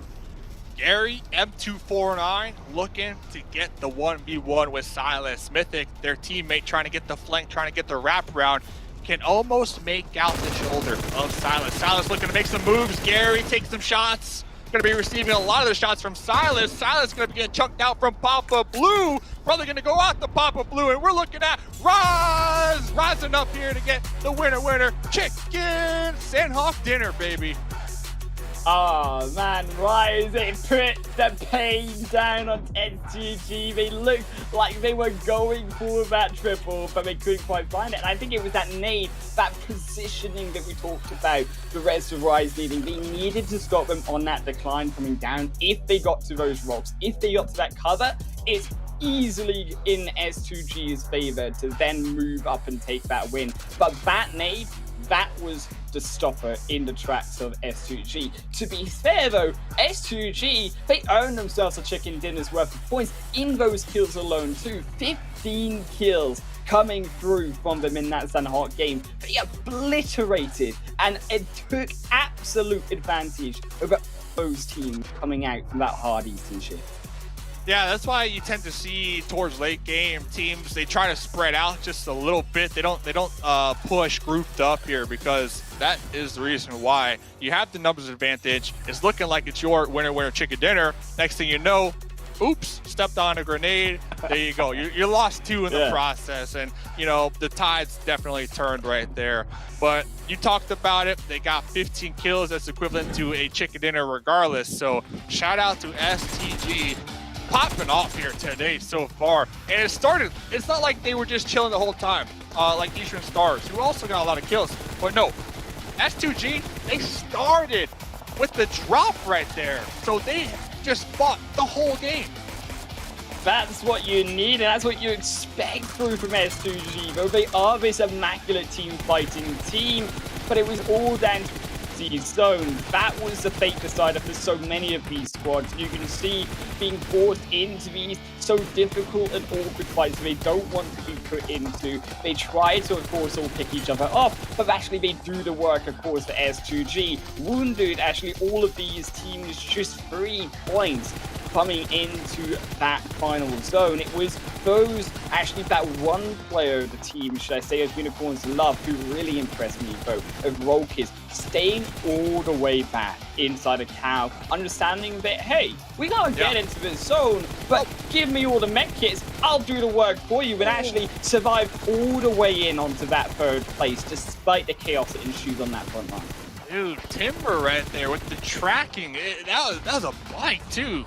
That was a bike, but oh yeah, that was a huge come up right there for Eastern Stars, being able to put a stop to the Navi push. Very aggressive squad in the lobby. CIS, and oh, here's what happened on the shoreline. Coops, the Navy SEAL popping up from the water. They were breathing out a straw that whole time, waiting for the perfect moment to pop off and be like, surprise, take this. 2 kills. That's the problem, huge. Right? That's the problem with Sanhok, is that we start to see the mistakes lie in there of teams who aren't being aggressive, who aren't being proactive enough. And that's what I love about Sanhok, is you see so many times in this problem we're talking about in the league days where teams weren't being as aggressive as they needed to be, and they were trying to hold back and actually let other teams do the work for them and then try sneak in for placement points. That doesn't work in Sanhok, and I think it was very clear to me that Knights, who had an absolutely stellar position coming in on that first, second, third, fourth phase zone, did nothing to stop any of those teams. And we did a single kill realistically when it came to anyone engaging on them. The only time they fought was actually when they decided to have to fight because they were in trouble. But to break that all down more and all of that trouble at Sanhok is back to Spancargo and the analyst desk. Back to Span, Cargo, Zute, and the 7 Worlds Gaming. Gotta go ahead and say all the names once again, but I don't know. Oh man, Zoo, I don't really know what to say, except for the fact that the end of that match was exciting in that if it went S2G's way, that would have been their 3rd win in a row and the most wins for both East and West. But it went the other way on a team that we were just talking about before that match actually went live. Yeah, Rise Esports took the win, and that it came down to that grenade. We all collectively gasped when it happened. The 1 for 2 on that push that got them the win. But S2G, I think they finished that game with 15 elims as well. So it's just like, well, here we have it. Yeah, S2G, they didn't get the chicken, but they got the most amount of points. 15 elims, a 2nd place finish. So that's 12 rank points. Total 27 points. Rise Esports, you mentioned it. What's a team that's aggressive that hasn't really shown up? I picked Alpha 7, but I remember earlier during the league days, 7 was talking about how Rise is looking to try and become the big brother of Alpha 7 and outshine Alpha 7, and we saw it here. They were the more aggressive team here, and that grenade was super aggressive. Flew right into the face and smacked 2 of them. 7. They definitely did. I mean, you mentioned it perfectly. When that grenade happened, we both kind of stopped talking. We're like, what? So it was beautiful to see. But we gotta give props for S2G. I mean, for them to even get a chance to get back-to-back, 2-back chicken dinners, that would have been amazing. Now, on this one, boy, oh boy. We're going to be breaking it down in a little bit, but Ghost Gaming being able to get 0 points, I picked them to win, and let me tell you, I personally got Ghost Gaming, and what I mean by that is that this team, we always talk about it, this team is just so used to not getting hot drop. It kind of gave me flashbacks of the Miramar match, so don't worry, we'll go more into detail in regards to that. Navi being able to get only 1 point, the rotations definitely didn't go their way, and we do go here towards our MVP Rise Mythic, and it's no surprise is this, man. Being able to get 663 damage, 5 elims, and 61% of team contribution, which was crazy because during those highlights, we saw him get knocked. So for him to still be able to put up that kind of amount of contribution, you definitely love to see it, Sute. It's the crosses on his eyebrows. He's got it on both sides, right? Alpha 7, they only got it on one side. He's got it on both. That means he's extra mean, extra serious, and 61%.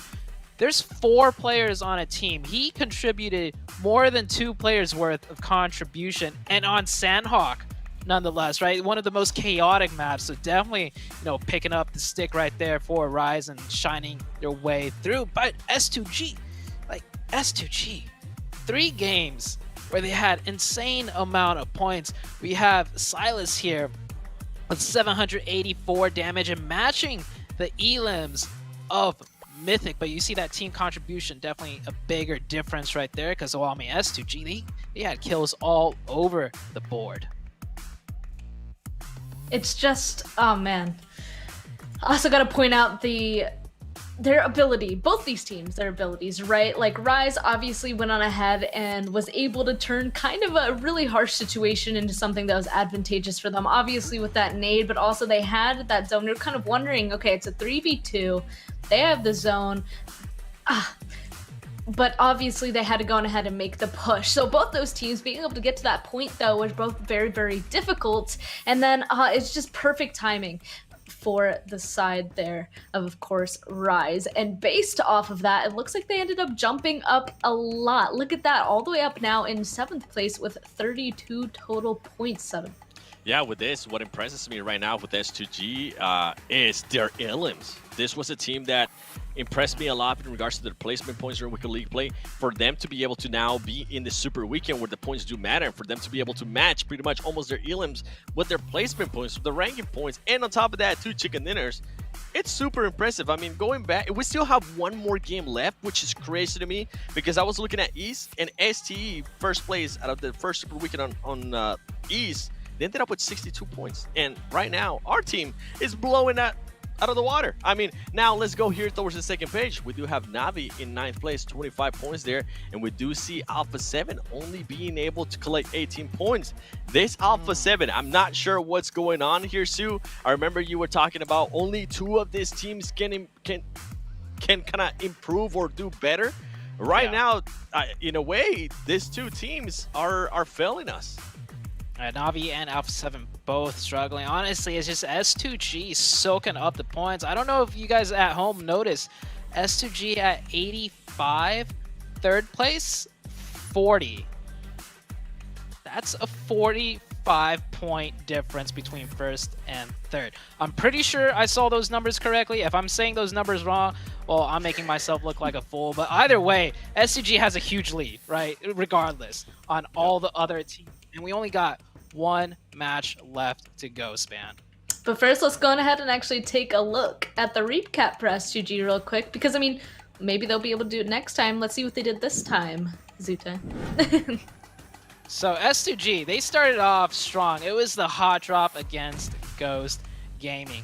You see it here. So I'll give you this, Seven. You picked Ghost Gaming to win this match. Technically, if Ghost Gaming won this fight with S2G, they would put themselves in a way in S2G's position towards the end game, and the S2G just definitely could have won that game. So Ghost Gaming, in a way, could have won this, but you touched on it. Ghost Gaming on the hot drops looking extremely weak because they're so used to not being contested, Seven. Yeah, they're usually not. And you know what? The reason why I wanted to showcase this is because it gave me vibes of when Supermassive Blades first hot drop Ghost Gaming in Picado when we play Miramar. Now, what's going to happen tomorrow? Tomorrow, I'm super hyped up for tomorrow in Sanhok because I want to see if that hot drop happens again. And now that Ghost Gaming can kind of expect for it, it's going to be a lot different. But let's go to this final play right here. We have S2G. They were unlucky in a way that they were out of zone, and on top of that, they had the high ground, meaning that they were going to have to go downhill. They really didn't have that much cover besides just the numbers.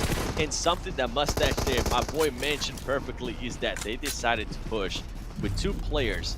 I mean, right here, there's absolutely really not that many angles. You see 2 players running from S2G, and all of a sudden, guess what? They're going to run into a boom, baby. That's it. 2 players absolutely gone. The numbers advantage absolutely gone. Now it just comes down to a 2v1 when you had the advantage a split second before. Overall, I think I'm glad this kind of stuff happens early in the league stages, early in the Super Weekend stages, because teams are going to be able to go back to the drawing board. Teams are going to be able to go back to pretty much study the film, and they're going to be like, yo, you know what? We could have maybe tried to get different angles there. In hindsight, we're able to see it from a bird's eye view. These players are the ones playing it. Props to S2G regardless for being able to put themselves in that second place. Props for them to being able to secure all the kills that they have been able to secure so far today. But Rise, I mean, I gotta give props to Rise as well because they were able to secure themselves. They were able to get those different angles, and you can see right here, the S2G player, he was like, you know what? I'm gonna pay a tribute to Hot Jukes. I'm just gonna let Papa Blue Zone do the thing. Oh man. Papa Blue Zone. Sorry. Yeah, Papa Blue Zone taking down that one. But it's like, that was smart. He denied a point to Rise. They realized like every point matters in the long run, right? And it was Rise on up, right, Span? I mean, definitely. I also just think, I mean, Seven, you were kind of touching on it as well.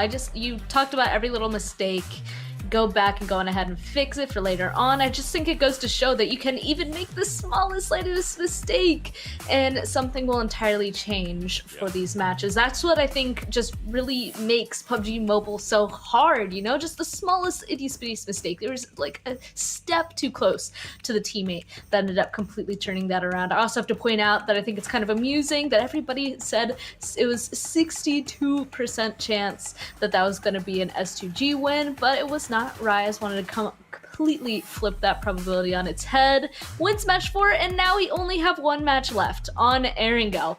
And I think there's a lot of interesting teams that we could go on ahead and talk about going into this last match, if I do say so myself. But first, let's go on ahead and jump into a break. We'll be right back with Erangel in a moment.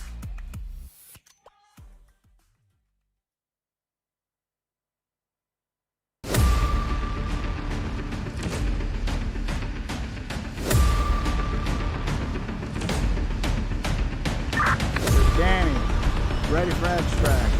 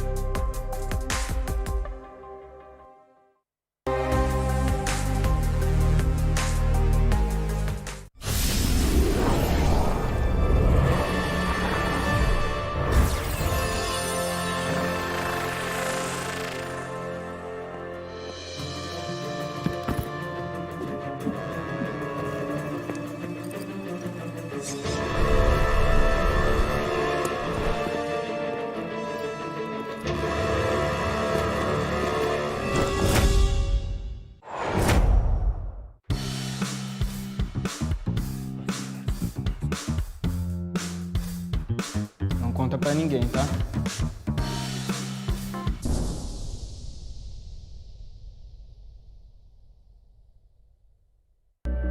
I saw the first light, the first steps. Now I see much more. I capture Earth in all its beauty. I see action.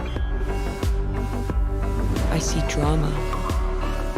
And I see it in the finest detail. Moments of inspiration. And the first steps. I am the 1+9. Rasanya ya seneng banget sih. É uma sensação incrível. Nossa.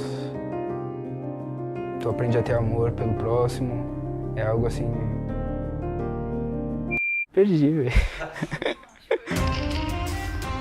Но когда закончил, уже ни о чем не мечтаю, просто живу одним днем. У меня просто цель выиграть чемпионат мира. 他现在的责任很重，因为他现在是作为中国革命精英的形象代表之一。 Gimana kalau lu tahu lu ngebuat kesalahan terus bikin mood tim jadi agak down ya?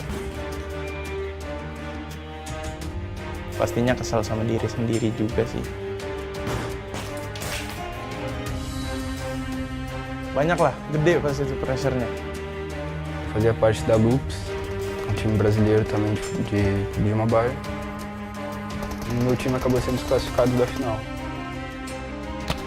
A Alpha 7 me deu todo o apoio possível, né, naquele momento difícil.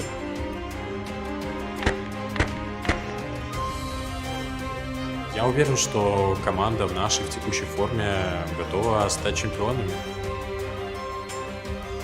И мы идем за этим.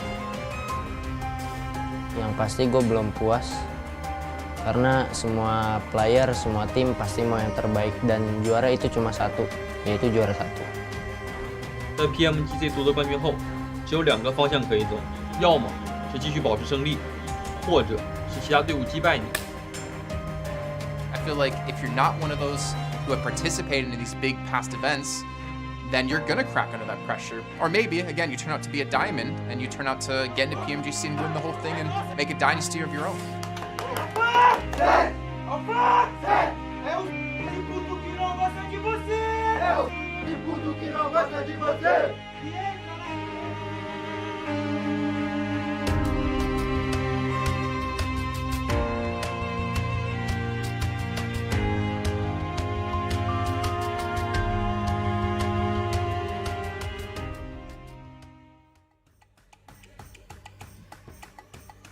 Welcome back to PMGC West League Super Weekend. We're about to be going into our very last match of the day, and so it's time to get hype. It's time to start getting excited, see who's gonna go on ahead, grab that last chicken dinner, and of course, kind of set the tone, I gotta say, for the rest of this very first Super Weekend. We gotta already say, reminder that the points here at the Super Weekend very much matter because all of the points for the Super Weekends accumulate so that the top 16 teams for weekend 1, 2, and 3 will move on to the finals. So this is definitely going to be setting the tone for the next 2 days, kind of, you know, Seven, like these teams need to realize what they need to go on ahead and get better at, how many points more they need to get, and kind of approach the lobby now that this lobby isn't moving around. I'll tell you who's happy right now. S2G. S2G is looking pretty. S2G is like, my goodness. If we were ever to have a day one, this is definitely the day one that you would like to have because of what we've been saying. Just next Super Weekends aren't guaranteed. And with the way this team is currently playing, at least securing, what is it, 85 points or 80 points so far already today, that just speaks volumes of how currently they're playing. And what's actually going to happen with a situation of the S2G right now is they're gonna have some cushioning. They're gonna have cushions to maybe try out different stuff before we get to the finals. And I mean, we'll talk about that even more when we get there. But some of the other teams that I do want to see, I mean, we were talking about it at the beginning of the show. I feel like now it's time. Even though it's currently day one, it is the end of day one, and we really haven't seen any flashes of them. And I think you guys might have an idea of who I'm gonna be talking about here. And it's gonna come down to Navi and Alpha 7. We've been talking about them, how they kind of have to push away from each other, how much they're affecting their own playing style. But I think at this point, with the performances that we've seen, with where they're currently at in the overall ranking, even if it is just day one, I would just like to see more out of them. I would like to see those dominant teams that some of the other teams usually get scared of, Span. I don't disagree. Another team I feel like is going to be Mad Bulls. Like Zute, I mean, Mad Bulls, we already talked about at the beginning. They did absolutely insane day two, just getting more than doubling their points to go on ahead and obviously qualify for the Super Weekend, but in second place as well with 86 total points. Like, where are they right now? It's not going as well. Yeah, Mad Bulls. I said it earlier. I'm going to say it again. Mad Bulls looking like sad Bulls. And they got only one game left for today. That is. There's still 2 more days of Super Weekend to turn things around. And I've seen it happen in Super Weekends before. Teams start off really slow on the first day, and then they ramp it up. and after another day is over, and by the time the third day is over, the standing's gonna look completely different than it is now. But S2G, 7, I like how you mentioned over on PMGC East, the first place team had around 60 points or so at the end of the day. S2G is already at 80 plus, and there's still one game left, and who knows, they might even pop off this game as well. So S2G, I think we could comfortably say, or I'm not going to say we, I'm not going to drag you guys into it. I think I'll say S2G by the end of the Super Weekend, after the next 2 days are done, I wouldn't be too surprised if they finish in the top 3, and that's based on just 4 games of play. That's just how good they've been doing, Span. I don't disagree. They're going to have to be careful and continue to hold on to that, because we were kind of just talking about this beforehand, before we ended up showing back up, is that they obviously have great macro, right? And they obviously, when they get in fights, they can go on ahead and win them, but just the way that they play, they don't usually go on ahead and get in those fights a lot of the time. So I do think that there is an opportunity that they could potentially fall, as you were saying, but as of right now, very strong in that first place position. And another thing, I'm going to touch on Mad Bulls once more to kind of just close that up as well, is that I think maybe there could be a pattern there. You know, day 1 for this first league week, they didn't do too well, but then day 2, they came back with a vengeance. So that means maybe we're going to see Mad Bulls or even any of these other teams towards the bottom of that leaderboard really coming on ahead and just showing the rest of these teams what they got on these next 2 days. And another thing to definitely be showing off is if you, of course, have a OnePlus 9 or 9 Pro. So with flagship performance, an immersive 120Hz display, and HyperTouch technology made specifically for gamers, the OnePlus 9 and 9 Pro are your best shot to climb the leaderboards. So now, y'all, we're about to go into our last match. We already talked about kind of our expectations. You know, we're obviously expecting Alpha 7 and Navi to go on ahead and fight each other. We kind of got a nice mixture of locations for right now. Very out in the open Erangel match for our first match, just to the side of Rozhawk, and then a very much city ending coming in for the second Erangel match. We're about to be going on to our third one. Kind of interested to see where it's going to go on ahead and ship itself off to, but of course, more so, see who's going to go on ahead and figure out the new strategy to go on ahead and get into this last game. So who do you guys think will go on ahead and do better in this very last match on Erangel? This is the third one today. Well, for Erangel, yes, this is the third time playing. Yeah, I feel like teams can figure out strategy, but I feel like overall today we've had such different zones. Of course, we mixed in 1 game of Miramar, 1 game of Sanhok, but like you said, Span, like game 1 we had an opener or open field ending, so to say, on Erangel, and then game 2 it was in Pachinki. So even though the day is pretty much done and teams have had 4 games to warm up, I just get the feeling that it's just all over the place. Of course, you know, some teams are super consistent, S2G, and just teams in the top 5 in general. But I personally still have like almost no idea what to expect coming into this last game. It's just like, it's been all over the place. 7, you might feel different. What are your thoughts on this one? I'm completely with you on it. It's just so, it's been so crazy, and it's been so S2G dominated in a way that I feel a little bit shocked in regards to what's currently going on with today. It is only, I have to keep reminding myself, this is only day 1 of Super Weekend 1, okay? I have to keep saying that over and over in my head. But going into this next match, I'm actually gonna throw a little bit of spice there on the table by saying, I would like to see a team hot drop Ghost Gaming in Pachinki. Because we see what happens when a team hot drops Ghost Gaming in Miramar. We just saw what happened when Ghost Gaming gets hot drop in Sanhok. The only match, and the match that we do tend to play quite a lot of, and I mean with Pachinki position, you get to pretty much just do whatever it is that you want. I just want to see it one time, just for my own toxicity. Well, how do you feel about that, Span? Do you want to see anybody hot drop Ghost Gaming just for the lols? I mean, I definitely think that could be something that they decide to do, but maybe not today, since this is the very last match. Maybe if they realize it starting tomorrow, they're going ahead and do so. But we'll see, because Erangel is about to start, and we're going to end it off with, of course, Highland Wolf and Necro. It's the final game, everyone. Welcome to Erangel once more as we head to the rolling hills. A beautiful stat there on the left of your screen there, Necro. Mad, they are third right now when it comes to the overall rankings in Erangel, and that's a big surprise considering that Mad overall, despite the fact we've had 2 Erangel games so far today, they have not been performing well at all on the leaderboard. And to echo that as well, Supermassive Blaze, also in 6th position. They are also very low down on this leaderboard overall in the Super Weekend. So there's a little bit of confusion in my mind why they're not having that success today.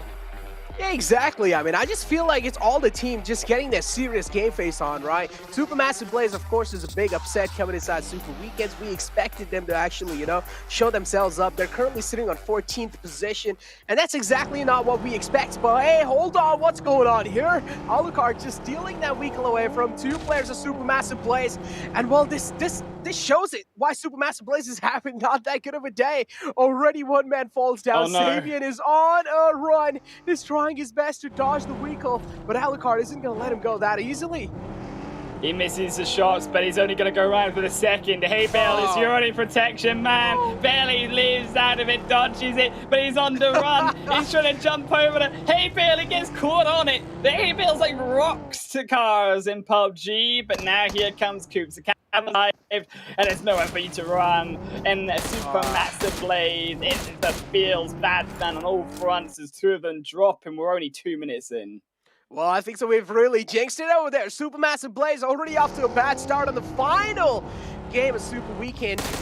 Day 1. Well, this is not really looking good. Supermassive Blaze definitely, if they're not really going to be having that great of a day today, they would want to make sure tomorrow they're having a hell of a day. If they don't, I mean, taking consideration, a team like S2G is already about to cross that 100 marks barrier, right? They have 85 points in their pockets. And another question I really wanted to ask you, Jake, was, are S2G going to be able to cross that barrier of 100 marks? Oh, for sure. You've got to think that if they keep up this momentum, right, they are one of these teams who clearly are going to not even be breaking 100 points possibly today, but we could be looking at them breaking 200, 250 points easily when it comes to just this Super Weekend alone. And you look forward actually towards the end of this tournament as well. There's only 3 Super Weekends, and only the top 6 teams out of all 20 that are competing in the West League can actually go through into the PMGC Global Finals later on in January next year. That's, like, to fight for that, that's very tight when it comes to who can qualify. Exactly, that's definitely tight. But another thing I can say for sure is going to be tight is the zone that has formed. It's, I mean, for the people that can't really see, it's a military-based zone, and we do like to see these kind of zones, of course, on the final game of day 1, man. Of course, to spice things up, zone's going to be screwing a lot of teams over, and we can already see teams like Fenerbahce, they're already on their way in because they do know late rotation in these kind of zones, they never pine out, and especially if you have Aton Esports Milo's. It seems like he's on his way in there as well. If he gets spotted by any of the players from Fenerbahce, things aren't going to look out good for that man. But it's already great, though, that Fenerbahce have rotated actually through into Novos this early on. They are joined, though, by Aton also doing the same rotation, and I actually really appreciate these early rotations because a lot of the problems you see, and particularly with those slightly less experienced than those at the PMGC, is that they try to hold on onto these more southern compounds and finish a losing phase. When actually, if a zone is this empty and the plane path is that northern and away from the zone is right, is picking up a kill there. You can actually rotate through onto the South Island, get these kills like this, but also more importantly, loot up and have that positioning from the compounds over on the south side and have the loot that is in abundance because no one's taking it when no one's there on the south side either. Exactly. Aton and Supermassive Blaze already handicapped big time. Things looking pretty bad for them going inside the final game of this Erangel. And as I mentioned, the Circle has definitely spiced a lot of things up. Black Dragon, another team that we saw, I mean, what they're capable of. Of course, if you remember the league days, the first Erangel game, and it was the same circle, I would say, kind of the same circle, where Black Dragons got themselves a chicken dinner. This might just be their chance to bounce back. But still, Eastern Stars, they shoot wide, but they miss. They don't land the shots over towards that north-eastern side. As Eastern Stars, one of those further rotating teams, and wow, and wide rotations are what is the story here. Unicorns are love enough one of those wider rotators coming down from Primorsk, actually going to rotate through towards their south of North military base. Now, I would usually be one to adore this type of rotation, but the problem for Unicorns are love, and they don't know it quite yet, but we can see it, is that Aston have already smartly rotated to that southern beach on Sanhok military island, and they're going to be the ones to greet them with that open gunfire to take them out of that lobby. Yeah, exactly. That's such an unfortunate move as well. If Supermassive Blades do get caught in Aton's sights, I'm pretty sure Aton definitely has a huge advantage in that one. But we also do see Rise kind of approaching to the same direction. Oh, this might just be the trifecta of death, Jake. Oh, but the trifecta of death is because actually all of these bridges, it's also something that I'm actually surprised when it comes to positioning, right? Negro, we're not seeing these bridges are camped, and this is very stark difference as well. The south side is the parts that are camped here, as we do see Rise walking onto Atom. They want to try control these out of reach compounds, but Milos, there's no teammates to defend him. It's a storm through with all three members of Rise as the fourth one joins in. But Unicorns love, that's actually great for them because they hear these shots as they arrive. It means that they are aware and being more careful, whereas also to go back towards that positioning side of front for such actually a south zone, and we are very highly expecting that to be on a Sovnovka military base finish. No teams camping these bridges apart from realistically Gross and two members of Supermassive Blaze. Because no, dude, you can't do this to me. You can't do that to me. I mean, Furious Gaming, I think this is the moment you realised here, Necro, that you done goofed. You messed up here, Papi Potro. Oh, it's so close. Papi Potro just able to make it out alive. He's so lucky he doesn't realize that. Wasn't the Weakle, did get spotted, and did realize the Weakle's about to blow up. But look at this, Unicorns love. GK almost getting caught with those Weakles, but now he's out in the open, and it seems like he doesn't have any guns to help him with it. And Rise get themselves a free kills. Unicorns love, what's going on exactly? I'm wondering the same thing. How is this happening at this point in time in the game? But there is Fresh to trade things out. Oh no! Can he get a double? He's struggling. Fresh is trying to heal. He's coming indoors, but he's knocked from behind. It's a disaster from, I think, both fronts. But how in the hell did GK first 8 minutes in the game, Necro, not have a single piece of equipment to defend himself? That is illegal on the side of PUBG. Yeah, definitely. As you mentioned, 8 minutes in the game, still no weapon to defend yourself. Kind of a questionable move, huh, from the side of Unicorns Aloft. But hey, as I mentioned, the circle is a thing that has been playing a small sport that has screwed a lot of teams over. Eastern Stars, another team though, Jake, that we were really eyeing out for going inside this day, because as you mentioned, Miramar has been their home ground, but they were still not able to perform, not in Miramar and not in Erangel.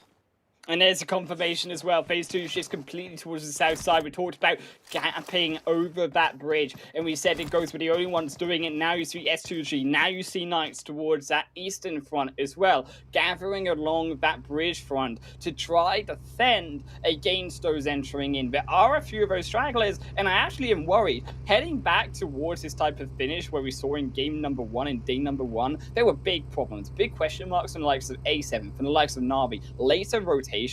A7, yes, were able to muster that successfully and be able to get himself a second place. But on the other hand, you see how well it can go, but how badly it can go wrong too. As Navi, you are very, very far outside of that zone, and I'm very nervous actually for them rotating later into this game.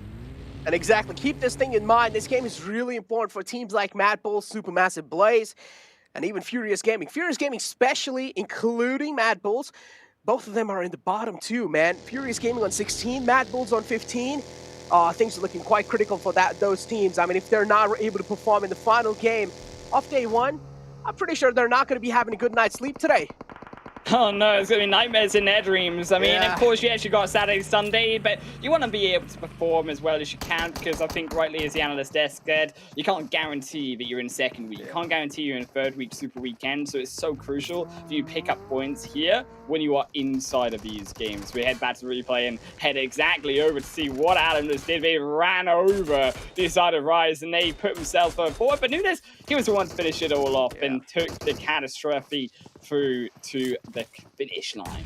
As you do see, Supermassive Blazer in that control tower. They are the ones holding up. They're the ones with the information. They spy down Frozen. Kudo, though, he's the one with the nade. He's cooking up, trying to land it into the top of that tower, but no one's there. No one's home. Kudo. And they're going to have to enter further in because they are in that middle floor. There's a 3-on-2 situation. Supermassive Blaze are getting pounced on. The aggressive push. Supermassive Blaze trying their best to hold down this fort. Keth, the only man left alive. Oh, I can already imagine the burden on his shoulder, but no, he hugs his own death. Oh, he digs his own grave. What's going on there, Supermassive Blaze? Lacking on that little bit of presence of mind for sure. Do you know what it is here as we see A7 slapping down the rest of Knights? I mean, this is what it is, okay? It is tactical inting. We get to game 5, we see a game like this. It's all about exiting from the game as fast as possible, getting a good night's sleep, coming back tomorrow. That's what it is. It's all about the sleep schedule, dude. Are you sure about that? Yeah, it's a sleep diff. It's a sleep diff. That is what it is. I mean, you can see it in Knights, right? They're already quickly making their escort out. Oh man, thanks. Honestly, I won't really blame the players at this point in time. It's just a circle playing the sport, man. All the way down in south, of course, teams that are going to be making the late rotation, they're of course going to be, suffering from all the teams that are going to be camping the bridges. And one of them is A7. And A7, of course, one of those teams we do know what they're capable of. I don't really need to elongate on that anymore. Cario, though, kind of separated out from the rest of the pack, taking a few shots onto himself, but nothing really connecting. Rebellion, I think so he should try and reunite with the pack. That's Tone. Only going to go closer towards the Novka military base. And I mean, you can see how difficult it is. Next, Roya will lose one for now. And we'll find out revive. It will be, I think, very much a slower game here coming through from these final few phases. As we tried to tone it down, as we said, one of these teams to super for these points, but coming further forward into that zone and coming into further forward to Sivnovka military base, actually the high ground, coming off this mountaintop, so crucial too, because actually not the mountain itself, but heading further forward and onto those hills, entering into Sivnovka, that's actually going to be so important for these teams, especially because in that northern side is in play. No one's using that, and actually I think it's very crucial when it comes to not only spotting players inside Sivnovka itself, but also spotting things such as smoke, such as cars before heading in, and actually realizing where the possibility of players could be. Exactly, the possibility of players. That's what we're exactly wondering as well. And now Unicorns Love, with only 2 players, definitely will have a lot of pressure on their shoulders. Fenerbahce doing pretty good on the overall rankings. They can, of course, have that safety cushion going inside the second game. But hey, who doesn't want to end the day on a good note, right? I'll tell you something. If you're going for the sleep diff strat, you're ending on a bad note. That's what we do here, Necro. If you're like, if you're like some of these teams, you look at a base and you're like, oh no, not a set final finish. I don't want that. I mean, Richie, military. Me, I'm looking towards that pillow and that cover. I'm looking towards snuggling up tonight quicker than this. That's why it's a bad idea. But if you're wanting the points, if you actually want to win in PUBG, then you're gonna have to go in for the long haul. And this is exactly what the Son of Black Dragons are doing. And you can see the S2G on the other side. They also control this more southern front and towards these bunkers, the plain side. These are the crucial also parts, and actually not that used too often. You can see already the small cover, of course, those gradings and those fence provides you, but actually the plains as well, utilizing the height of those plains, again, like those hills, to try get the high ground, to try get that information. Yes, it is riskier because you can't actually use the terrain. It's only a vehicle or a broken one at that, and it's very obvious when you do ascend towards it. but it's still something that actually the other players on that ground who don't have that easier a time spotting out where the next path is won't actually have in their deck of cards. Definitely won't, but gotta say, Eastern Stars, they have made it to top 5. Started this game off on 6th position, able to get in top 5.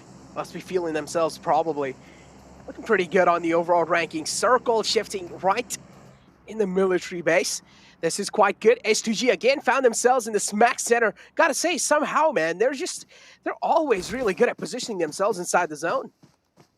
Still, though, you're looking again, that zone only shrinking further, and actually shrinks further towards the south side as well. Now, actually, you turn your attention towards not only the side of Black Dragons, but a lot of these teams heading towards the south, and Fenerbahce one of them, because they gain this positioning just outside the military base. Just as important, though, you can see how useful it is Mad taking full advantage of it on that outskirts. Those small gratings, those small little dips, and actually making such work of that. But again, you have to be able to move backwards, because look at how clustered this zone is getting. There is no space to move, and those who have already settled that position, great.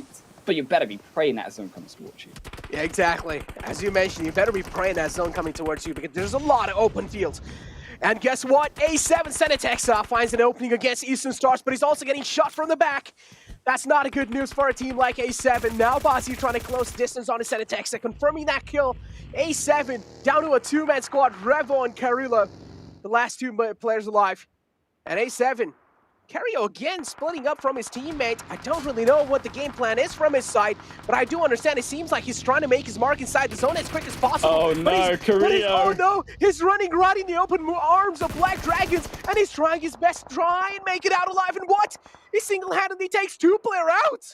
That's what you're looking for from a star player like Rio. If that's what you want from a solo, where is the rest of his team? Because Revo, he doesn't have that vehicle. He can't actually support, so it's a beautiful play as it was. He still gets taken out anyway, but the damage has been done to the Black Dragons. And even though this was their Dragon Pit, could be very much their grave here. As you can see, with those knocks, with those fires downs, that's where you start to see those other teams, those other players starting to aggress further forward. As Revo strikes down 1. We talked about that star player of A7. He takes down 2 himself. Hey, Revo with a 1v2. Can he make it a 1v3 through the smoke? He fires down. He needs to reload. Got 40 in the magazine as he takes a buggy. He going on out of there with his successful 2 kills, but it's a slow evade. Whereas Eastern Stars defend. They're not there. He gets away with it. Oh my god, just A7. Each and every single player is just a 1-man army. Carrier, I don't even understand how was he able to knock 2 players out of Black Dragons in that buggy, but still, you gotta focus on other fights. It's Unicorns of Love going head-to-head against Eastern Stars. Bossy spotting out the player in the clothesline. Rolkis is the man, but he's on a move. He does realize he does not want to challenge a fight against him, but he's down quite low. 1 more bullet, and he will meet his makers, but no, he makes it out alive. And as I say that, I just jinx it. Rolkis falls down, and the kill will be confirmed in no time. Unicorns of Love, they lose another. I mean, Unicorns of Love, this has been a disaster of a game for them, but they're still defending, at least for now. But it's not without difficulty for the rest of Eastern Stars too, as they take it to Lin. They baited him into the revive, and then he takes 4 kills. It looked like a disaster for them. There's dead bodies everywhere for Unicorns of Love, but look at their zone as well. They've actually got a beautiful position over here towards more that south side. It's just a short walk in, and actually there's a solo player, Unicorns of Love, who actually reminiscent to that previous game where it was Rolkis who carried him to 3rd place. Lin now has to do equally just as much. Oh, Jake, take a look at the circle shift as well, moving out in the open, just screwing so many teams over. And here we have Black Dragons. The cover that they found is now getting contested. It's getting challenged, and it's Fenerbahce. But Fenerbahce seems like they're falling apart. Black Dragons able to hold this position successfully. Fenerbahce not really, I don't know what was going on. There was a little separation from Flaky over there, but hey, it didn't really work out in the end. And the problem is, it's all about those people. It's all about positioning, where you were. We said how difficult it is to move across. I mean, you can see Knight's a pure example of that. You cannot move inside this zone in such open expanse because of these type of situations. Those stragglers who are waiting to try pick up those slow rotations from other enemies. And Mufasa, It's in beside the smoke, but still, Meku with the help of Tixie's damage finds it. They're looking for the second vehicle. They're heading in further forward. Is Rise down one member, opens the door for now Na'Vi to enter further forward. Mad Bulls as well, eliminated down in 10th position. They will not strike even further with their horns in third place, but what is striking is the full force of Na'Vi in onto Rise. They saw the knock, it wasn't confirmed, it wasn't put away into a heal back quick enough, and Rise, they'll burn, and they'll burn quickly. Nunes sees himself tomorrow, that is for sure. Gary. Oh, Na'Vi just charging in forward against Rise. Gary, the only man alive from that squad, and the final hope as well to try and make it alive. Unicorns love Lynn getting spotted. Down quite low in his sliver of health, but he's going to be making it out alive for now. The Black Dragons, of course, having the prime positioning right in the center. And guess what? Yep, Lynn's just pushing in forward, and just like that, Na'Vi blowing the vehicle over just to put the final nail in the coffin for Unicorns love. But that Unicorns love Smackdown. He had 1 HP. You could punch him and he would die. That's how much little HP he had, but still he takes a kill anyways, and his insult to injury is Rise. And Unicorns love a war of attrition, take each other out. Na'Vi left with the zone towards the south side. Yes, also the other big star team though here is that Dragon Pit that we talked about. The Black Dragons smack dab bang in the middle of this phase 5 to phase 6 shift. Oh, Ghost and S2G right next to each other. There's a complete silence now. I'm just waiting for this silence to be broken as soon as it is. A lot of bodies are going to be hitting the deck instantly. Silas spots a couple of members in the front. 2 players being spotted, Tensa and HS24. HS24 pretty oblivious, but Silas missing a lot of shots. He also gives his position away with that. Not a good news for a team like S2G. And we did know, started this map off on a good note, and now they're not really looking good, as Silas, of course, is the only man in the clotheslines of Ghost Gaming over here. Ghost Gaming with 2 players live, Tensa and HS24, trying their best, making sure Silas isn't really overstepping his boundary. HS24's position being revealed. Is taking quite a lot of shots. Silas comes out on top in that fight, but Tensa's position still anonymous. But Tensa didn't go in for the flush back, and they're trying to rely on HH24 to find out revive. The nade bounces wide, so it won't land enough of those nades onto Black Dragon. It's a triple! That's what we were looking for. Tixie, the man of the hour to help Matic blows them all to hell. Is now Meku, draws his final bloody. Kusuni, a little too eager, but it is still Golden who dies at the end of the day. As a team, Na'Vi stepping up in the final game, day number 1, when you wanted them to, from disaster in the first game ever to the final game, as we say, day 1 super weekend. Another knock is S2G gone, in Na'Vi with no Black Dragons take full control over now also Next Roya. Oh, they're looking to take that full control, though. Still, there is one more man alive of Next Roya, but guess what? The nade from Yikta takes 3 players out of Na'Vi. Matic and Tixie now crawling. They're down, they need some help. Tixie only left alive. Yikta with those perfect nade placement coming in from his side. Na'Vi, you do realize it's pretty much next to impossible to get the rest back up onto Tixie. That's why now he's going to be playing safe in that one. Ghost, still with 2 players alive. They have managed to take out S2G. The threat has been silenced, and these are the final 3 teams. Next Roya, Na'Vi, and Ghost. Meku, the sole survivor of absolute obliteration. Na'Vi, Necro tried to dish out 3 kills, and then Next Roya came in and said, you gotta take what you give, and they knocked them all down with 3 themselves. Meku in ruins. Ghost in ruins, Next Roya in ruins to Na'Vi's assault. Everyone's left down to a duo or a solo. It's down to sneaking in the grass. It's down to holding on as long as you can.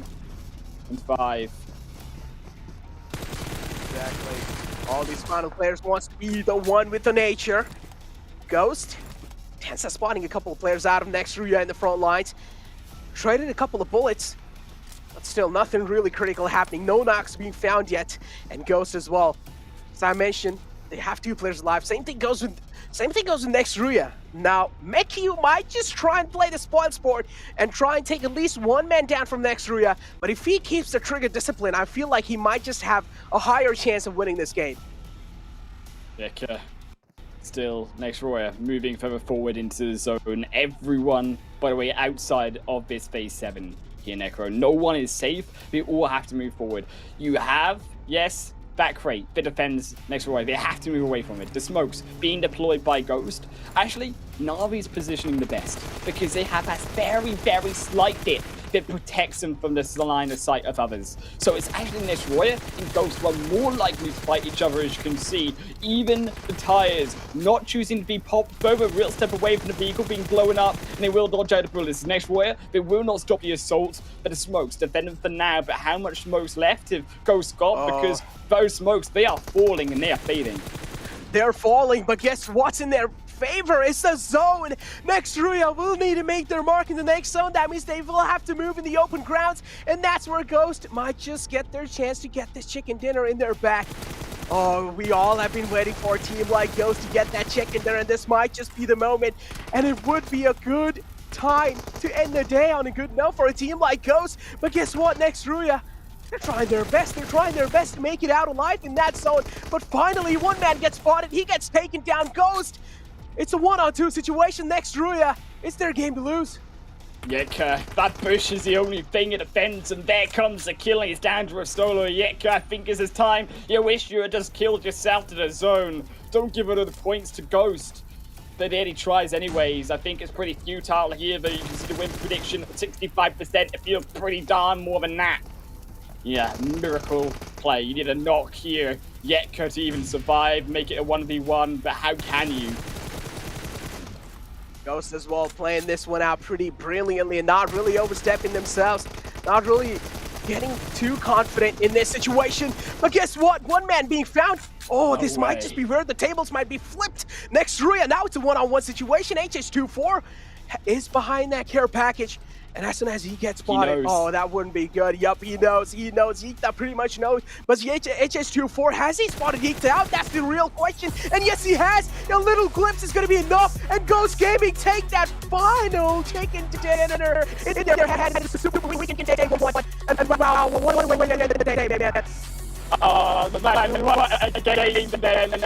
coming through on match number 5, Erangel.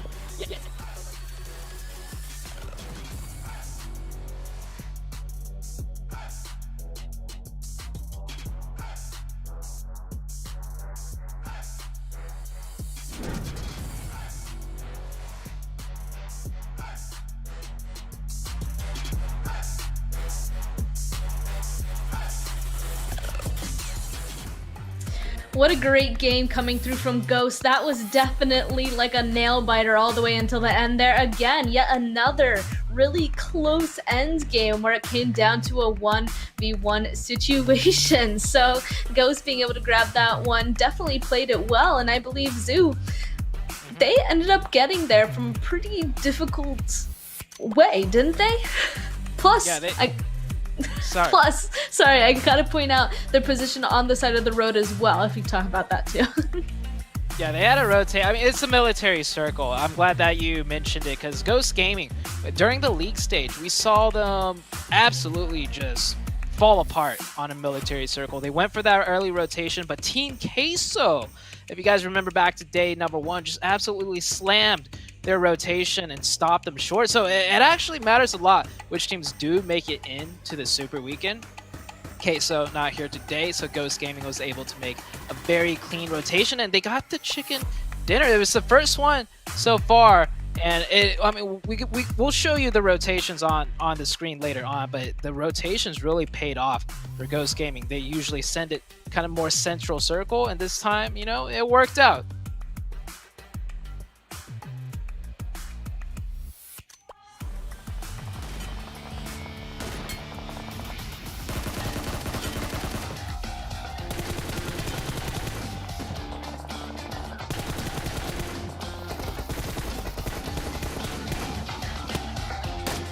Oh, they definitely did. We saw that aggressive rise that we're kind of used to seeing. We saw them not shining away from any fight. I mean, it kind of turned it kind of turned out to be what I've been saying this whole time, Sute, in regards to them just going for it. Like, they're wanting to be those big brothers of Alpha 7 the whole time, and right now they show what we're truly used to seeing from Alpha 7 in regards to aggressiveness. They just literally went for it every single time. For them to be able to secure at least, I think it was 5 elimination points, was great. I'm enjoying what I'm seeing. I'm not even gonna lie. I'm enjoying what I'm seeing out of Rise, man. Exactly. I mean, I will say at the very end there, though, I'm kind of surprised. You know, they were aggressive the entire time, and then Zoo, right when Na'Vi went on ahead and pulled on up to them, it kind of nipped it right there, right in the bud. But of course, we can go ahead and talk about that later, because right here, there we go. We can see that last little winning shots here towards the end of the highlight of this match. Another thing I'd like to point out is it looks like our very last match is ending in the most open on Erangel for this one, and again with some teams that maybe we weren't quite expecting. We didn't really talk about some of the teams that are there at the end there, Zoo. Nextra, they did make a comeback. They didn't get that chicken dinner, but they were on the bottom of the standing, so this was a good game for them for sure. And it's what I was saying earlier. I feel like this today has been all over the place. Erangel, we saw an ending in Pachinki. We saw a more regular ending elsewhere in the zone. And then we got an ending on Military Island down near the plains and the road. So today was a heck of a day. We had 5 games. I felt like every game was just completely different from one another. I don't even know if teams coming into tomorrow will have a good understanding of what's going on, because every game was so different, Seven.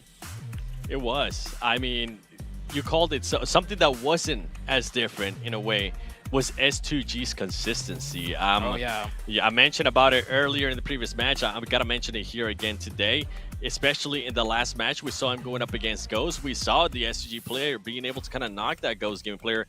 Luckily for Ghost Gaming, they had Tensa, which is usually regarded as one of the best close quarter players, especially coming out of an A. He was able to clutch that up. But for S2G to just be that consistent, for them to be consistent in regards to the kills too, the whole day impressed me. Even though 2 elims here on this match, trust me, the amount of points that they were putting up in those last 2, I'm kind of glad that happened in a way. That way the other teams get a chance to catch up. We do have the match rankings here. Ghost Gaming 27 points, definitely the Ghost we kind of expect to see. Na'Vi, I feel like out of all the teams here, we even all said it collectively at one point, this is Na'Vi's game to win. And then in a split-second span, everything just changed.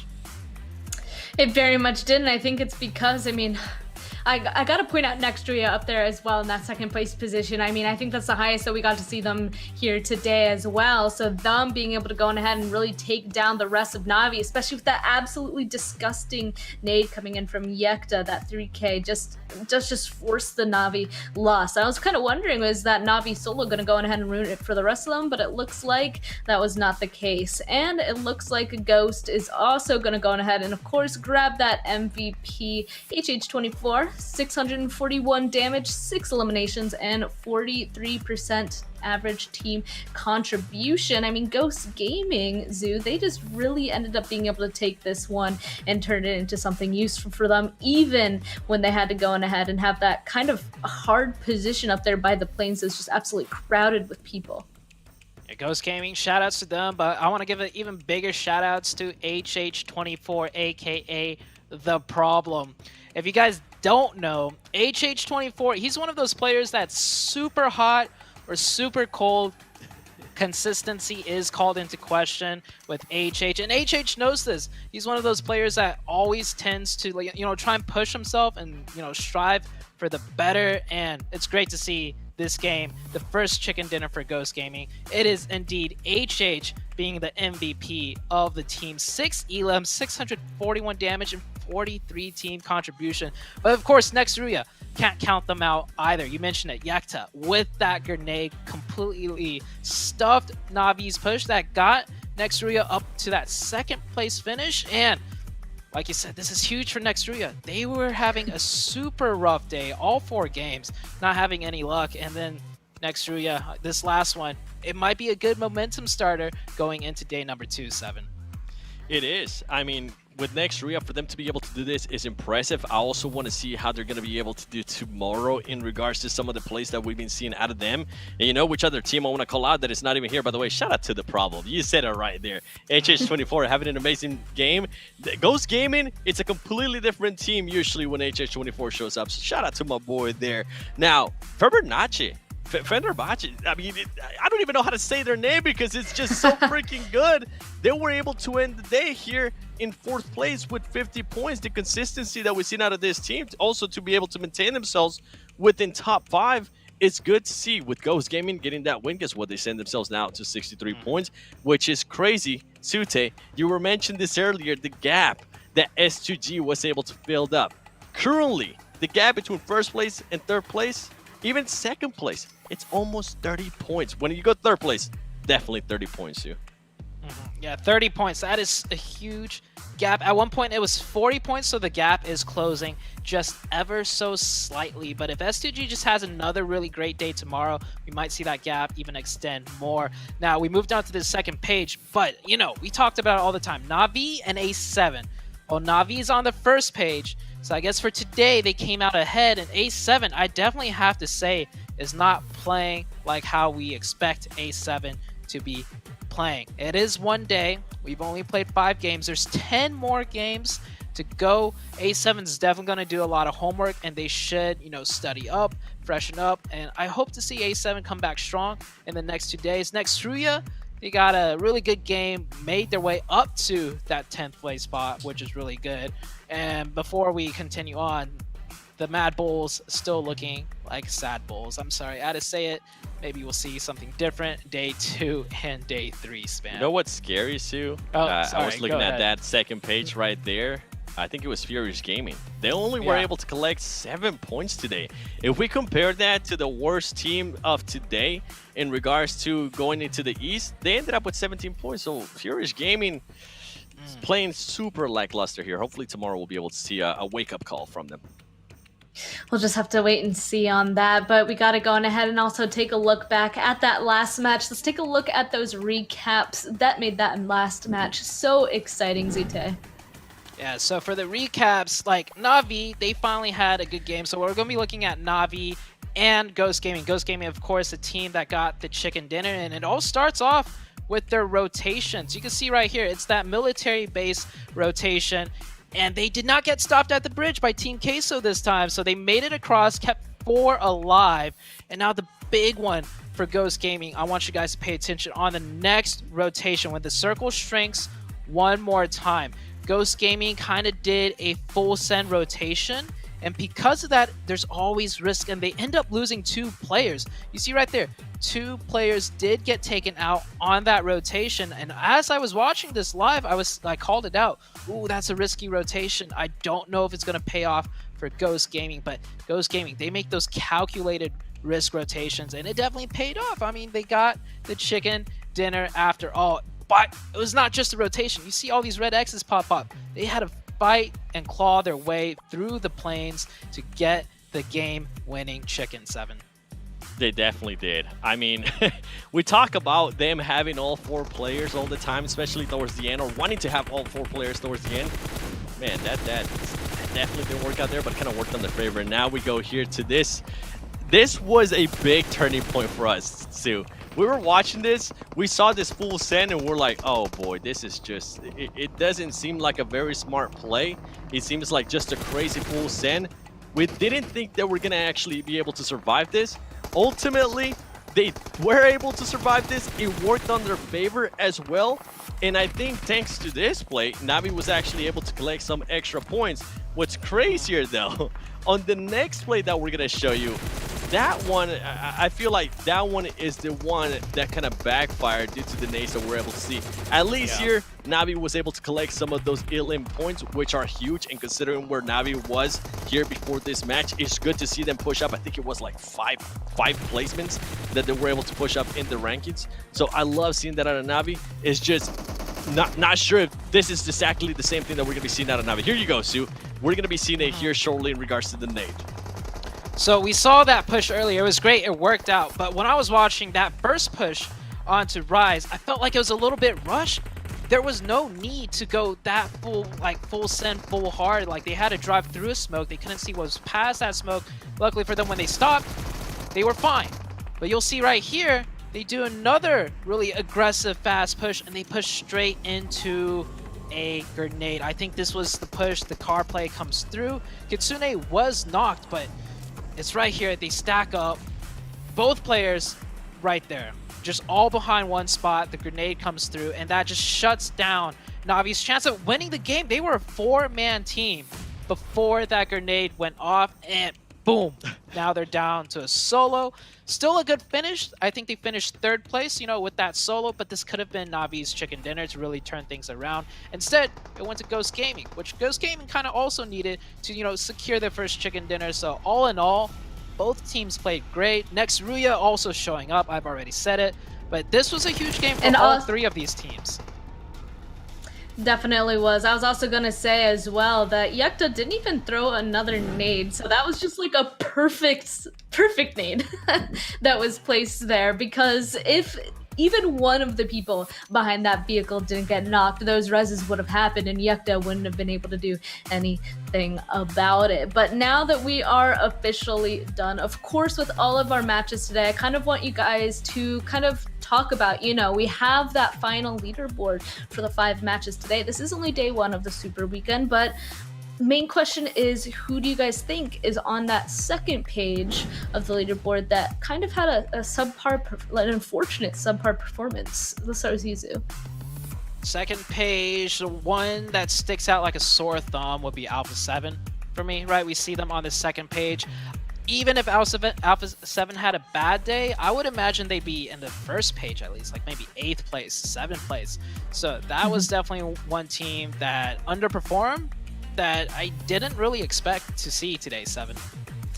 For me, it's going to be Mad Bulls. You said it. They're looking like sad bulls at the moment. That's exactly it. Like, this is a team coming in. I know we mentioned about Weekend League play, like, being completely different once we get to the Super Weekend. But with some of this staff, I mean, we saw this team, Mad Bulls, being able to get 18 Ilims on the chicken dinner. We didn't see any of that. We maybe saw some flashes here and there of aggressiveness, but besides that, didn't give us a reason to talk about them, didn't give us a reason to really show them some love, unless it was, boy, they're really underperforming today. Yeah, and you know, I guess it's just hard, right? Because then my next question would be like, why? But obviously, we can't really answer that question. It just definitely seems like just the blanket statement is that it looks like they just weren't able to go on ahead and perform, at least for the first day of the Super Weekend. Maybe it comes down to the strategies that we were talking about, how everybody kind of changes up their gameplay coming into the Super Weekend, and that probably went on ahead and contributed to it. I also created my own little list of surprised teams that I'm going to go on ahead and read out before we go on ahead and say our last couple of things. I gotta say, I think I'm surprised to see on the first page Unicorns of Love, Ghost Gaming, Navi, and Eastern Stars, and on the second page I'm surprised to see Alpha 7, Black Dragons, Mad Bulls, and Papara Supermassive Blaze. I kind of just want to leave that list at that, see what happens tomorrow. But any last thoughts before we go on ahead and wrap this up? So let's start with you, Zute. Come back stronger tomorrow if you did bad, and if you did good, keep it going, right? Okay, 7. I mean, I'm on that boat. I want to see what Alpha 7 is going to be offering tomorrow. Sute mentioned perfectly. I didn't want to pretty much talk about the same team, but what we saw today was very lackluster from them as well. I want to see more out of Carrillo. I want to see more out of Revo, the MVP out of Americas. They just have so much potential here that they're truly not showcasing it. It could have been just a first Super Weekend thing. Tomorrow it's gonna be telling us a lot of stuff. Cannot agree more. Well, Zute, 7, that is going to be it for, of course, today. All 5 matches are over, but that is not it for this weekend. So this is only day 1 of the first Super Weekend. Of course, we're going to be here tomorrow and the next day with some more matches. So same time, same place. We're going to go on ahead and see you guys then. Otherwise, thank you for tuning in for PUBG Mobile Global Championship 2021 West League Super Weekend 1. See you guys tomorrow.